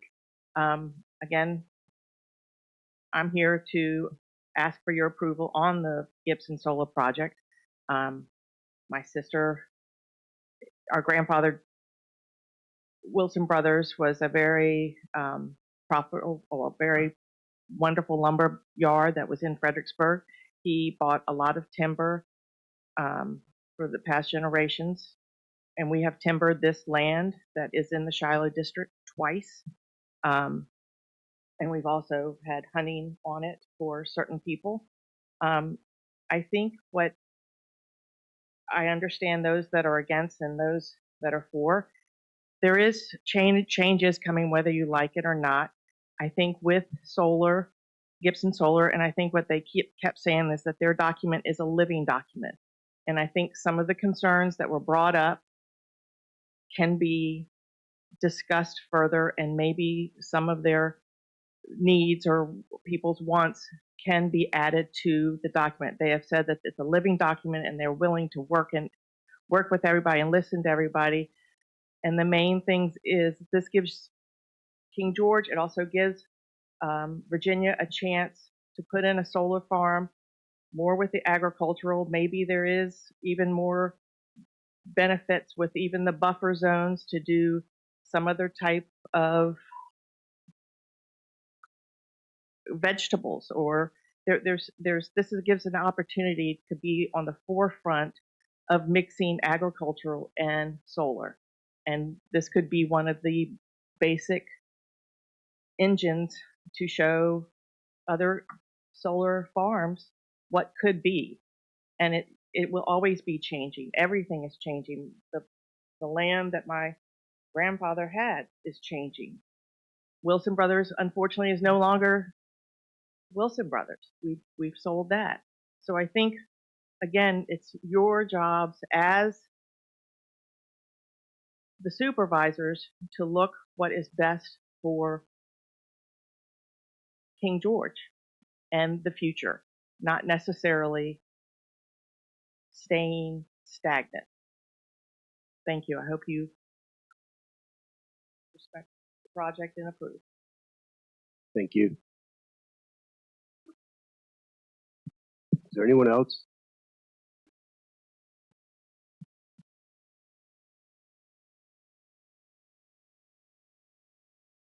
Ladies and gentlemen of the board, my name is Donald Saunders. I live in Westmoreland County, but my property goes into King George, and this is going right in my backyard. I'm against it. I had a speech, but I just took notes, and I want to point out a few things.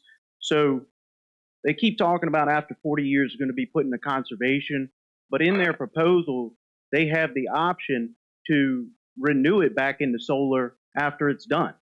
So it's not conserving. Why? It's a business. They're going to keep rolling it back into solar. Keep talking about it going, into houses like it's solar or houses. No, it's not the proposal being put forth. It's solar. There's nothing on the table about it being put into houses. That's not an option. Okay? They mentioned that there's no large-scale grading, but they're building stormwater basins. They're building roads. A bunch of these roads are going across creeks, going across wetlands. I looked in their proposal. They have 17 total creek and wetland crossings. One of these is 88 feet from the property marker to the wetland border. Your code says that a construction road has to be 10 feet off that. So that's a 78-foot buffer. They have to come through wetlands, and it says minimize impact. They're not going to minimize impact. These are adjacent to Maddox and Rosier Creek. So all that runoff, these stormwater basins, they can say all they want about it meeting DEQ guidelines, but those aren't the strictest. They're going to come up here and they're going to tell you, oh, these are the strictest. Kathy Bender knows. She helped write them. Ask her. They are not the strictest. But what it's going to do is going to pollute, and all this silt, everything's going to pollute your greatest resource, which is the Potomac River. You're going to affect the oysters, you're going to affect the crabs, you're going to affect the fish, you're going to affect that. I live in Westmoreland County. If a fire comes up, what happens if I call? Are they being trained? What happens there? King George is being trained. You read their proposal, all they have to do is send a pamphlet out. That meets their requirement. He's pointing out they need to have more strict guidelines within their proposal. They claim 24%. That's the efficiency. That's the time these are being used. 24%. Historical data says 23% in the state of Virginia. That's the amount it's being used, not being used that time. Second year, less than that. Third year, even less than that. It decreases each year. Comparison, nuclear goes 92%. So they're making their claim based off 24%, and it's a guess. It's not efficient. That's like having 4 elementary schools and only using 1. Thank you. Thank you. Is there anyone else? Is there anyone online? Yes, Mr. Chair, there are 2 individuals that signaled to speak. The first is Madison Morgan. You can go ahead and unmute now. Hey, good evening. My name is Madison Morgan. I'm reading a letter submitted on behalf of Tri-County City Soil and Water Conservation District.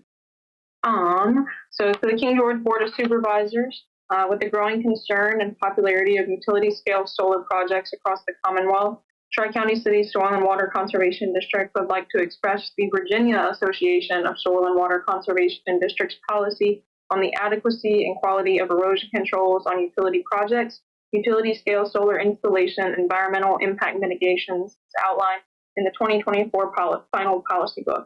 And I do believe this might be an email piece of paper that got passed out to you guys previously in the meeting, but I'm going to go ahead and outline. This is a state policy. Back to reading. The Virginia Soil and Water Conservation Districts are concerned about the adequacy and quality of erosion controls on utility projects of the Commonwealth. We encourage more investigation and continued improvement of erosion and sediment control measures to be implemented. The VASWCD calls on the General Assembly to remove any incentives to convert forest and prime agricultural lands into utility-scale solar industrial facilities, provide incentives for such solar facilities to be developed on brownfields and on existing residential and commercial structures where they can contribute to greenhouse gas emission reduction without impairing the environmental quality in the Commonwealth, promote the adoption of utility-scale solar technologies that are both compatible with continued agricultural activity and are environmentally sound, preserve the authority of local governments to make land use decisions with respect to utility-scale solar projects in accordance with best management practices or policies to mitigate the impact of the conversion of prime farmland or forest land, and to encourage rooftop and parking lot solar. So Tri-County City Soil and Water Conservation District firmly believes in protecting the Commonwealth's natural resources. Erosion and stormwater discharges from utility-scale solar may undercut the Commonwealth's significant past and ongoing efforts to improve water quality in the Chesapeake Bay drainage and elsewhere in the state. We ask that the King George Board of Supervisors consider all current and future utility-scale applications with the utmost importance of protecting the Commonwealth and its waterways. I'll preface the last statement. We did receive some calls from landowners and citizens of King George expressing their concerns about the district's stance on this project and the district's kind of stake or buy-in, quote unquote. So the last piece reads, the conservation specialist that met with Mr. Gilchrist in February of 2024 did not give any technical advice or offer practices that fall under the Virginia Agricultural Cost Share Program. At the time, the program does not qualify for the best practice. So Tri-County City Soil and Water Conservation District is neither for or against the Open Roads Renewable and Gibson Solar utility scale project, nor has the district ever taken an official stance on the topic. For your time and consideration on behalf of the district, signed Jan Massey, chairperson of the Tri-County City Soil and Water Conservation District. Thank you. The next speaker is John Lundberg. You can unmute now. Yes. Can you hear me? Yes. Okay. Thank you. I've lived in King George. My wife and I have lived in King George for over 24 years, the last 4.5 in the Shiloh district. We live off Round Hill Road, and our property, albeit 5 acres, does come very close to the boundary of the project. Okay. We were contacted by mail by Gibson Solar, Gibson and Open Road. We exchanged emails. I attended the library presentation, one of the library presentations, and asked a lot of questions and got a very good feeling for this project. Okay. I'm in favor of the project with some caveats. Okay. Every rural district likes to be rural, but they still need electricity. And to expect somebody else to have electricity generation in their backyard and benefit from it without having to also pony up, I think raises some very serious questions. Okay? I think everybody has a responsibility to play a part. I think solar is a very important part of this. Solar is would be a very quiet neighbor. It makes dual use of the property, which I think is more than what's being done today in many instances. Okay. The supervisors, I listened to most of this meeting, the supervisors and others have raised some very good questions I think need to be followed up. And I hope the supervisors do approve the project after they have made sure that all the I's are dotted and T's crossed in terms of the fiscal responsibility and fiscal burden on the county. Okay. I appreciated Mr. Brooks' letter that was read earlier. I do caution the supervisors to move ahead and make sure that the county is in good position in terms of how the project is carried out. I do think it fits in with the rural nature of Shiloh District, and I encourage it. It's a development that will generate additional income for the county without extra burden on schools and on fire and other county services provided. Okay. It also does not entail a huge amount of traffic, okay, on the roads, which would, I believe, is one of the biggest problems that people move out of Stafford County to other counties. So I thank you for your time, and I appreciate your attention to the matter, and I hope you do go forward and improve the project. Thank you. Thank you. One more. There was one more that signaled to speak. This is Richard Lunsford. You can unmute. Hello? Can you hear me? Hello? We can hear you. Oh, okay. Yeah, my name is Richard Lunsford. I live in Clifton, Virginia, which is in Fairfax County. Yes, I'm an absentee owner. My dad was the person who actually bought the land intending to build a home, have a farm, and live there. His lifelong dream was to have a farm. He wanted to come down and join his sisters who were living in the county. Henry Clay Williams and Elsie had about a 350-acre farm raising Black Angus cattle. And another aunt and uncle, Elsie and Troxel Alderton. Now, it didn't work out for my dad because my mother wouldn't come down, and then I end up inheriting the property. Now I'm on the verge of 80 years old, and I need to do something with the property. I don't feel like I can hold on to it any longer, and there's a sense in my brain that I'm running out of time, nearly being 80 years old, and having various health conditions. I want to help my daughter in Minnesota, and I know that's really not necessarily the concern of people in King George County. But Clifton, Virginia is in Fairfax County, and I want to tell you a little bit. My dad moved to Fairfax County in 1947. Guess what? Fairfax County then was rural. It was rural. Farms, fields, woods. We were right next to woods. We were right near a lake. We could hunt, fish, whatever we wanted.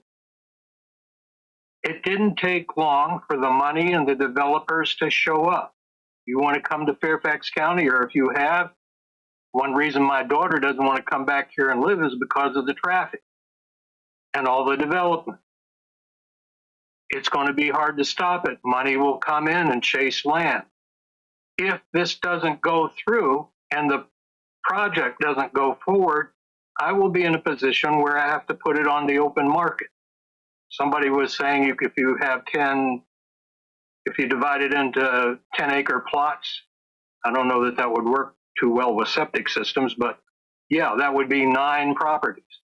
Multiply that times the number of kids in a family, and all of a sudden you get a whole bunch. I don't know the total number of schools, elementary schools, middle schools in Fairfax County. It is tremendous. This is a warning for King George. If you don't do something to slow it down, and this project would slow it down, you'll have a problem. I do trust Open Road Renewables. They've answered every question I have, and they've answered most of your questions. I think you can approve it. Thank you. Mr. Chairman, may I read a letter from one of our other participants here, or I'll present it to you? I'll allow it. Okay. Good evening. Speaking for Judy Harden, it says her property is in the Shiloh district. I have lived in King George County my entire life and watched it grow, both in good ways and bad ways. I'm here tonight to show my support for the Gibson Solar Project for the following reasons. It will increase the county's income without being a burden to the county. It will provide electrical power to all.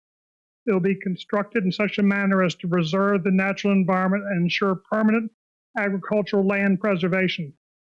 The county should be proactive in allowing solar power to come into King George now, instead of waiting for our state government to mandate solar power for all Virginia counties and take charge of all decisions regarding selection of the solar company, locations within the county, project size, etc. Virginia has already begun talks about this. I believe that Gibson Solar has been extremely diligent in their efforts to plan a solar project that would be best for our county. King George would be wise to approve it. Therefore, I urge you to vote in favor of the solar project. Thank you for your time. Signed, Judy Harden. Thank you. Got one more online? Yeah, there's another online. We have Ryan McGill. Good evening, Ryan McGill, Shiloh District. I've been trying to keep up with some of the comments while I'm away this evening. I'm sorry that I cannot be there in person. I had written a prepared statement, but I want to touch on a couple of the comments that I was just hearing. One of them being concerns about the crossing and going through the RPA, the protected waterways. That's actually a big section of my property. And that was something that was very, very concerning to me because of the wildlife back there. And Open Roads and Ryan Gilchrist were very receptive to my concerns. In fact, they worked closely with myself and our neighbors to ensure that they are now able to avoid going through that RPA area at the back of our property. So I hope that sets that one concern, a very valid concern in my mind, at ease. The protected area, they have the ability to go around that. Also, a thing that I've heard some folks say in the past is, you know, how does this benefit the general county, and what are we going to get out of it? $20 million, $24 million isn't that much. But we have to think about the effects of compounding interest on our money and what we can do with that money, if used and invested properly, to benefit all the citizens of King George County. We have many families in our community that have high water bills due to the service authority debt. It's up to our elected officials to make the best decisions that they can for the most and the greater need of the county. And I hope that the Board of Supervisors will consider these things when determining if they're going to vote yes or no on this project. Think about what the needs are for our community, the budget. I've been going through King George County's budget intimately, looking at it. If you guys want to keep the tax rate at what it is and maintain that low tax rate, we have to be creative in what we're doing and how we're getting our funding. There's a lot of needs that we're going to need as this county continues to grow, especially in public safety. That is something that every citizen uses typically in one shape or another. So we have to be thinking forward. I ask you to please vote in favor of this project. Thank you. Thank you. That's everyone that's signified. Billy Cliff, do you have anything you want to say? You sure? All right. Jeff Cobb. It's the first time you heard him be quiet, isn't it? Yeah? All right. Thank you. Let's move on. Do we have any correspondence? You got, how many do you have, Ms. Bender? I had 3, but Mr. McGill just talked, so. Owens, how many do you have? We got 2. All right, so what I'm going to do is, Ms. Bender, you're going to read one. Mr. Sullins, and we'll go back and forth, give you a break, all right? Mr. Stroud, do you have any?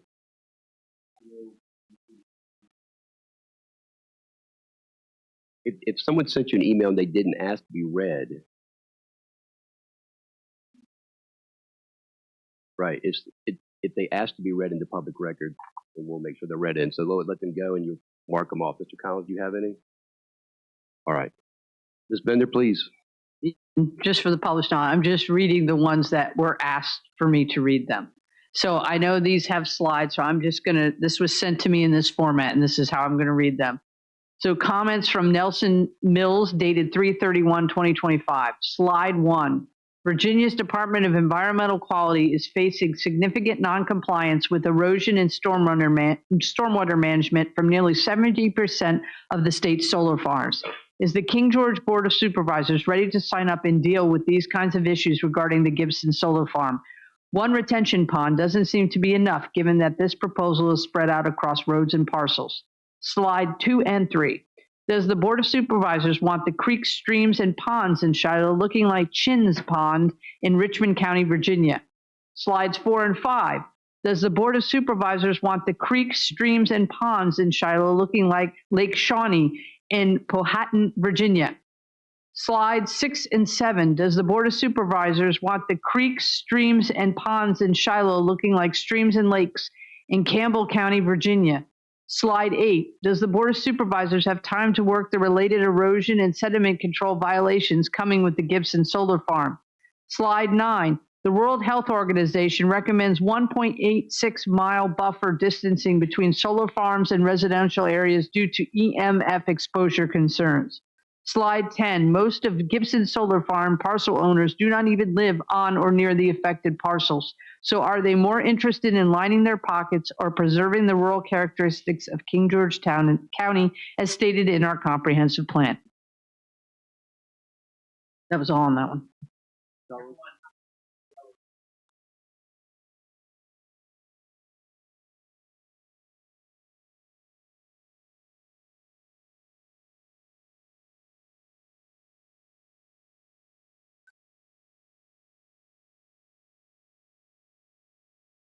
Right. This is from Calvin Norris. Good day, Kathy and Sully. As a lifelong resident and property owner in Shiloh District, I'm emailing you to express my strongest opposition to the Open Road Renewables and Gibson Solar project. I've followed this project since its first presentation to the Board of Supervisors. My reasons for opposition are listed below. This planned industrial scale solar project contradicts what the 2020 comprehensive comp plan set out to do in multiple areas. Page 2 of the comp plan lists rural characteristics of the county as trying to preserve like tree-lined streets. This project has only maintained tree-lined streets, so view of solar panels are screened from the street view. Farmland. This is remaining farmland only as a way for the developer to save money by using sheep instead of man and machine to maintain landscaping.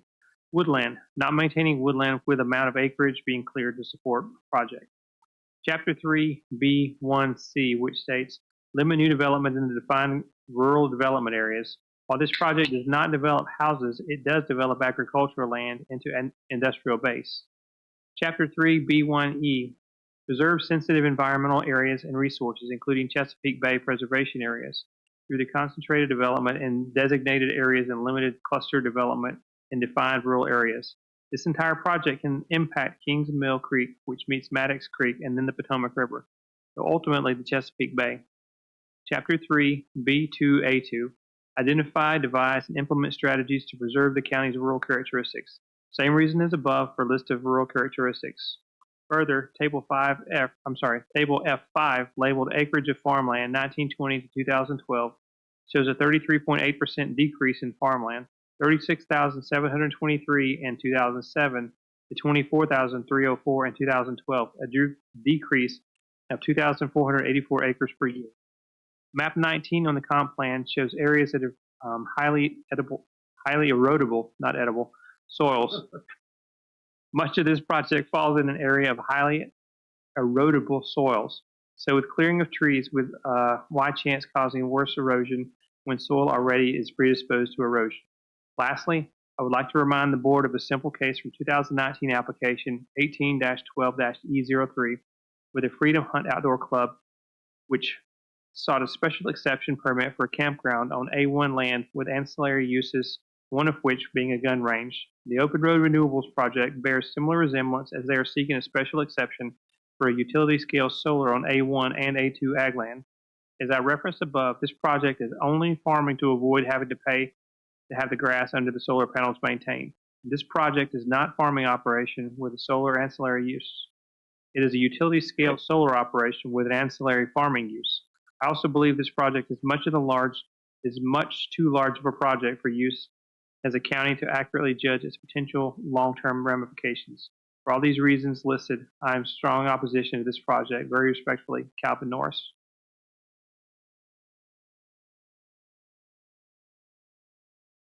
All right. I have one here too, so let me get this out of the way.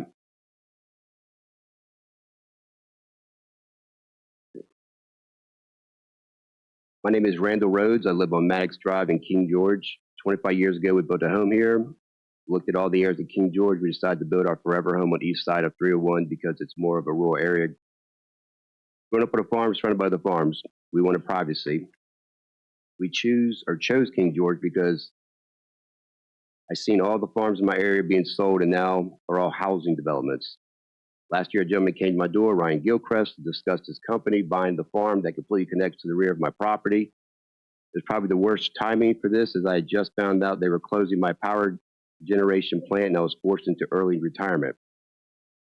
Needless to say, I'm not a big proponent of green energy. After a lot of research and family discussion, we agreed, as did most of our neighbors, that we did not want to see this area become residential. After a lot of discussion, questions, and concerns, we are completely behind Gibson Solar. They have walked the property with us and have listened to our concerns. They have agreed to further setbacks, wildlife corridors, more tree buffers, and even further setback on the transformer stations due to noise concerns. I would love the property to stay the way it is, but I understand the cost issue. I lived it myself. I do not see any negatives in having this property used as a solar panel powered energy supply for Virginia. I've heard many discussions of losing farmland, that obvious visual concerns, the dangers of electricity, wildlife concerns, ground disturbance, water runoff, and others. Gibson Solar has 100% answer to all concerns. Whether you like it, this land will be changed. Worst case scenario for us is more homes, more traffic, more noise. I hear a lot of complaints from people who have never seen or will never be directly affected by this project.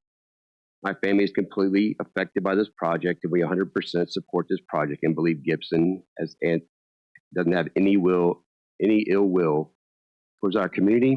And I have had to build a custom wheelchair accessible home for my family, and your decisions to this permit directly affect my family and where we will be able to live. Thank you. Spender. Yes, thank you. This is long, so if I don't make it to the 3 minutes, I'll just send it to Ms. Fish to publish in the minutes. I did also have one for Mr. North, so thank you, Mr. Solms, for reading that. This is from Mr. Hold on, let me go to the very bottom to find the name. Mr. Ken Perrott and Miss Marie Perrott, and they live in the Shiloh district. Dear Supervisors Binder and Sullins, we are Ken and Marie Perrott, 28-year residents of the Shiloh district. Ken is a military veteran, retired Department of the Army civilian, and longtime outdoor conservation communication professional. Maria is a retired senior government official of Stafford County with more than 30 years of experience in financial, education, and business management. We live on 31 beautiful rural acres of King George. We oppose the massive solar array project that will impact more than 1,000 acres of land in the Shiloh district that is zoned rural agricultural RA. While proponents of the Gibson solar project attempt to present a compelling case for the conversion of farms and forests into mass array of solar panels, many of the assertions and proffers, whatever you want to call them, are dubious. Essentially, this project seems to be in no way keeping with the adopted King George County Comprehensive Plan. Solar farms are not considered in the infrastructure section of the comp plan, especially as covered by the area's zone rural agriculture. The plan only makes cursory mention, as in one sentence, of solar and wind turbines. Page 50 of the plan, Chapter 5, Utilities, states as an objective, research and develop strategies to attract and support green energies such as solar and wind while balancing preservation of environmental resources. That is the extent of it. We ask, where is this research? Where are the developed strategies? This current exercise is simply a response to an industrial proposal by a developer that wants to convert thousands of acres of RA land to massive solar arrays, apparently cashing in on the Green New Deal frenzy promoted by the last administration. At present, it also seems like massive solar wind projects will not enjoy much traction in the years ahead. The participating landowners possibly believe the land is more valuable to them when converted to this industrial use. Farming and forestry can be hard work, sometimes fraught with financial challenges. It is much easier to take land zoned to provide agricultural crops, pastures for livestock, or wood for forestry products and make it into a passive endeavor, with a company handing over regular checks in exchange for taking land out of an RA and blanketing the landscape with heat generation via their reflective properties, massive solar panels. But sorry, this land is not zoned for that. The project's proponent states that affected lands will still be used in an agricultural capacity because some sheep will be allowed to graze there. Please reference map 13 of the comp plan. What does this proposal do to take the brunt of the existing crop and pasture land on the affected properties out of true agricultural use and shift the landscape to industrial utility use? Saying you're adding some sheep is a cliche lipstick on a pig's smokescreen. This does not make it a farm. The fact is that land will be transformed forever. Statements and suggestions really that much of it will become permanent conservation easement properties may also be misleading. The applicant asserts in their January 14th, 2025 presentation that more than half of the land taken out of the productive agricultural forestry service will become protected by permanent conservation easement beyond the stated 40-year duration of this project. This has some happily munching the carrot, basically saying, look, this will be land that's still rural, available for our children and grandchildren to enjoy. Yet one of the stated potential uses under these proposed easements is more of the same. The continued use of this beautiful RA land for industrial energy production. And let's face it, after 40 years of conversion to solar energy production, does anyone genuinely believe that these lands will revert to the pristine agricultural and forest lands now present? And I'll stop there and forward the rest on to Ms. Fish. Mr. Sullins. Last one for me. This is from Ms. Brooke Morgan. Sorry, this one is my last one. It's from Ms. Brooke Morgan. To whom it may concern, I hope this message finds you well. I'm writing to express my concerns about the proposed solar panel farm in our area and the potential consequences it may have on the surrounding properties, both from an environmental and an emotional standpoint. As someone who grew up on a farm, I've always valued the lessons and sense of pride that farming instilled in me.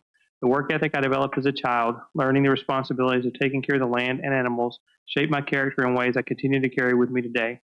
It was more than just a way of life. It was a culture, a deep connection to the earth, and a testament to the pride that comes from working hard to make something grow and thrive.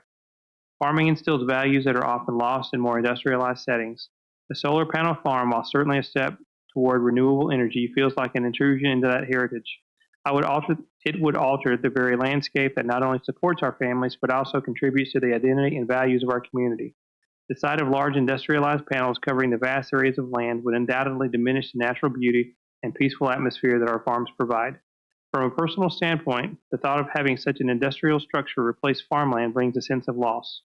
It represents a shift away from traditions that have been passed down from generations for many, including myself. It feels like a loss of heritage.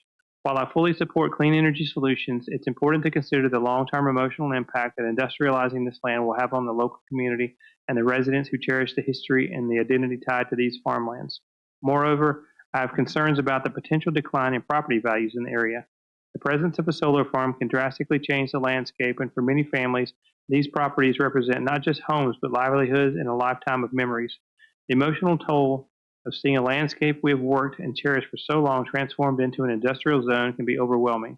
I hope you will consider these perspectives as we work together to find solutions that balance the benefits of renewable energy with the need to preserve the values and heritage of our agricultural community.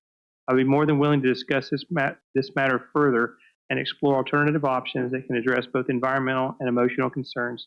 Thank you for your time and attention. Sincerely, Brooke Hicks.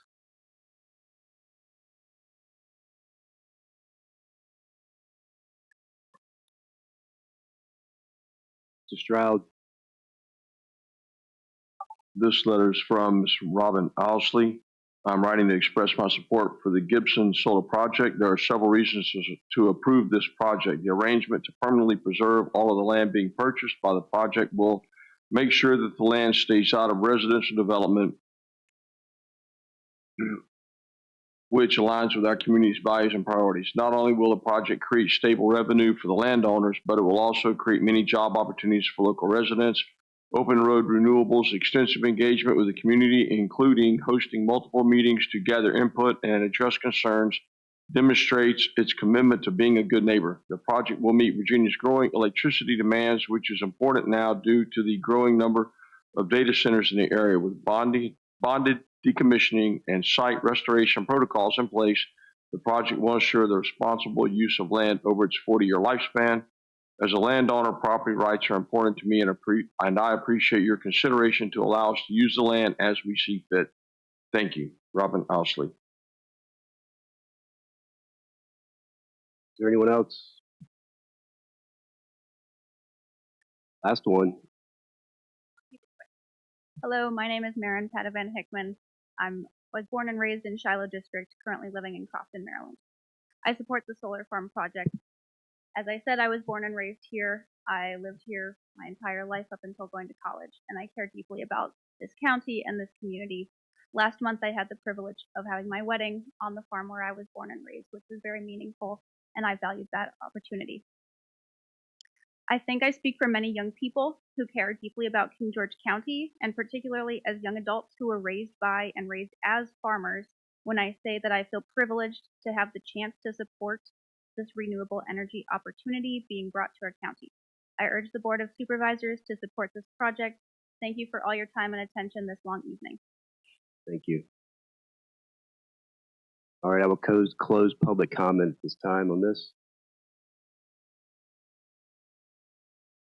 I will open it to the floor, to the board. If there's anyone who would like to make any comments to follow up, if not, I will do it myself. I'll let you go first because since it's my district, I would like to. All right, I'll let you speak to it. So I wasn't going to say anything really, but I ran on transparency, and it's a tough decision. If you're on one side of the fence or the other, I mean, you have your reasons, but I've received more correspondence by email that were for it than I did against. The Planning Commission, there's people that were here that were for it. It outweighed those that were against. In order of transparency, I walked there today going, my wife's like, which way are you going to go? I go, I don't know. Because I ran on the fact that I want to keep King George as close to where it's been and keep it rural. And I think about property rights, things like that. Property rights, people in Loudoun County and Fairfax have property rights too, and the decisions that they made affected us. The reason why that we're looking at solar panels in our rural town is because of other decisions made by other people, the need for energy, the fact that 70% of all data centers in the world are located in our state. The reason why that they're talking about on the highest levels of government, Mr. Stewart can attest to this, is they're talking about water like it's gold. Like it's gold. Because you haven't heard that, but they are. There's a reason why they're talking about counties getting off of wells and everyone dropping into top water and putting a straw in the river and with no thoughts whatsoever what's going to happen to the farmer who waters his lands. King George has a decision to make. And when I ran for this position, people are like, what the heck are you doing? Why would anybody want to do that? The only thing that I like about it, and the fact in some ways land's conserved. The rest of it, I don't want to, I'm like you, I don't want to see it. I don't want to look at it. I wouldn't want it right on top of me.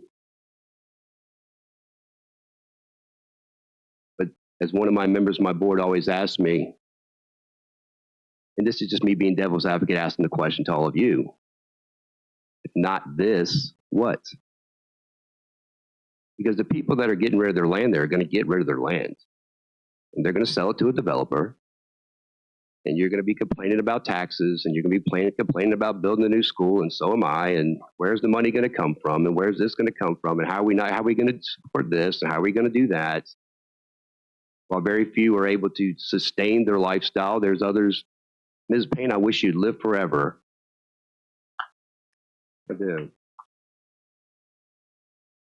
I do. I mean, I wish that you walked that land for the rest of eternity, and that it stays in your family, and that cows were there every time we rode down it. I live with the Burgesses around me, and most people in King George know the Burgesses. And the one reason why I feel safe is because, well, mostly the Burgesses don't sell land. They collect it. But if they ever decided to, I'd be surrounded by a neighborhood. I'd go from living the rural life to being surrounded just like you, and it would change my whole scope and perspective of King George County and where my kids grow up and what they do. This is just me just talking because I wasn't preparing to say anything to you. But it's a big decision. And what you have to ask yourself, all of you, against it or for it, if not this, what? If not this, what? And that's not me even being for it. That's not me being against it, Ryan. It's just me just, if not this, what? Because what's going to go there, they're not going to put them all over there. I heard about people, they're not going to put them all over in Shiloh, at least not in the next 50 years, hopefully. This pain will probably both be gone by then, you know, so. But it's most likely going to be residential. They're going to sell their house. I mean, they're going to sell their lands. They're going to do it. And we have to really come together as a community, and it has to be less about when there's things like this that pop up that we need to be more involved in what the comprehensive plan of what King George and we as a community, we have to decide. It's not about some people you voted in. It's about what do we want King George to look like in 10 years? What do we want to look like in 20 years? And we have most people don't have the ability to design their future, and we have the ability because they haven't taken us over yet. But they're coming. They're coming. Like there's been people, like we started talking about doing some down zone, and people start going crazy about this and tell me what to do with your land. And it's not about that. It's about the decisions you make affect everybody. It is your land, and you have the right to do with it. But your decisions will affect everyone in this county. And not only that, but we are the gateway to the Northern Neck. And once they plow through here, they're going to keep right on going. They've already showed the ability to do that. And so the decision is tough. It's very, very tough. I think, Ryan, I think that you guys did good, but I think you probably could have done better. I think did you guys get some questions tonight that you haven't gotten before? I mean, have you heard some things today that you think that maybe you can deal with? Ms. Bender, before you speak, I mean, one thing that Mr. Brooks made a comment in his letter where he said you need to do more due diligence. And I heard that. And I took that due diligence part serious. This is not a yes or a no. This is me wanting to do more due diligence and giving you a chance to do more due diligence. And the way I look at it today is I'd like to defer. I'd like a continuance. I'd like to give you a chance to work on answering some questions that haven't been answered and talking to people you haven't talked to. And this is not, I'm only one person.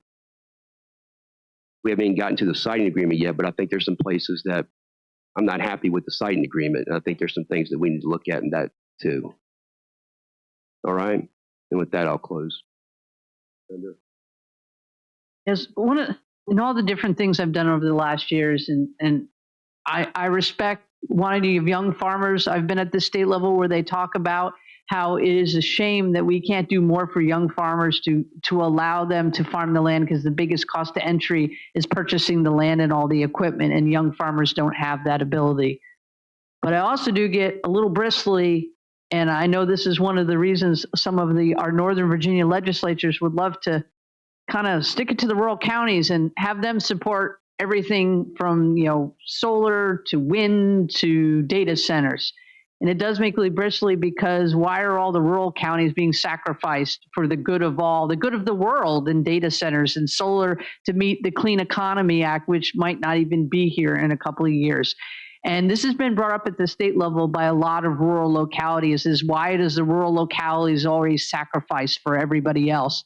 Because I really thought a lot about the private property rights, but then also of the private property rights of those around them that could be affected by whatever, the wildlife, the runoff, the heat island effect, whatever the different concerns are for folks.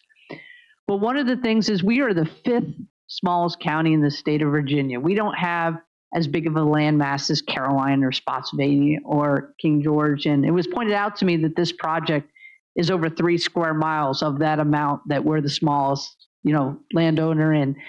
One of the things that I got upset about with some folks in Fredericksburg, especially on the data center conversation, was, well, the rural counties have land in abundance, so you just have to take it all, because you got the land. And that bothers me, because everyone in this room, and I heard a lot of people talk, and I know a lot of you personally, either I know you personally through school, work, just out and about, or I coached your kid. And there's a lot of people in this room that I might have coached their kid. Right, Mr. Webb back there? And so I take it personally, Mr. Clift, I coached some of your kids. I know Miss Minter from teaching. And so, these are citizens that I've seen since 2001, and I do appreciate their rights as citizens, as along with Miss Trainer's and her family's rights on the land that they've held for a long time. So it is a tough decision, but Mr. Gilchrist, you need to do better, especially about contacting those landowners. You didn't. You've had a lot of conversation and you were very open, but you did miss a little bit. And I would like to see you address to those citizens and make them at ease, because I know Mr. Davis has said this before, but there's a point for coming yes, going, what is the term they call it, is coming to a yes on a vote. But you also have to convince the citizens of this community that this is a project that's worthy to say yes to, because, we're just elected, but they elect us to serve them, as, because for various reasons, they don't want to be in our position. I mean, a lot of people have said, I used to like to be it, but not anymore, because you have a tough job and you have to sit up here with everybody looking at you and asking you questions and debating you. So you have to prove to the citizens of the county and to Shiloh why this is a good thing. And I know I keep hearing about the housing developments, but we hear that from data center developers. That seems to be the easy answer. Well, it's like a scare tactic. I know I used to write the promo. What's the number one thing to make people scared to do something? Save my family or save my child.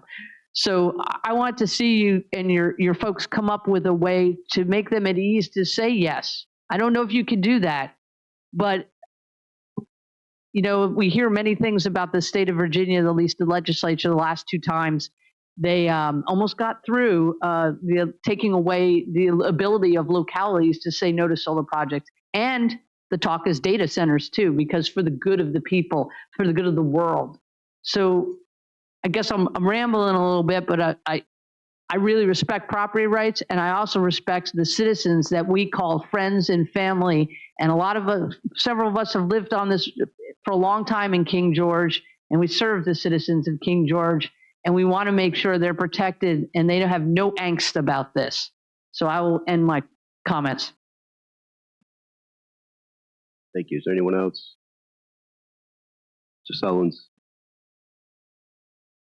So I want to share with y'all kind of the decision process and a little bit of timeline behind this. And this is building on what Ms. Bender said. You know, if Mr. Gilchrist reaches out to you, talk to him with an open mind, and then come back again and let us know, you know, what your thoughts are on this. Because for me, this started, I know y'all have been working on this for, what, 5 years, I think? For me, this started a little over a year ago. The very first meeting where the 3 of us newbies took over, Ryan reached out to me and said, hey, can we talk about this? And what was the first thing I told you when we met over at Uncle Dave's? Ryan, I hate to tell you this, but I hate solar farms. They're nasty. They're ugly. I fly over the one in Spotsy all the time. It is butt ugly. They ruin that land. But I'm open. Talk to me. He's like, okay. So, and he walked me through all that they're going to do. And I'm like, still not sold, but I'm at least willing to listen to more of it. You know, over the course of the year, met with him, with Kelsey a few times, and kind of won me over. You know, middle of the road, but leaning in favor of. But I've also met some other people. I met the Morgans. They were kind enough to tour me around the land and help me understand the topography. And that's why the drainage worries me. You know, that's why Ryan, you know, was asking those questions. The drainage really worries me about those that are downhill, for lack of a better way of describing it. You know, so I want to make sure that we've addressed that. That got me leaning in the other way direction, you know, maybe against it. And then we come in here tonight and, okay, well, you seem like you're addressing those things. But I look around the room, I see people that I think the world of, Billy Cliff, Miss Mentor, Mr. Mentor back there. You know, I value their opinions. Other names that were on that list who are opposed to this, I value those people's opinions. I look over here, Miss Rose. I went to church with Miss Rose for like 6 years. She's not nearly as mean as you think she is. She's a sweetheart. She's a sweet, sweet lady. You know, what's that? I go to a different church now. I got tired of driving all the way out to White Oak. I go to church here in town. But anyway, the point that I'm making here is that this is not an easy decision. You know, I see it's roughly 50-50 here. Half the people that are the people that are in favor of it stand to gain something from it. People that are against it stand to lose something from it. You know, talk with Ryan. See if that changes your opinion at all. Let us know. I think you said you want a continuance and not vote on this tonight. I would like to know, you know, Ryan, some of those questions that were asked tonight, you know, I'd like to know a little more in-depth answers. And I want to make sure that people are engaged on this, because you can see this is a dang hard thing to do. You know, I'm going to come here, but I'm here now. A lot of the comments tonight were from people that don't live here. I'm sorry, that doesn't weigh as much in my mind as the people that I've got to wake up and go talk to every day for the rest of the time that I live here. So I hope you understand that. Thanks. Do I have a motion?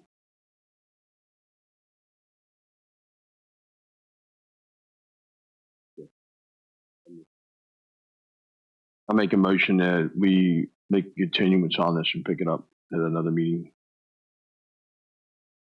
Can we do that? Mr. Chairman, I think the motion should be to defer until the May meeting or the June meeting, whatever you want to do. And I would think it would be prudent to have them concur in that. I don't know what the time limit is. I'm sorry, I can't understand you. Repeat what you just asked. I think the motion is to defer.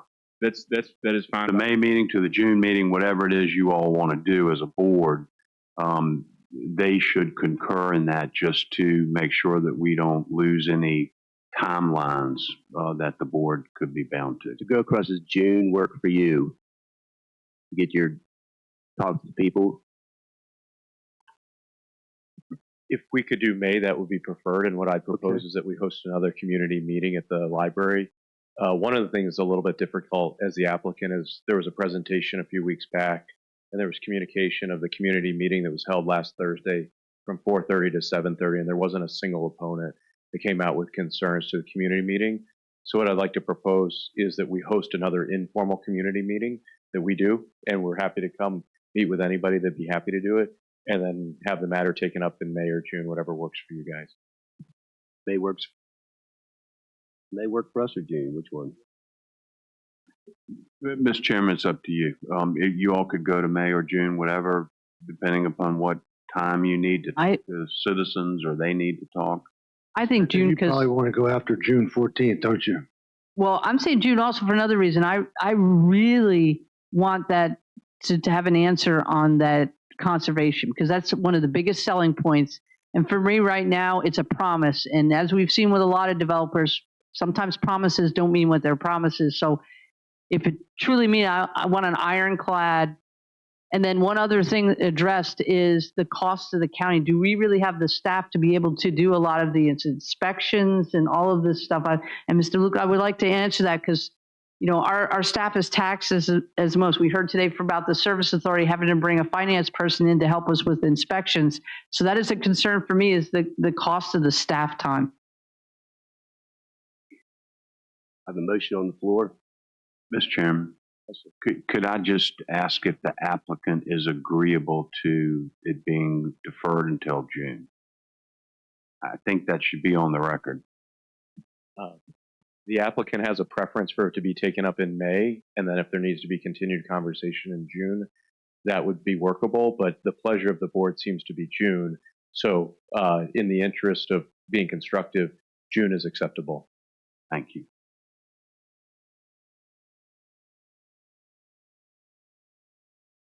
Second. The motion properly second. Is there any further discussion? Mr. Collins, how do you vote? Yay. Mr. Sullins? Yay. Mr. Stroud? Spender? Aye. Chair votes aye. Motion passes. Mr. Chairman, just to save you maybe a little bit of time, you have advertised a public hearing on the siting agreement, and the folks are here, so you can certainly have the public hearing on the siting agreement, but you can't take action on it until you take action on the other, if you were to approve it, just so the board knows that. So we really have no reason to discuss it at this time. Well, except that so many people have come, you may want to hear their comment if they want. Is there anyone here who's looking to, I think everyone spoke. Is there anyone who's looking to speak towards the siting agreement? I open up for public comment. There is. There's not. Mr. Chairman, if you don't hold the public hearing tonight, it'll have to be re-advertised and held another night. All right. So let me do it. I'll read it off. Oh, Mr. Chair, just can I make another motion to extend the meeting? So before we get, since we said 11, I would like to make a motion to extend the meeting to midnight. Second. We don't know if we need to. Well, we have a closed session and something on the CIP, so we're going to be here a little bit. As long as we don't break the record of the Amazon thing, then we're good. That was 2:30. We don't need to. The thing is we don't know if we're going to have those. But yeah, we have a closed session. I'm just extending it an hour. I'll make a motion, and you don't have to vote for it, Ken. Again. Motion probably second. Is there any further discussion? Yes. Mr. Collins? So I don't think that it'd be proper to go over the siting agreement until you take care of the application. So you don't put the cart before the horse. All he's doing is the public comment. It's not making a decision on it. Well, it's a public hearing, so you have to hear public hearing. from the county. You have to hear from the applicant. So it's not just a public hearing is complete, needs to be complete. Mr. Chairman, it's up to you, the board, to decide. You've already advertised, and there were people here who may want to speak. That's the only reason I said you may want to have the public hearing now. Yeah, we're gonna do it just because we already advertised it. All right, so let me read it to you. Made a motion to extend. We didn't vote on that. Are you voting to extend, Mr. Collins, or no? The time. Excuse me? Extend the time.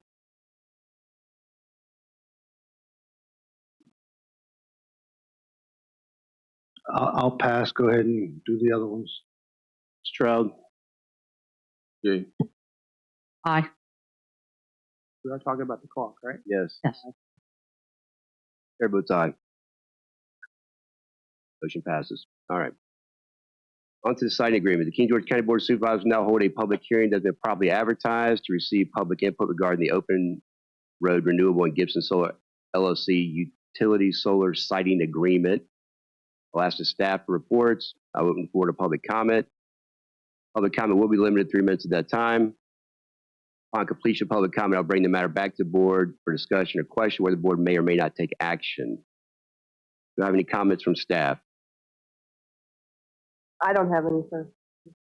Mr. Chairman, I think Kelly's deferring to me.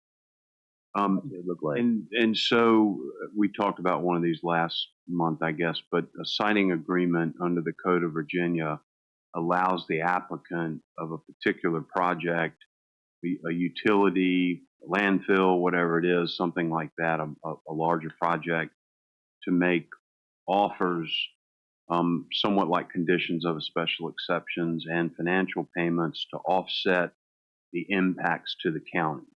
And so there is a tentative siting agreement which was published in conjunction with this meeting and the public hearing.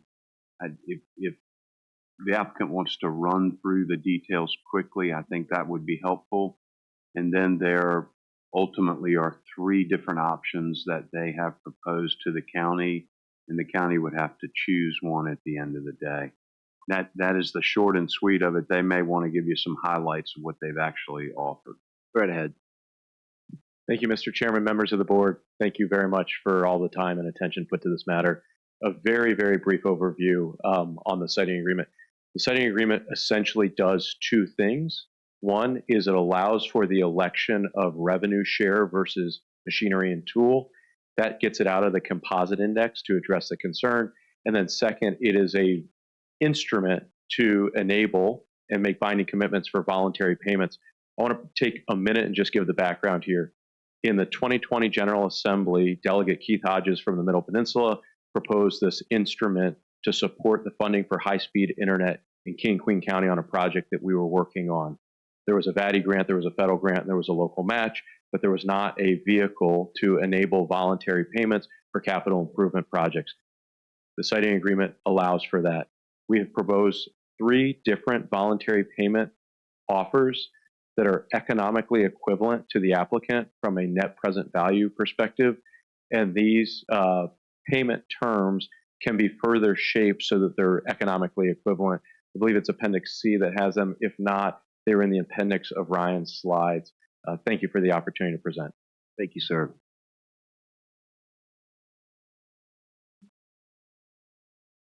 Is there any public comment on the siting agreement?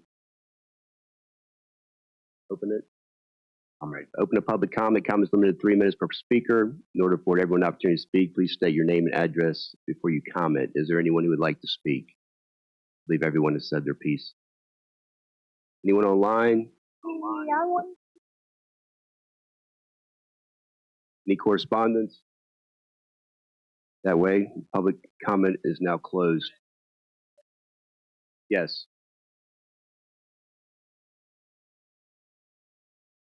So we can close.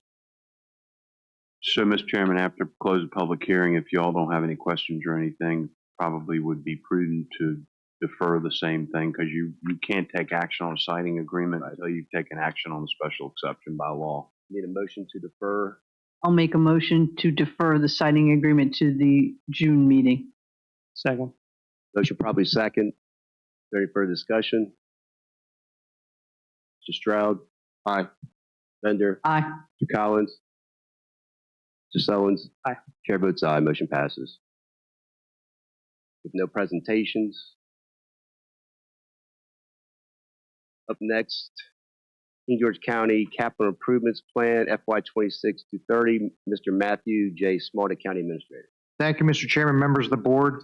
So at the March 18th meeting I presented, we have the public hearing for the FY 26-30 CIP. At that time, the Board of Supervisors gave me some guidance to look into adding potential school buses for the school bus replacement, and then also explore the possibility of adding bleachers at the high school stadium. In my staff report, I did meet with Dr. Boyd. There is some information presented on the fleet of buses and then the cost of fully equipped bus at $177,000. The CIP that is before you tonight, very similar to the March 18th meeting. The highlighted items those are my recommendations. And you will notice line number 7, King George School Bus Refresh. That is now highlighted to a cost of $354,000, which equates to 2 new school buses for FY 26. When the staff report was written, we did not have any very good estimates on the bleachers. Dr. Boyd did email me. He got some ballpark figures back, $325,000, and he's indicating there's about $13,000 worth of revenue per year coming into for the field.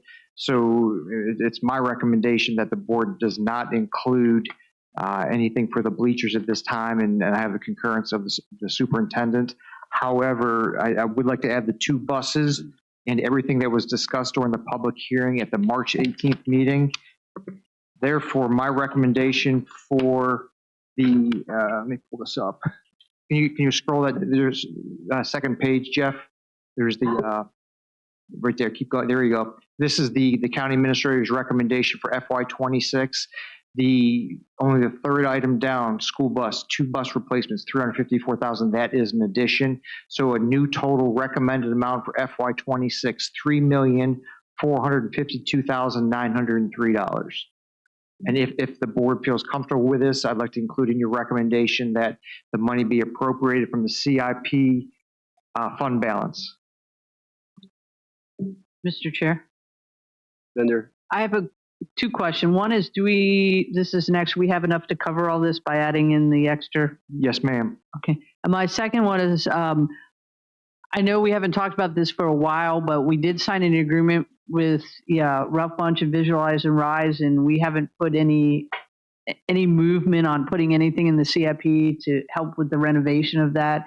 And I've been reached out by the association that we consider discussing some of that at a future date, because there were promises made a long time ago about the county also being part of the solution for the Ralph Bunch building with Visualize and Rise and the Ralph Bunch Alumni Association. So I want to bring that to the forefront. And I know I was contacted by the association to write a letter of support for it. It's a T-Mobile grant. I believe it's T-Mobile. So they will be applying for that. So I'll keep the board updated. There is no match from the county standpoint. So nothing on your particular end, but we can keep this in mind and possibly add it for future CIPs. Is this what I'm hearing? Yeah. Okay. Do I have a motion on the CIP? I'll make a motion to approve the CIP as presented. Or do I have to, Mr. Stewart, give the exact dollar amount? Yes. Yes, so I'll make a motion to approve the CIP for $3,452,903 as presented. And to appropriate it from the CIP. And to appropriate, help me out here, from the CIP fund balance. Thank you, Ms. Cobb. Second. Motion probably second. Is there any further discussion? Roll call vote. Mr. Stroud? Aye. Ms. Bender? Aye. Mr. Collins? Mr. Sullins? Aye. Chair votes aye. Motion passes. Thank you. Next up, Hop Yard Farm Trailway, Mr. Richard Stewart, Senior Interim County Attorney. Mr. Chairman, as we talked about the last meeting, when Hop Yard project was rezoned, they proffered a number of things, not the least of which was a trail that they built we've had this discussion for a little while now. The attorneys for them insist that they want to convey this to the county, and the county would be responsible. That was, in fact, the proffer back then. I've looked at this.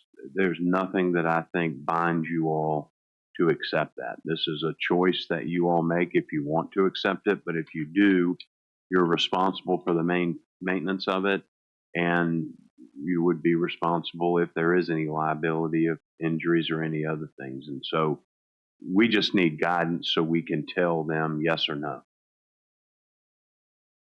Kyle, do you have anything? Well, I'd vote no when it comes to that. Mr. Stroud, do you have any comments at your district? Yes. Mr. Sellens? Echo my colleague, Mr. Collins, I vote no. Bender? I'm concerned about the liabilities, so at this moment I would say no. Stroud? I wasn't here whenever that original proffer was made and what was agreed to there, but I can't see us taking on the liability for it. So I'd say no. I need a motion, right? We would appreciate it, and then we can be very clear with them that the board is not going to accept it. I'll attempt to make the motion. So help me out if I say I will make a motion to reject the conveyance of the Hop Yard Farm Trailway into the county. To the county of King George. Thank you. Second. Motion probably second. Is there any further discussion? Stroud, how do you vote? No. Bender? Aye. Collins? No. I think we might have. We need to clarify the verbiage. Yeah. Because I think we got some double negatives going on. Her motion was in the negative. Yes. Or motion into the negative. If you don't want to accept it, you would vote aye to her motion, the way I heard her motion. She made a motion to decline. So if you don't want it, you would say, you agree with her, you'd say yes. I'm not trying to influence. I just think people didn't understand the motion. You need to go again? Then, yeah, I'm voting against. Voting against. Accepting it. Correct. Collins? Aye. Ms. Bender? Aye. Getting late. Mr. Sullins? Aye. Chair votes aye. The motion passes. All right. 0406, initiating resolution for industrial height requirement. Mr. Matthew J. Smallneck, County Administrator. Thank you, Mr. Chairman. So this item was also discussed at the March 18th meeting, brought up, I believe, Supervisor Stroud's comments. So before you tonight is an initiating resolution to allow some flexibility, I guess you could say, in the for the height restrictions. And when this was initially brought to you all, it was, remember, there was a finite number for a specific building height, and it was specific to data centers. I want to be very clear on this. The way this is drafted, we had some discussions, and what I heard the board saying, you want to look at this on a case-by-case basis.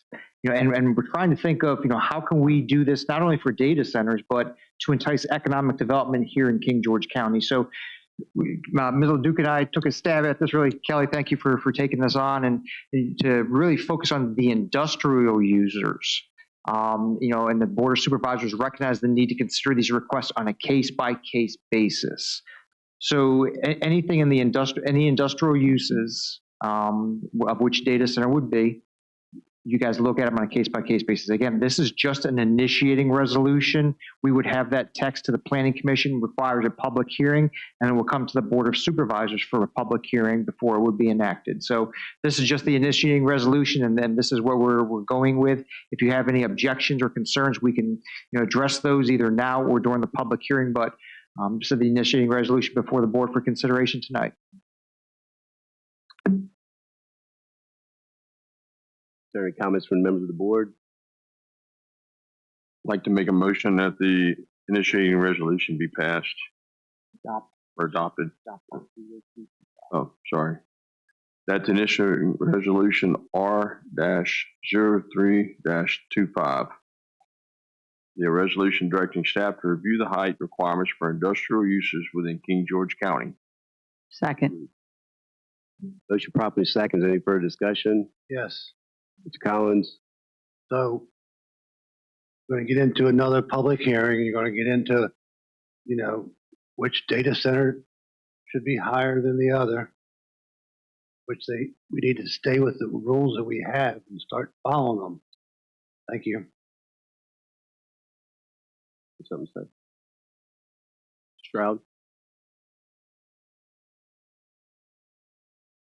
To some extent, I agree with you, but it's technically infeasible to keep it at 50 feet. You just can't get the equipment in there.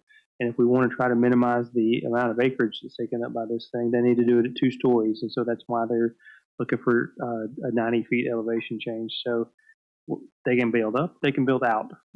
Those are kind of their choices. But realistically speaking, it needs to go up to 90 feet. So I don't think it realistically needs to go up to 90 feet. So, I mean, you're going to. I think it's a case by case basis, though. It's not Right, but so if you allow one case, one data center, how will you deny another? the same way I could say no to a solar farm in one place and say yes to it somewhere else. The previous board approved 120 feet for AWS. I didn't. I was on the previous board and I voted no, no, no, no. Spender, you have any comments? I don't have any comments. I'm not advocating 120 feet either. So, but I do believe that we need to address it because we need the ability to limit the noise and on top of the buildings, they need to be able to put up the means to deflect the noise and limit that. Thank you.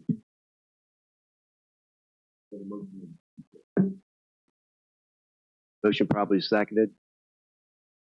Stroud, how do you vote? Aye. Bender? Aye. Mr. Collins? Hey. Mr. Sullins? Aye. Chair votes aye. Motion passes. County Administrator Report. Thank you, Mr. Chairman. A couple items for you. First of all, I know there's been a lot of discussion with the library and the electric bills. So what I've done, I reached out to Dominion and I pulled a 17-month history on, now it doesn't all come down to cost. It's, you really need to look at the kilowatt hours, but I know, the cost has been, the point that's been discussed, and they are very high. Looking at the last 17 months, the lowest bill that I received was $8,662, up to a high of $14,443.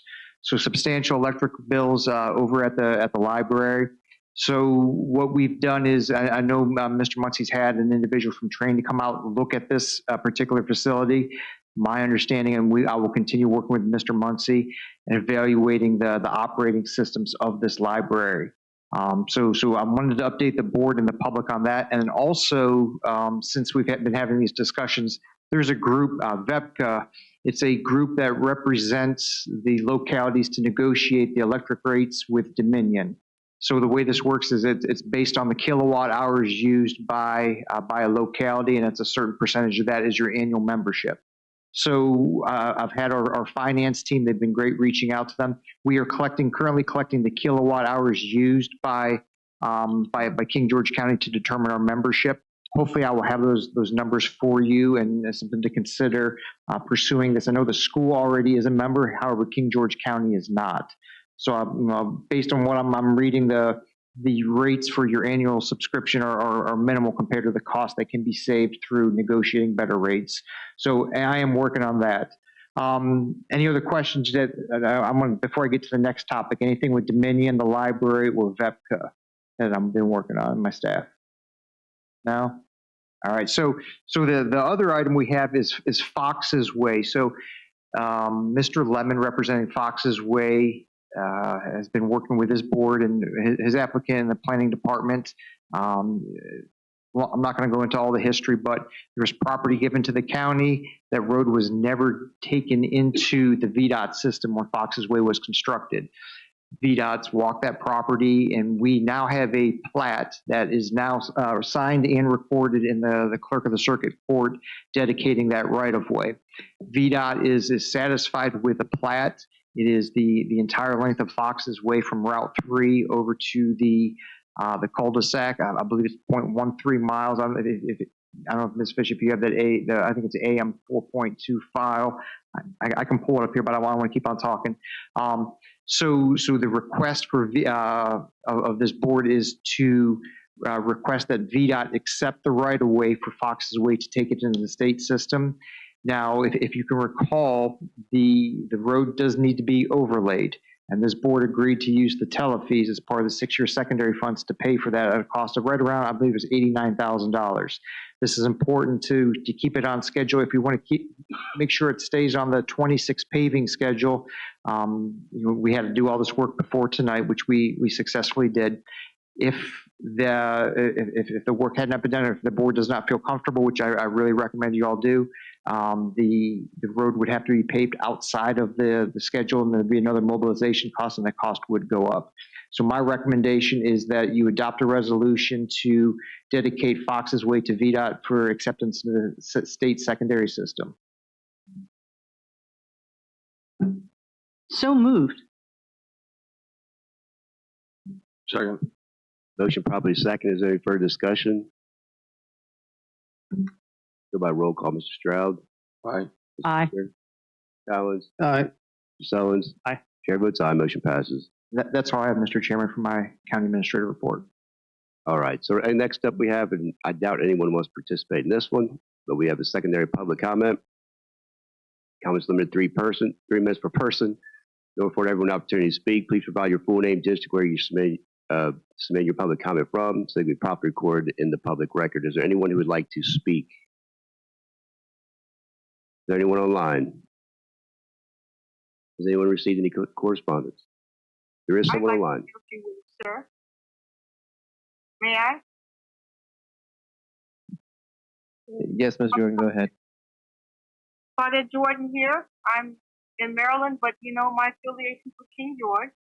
I would like to applaud the stamina of each and every one of you there tonight. Thank you so much. Thank you. Is there anyone else? Anyone received any correspondence?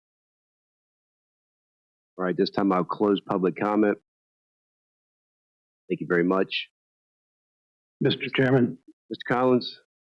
Before you go on to the next item, I've been regularly using my cell phone. There is no FOIA information. I was using it for my calculator, so I just want to cross that bridge now in public while we're here. Thank you. Thank you, Mr. Collins. So at this point in time, again, we have a closed session set up.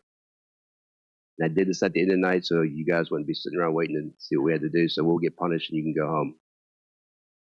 You're welcome. So do I have a motion for the public, for the closed session? I moved that the King George County Board of Supervisors convene to closed session for discussion of performance of specific public officers or employees of any public body and evaluation of performance of departments. I invite the county administrator, interim county attorney, and Mr. Andrew Grossnickel as needed because they are deemed necessary and/or their presence will reasonably aid the board in its consideration of the topics to be discussed pursuant to Virginia Code Section 2.23712F. I need to second that. Second. Any further discussion?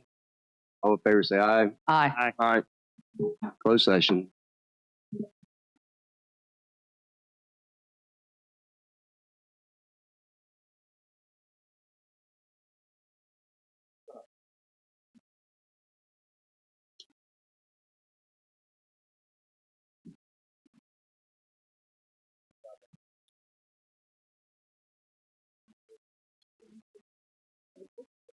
You will be interested in this.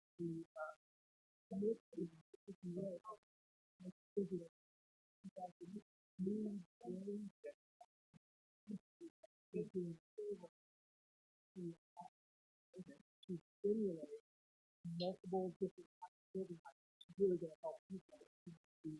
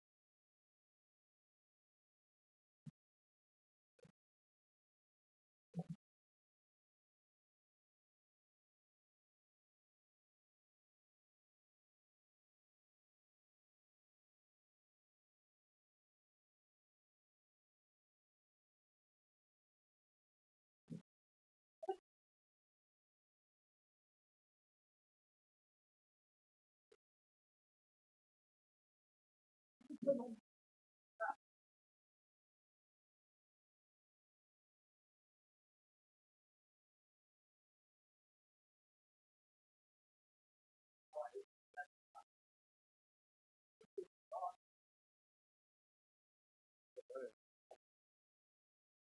you go.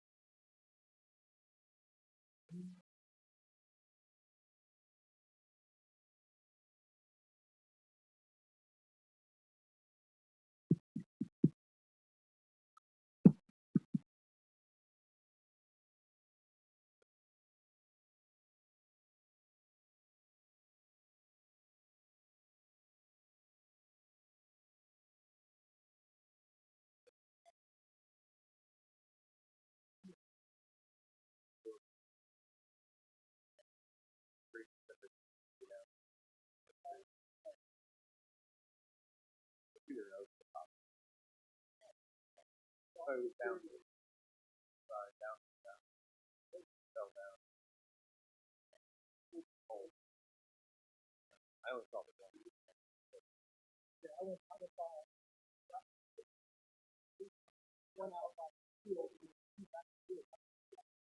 they drove down.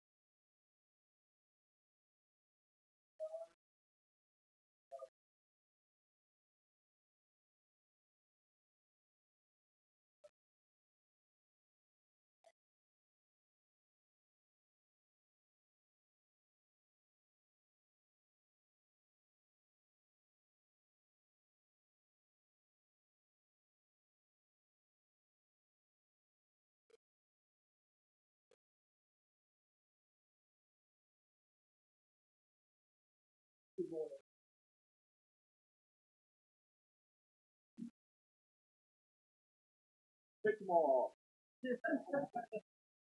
Are not possible, right? Stick around.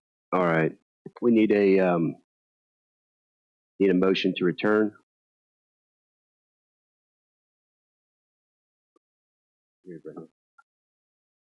I make a motion to return to public meeting and certify by vote that only public business matters lawfully exempted from open meeting requirements by Virginia law and only such public business matters as were identified in the motion convening the closed session meeting were heard, discussed, or considered during the closed meeting, and no action was taken on matters discussed in closed session. Second. Motion probably second. Any further discussion? Certify, Mr. Collins. I certify. Mr. Sullins. Certify. Mr. Stroud. Bender. So certify. Chair certifies. I'll go ahead and Adjournment. I will make a motion to adjourn to the Board of Supervisors to Friday, April 11th at 8:30, correct? 8:30 a.m. in the boardroom of the Rivercombe Building. Need a second? Second. Motion probably second for discussion. All in favor say aye. Aye. Aye. We are closed.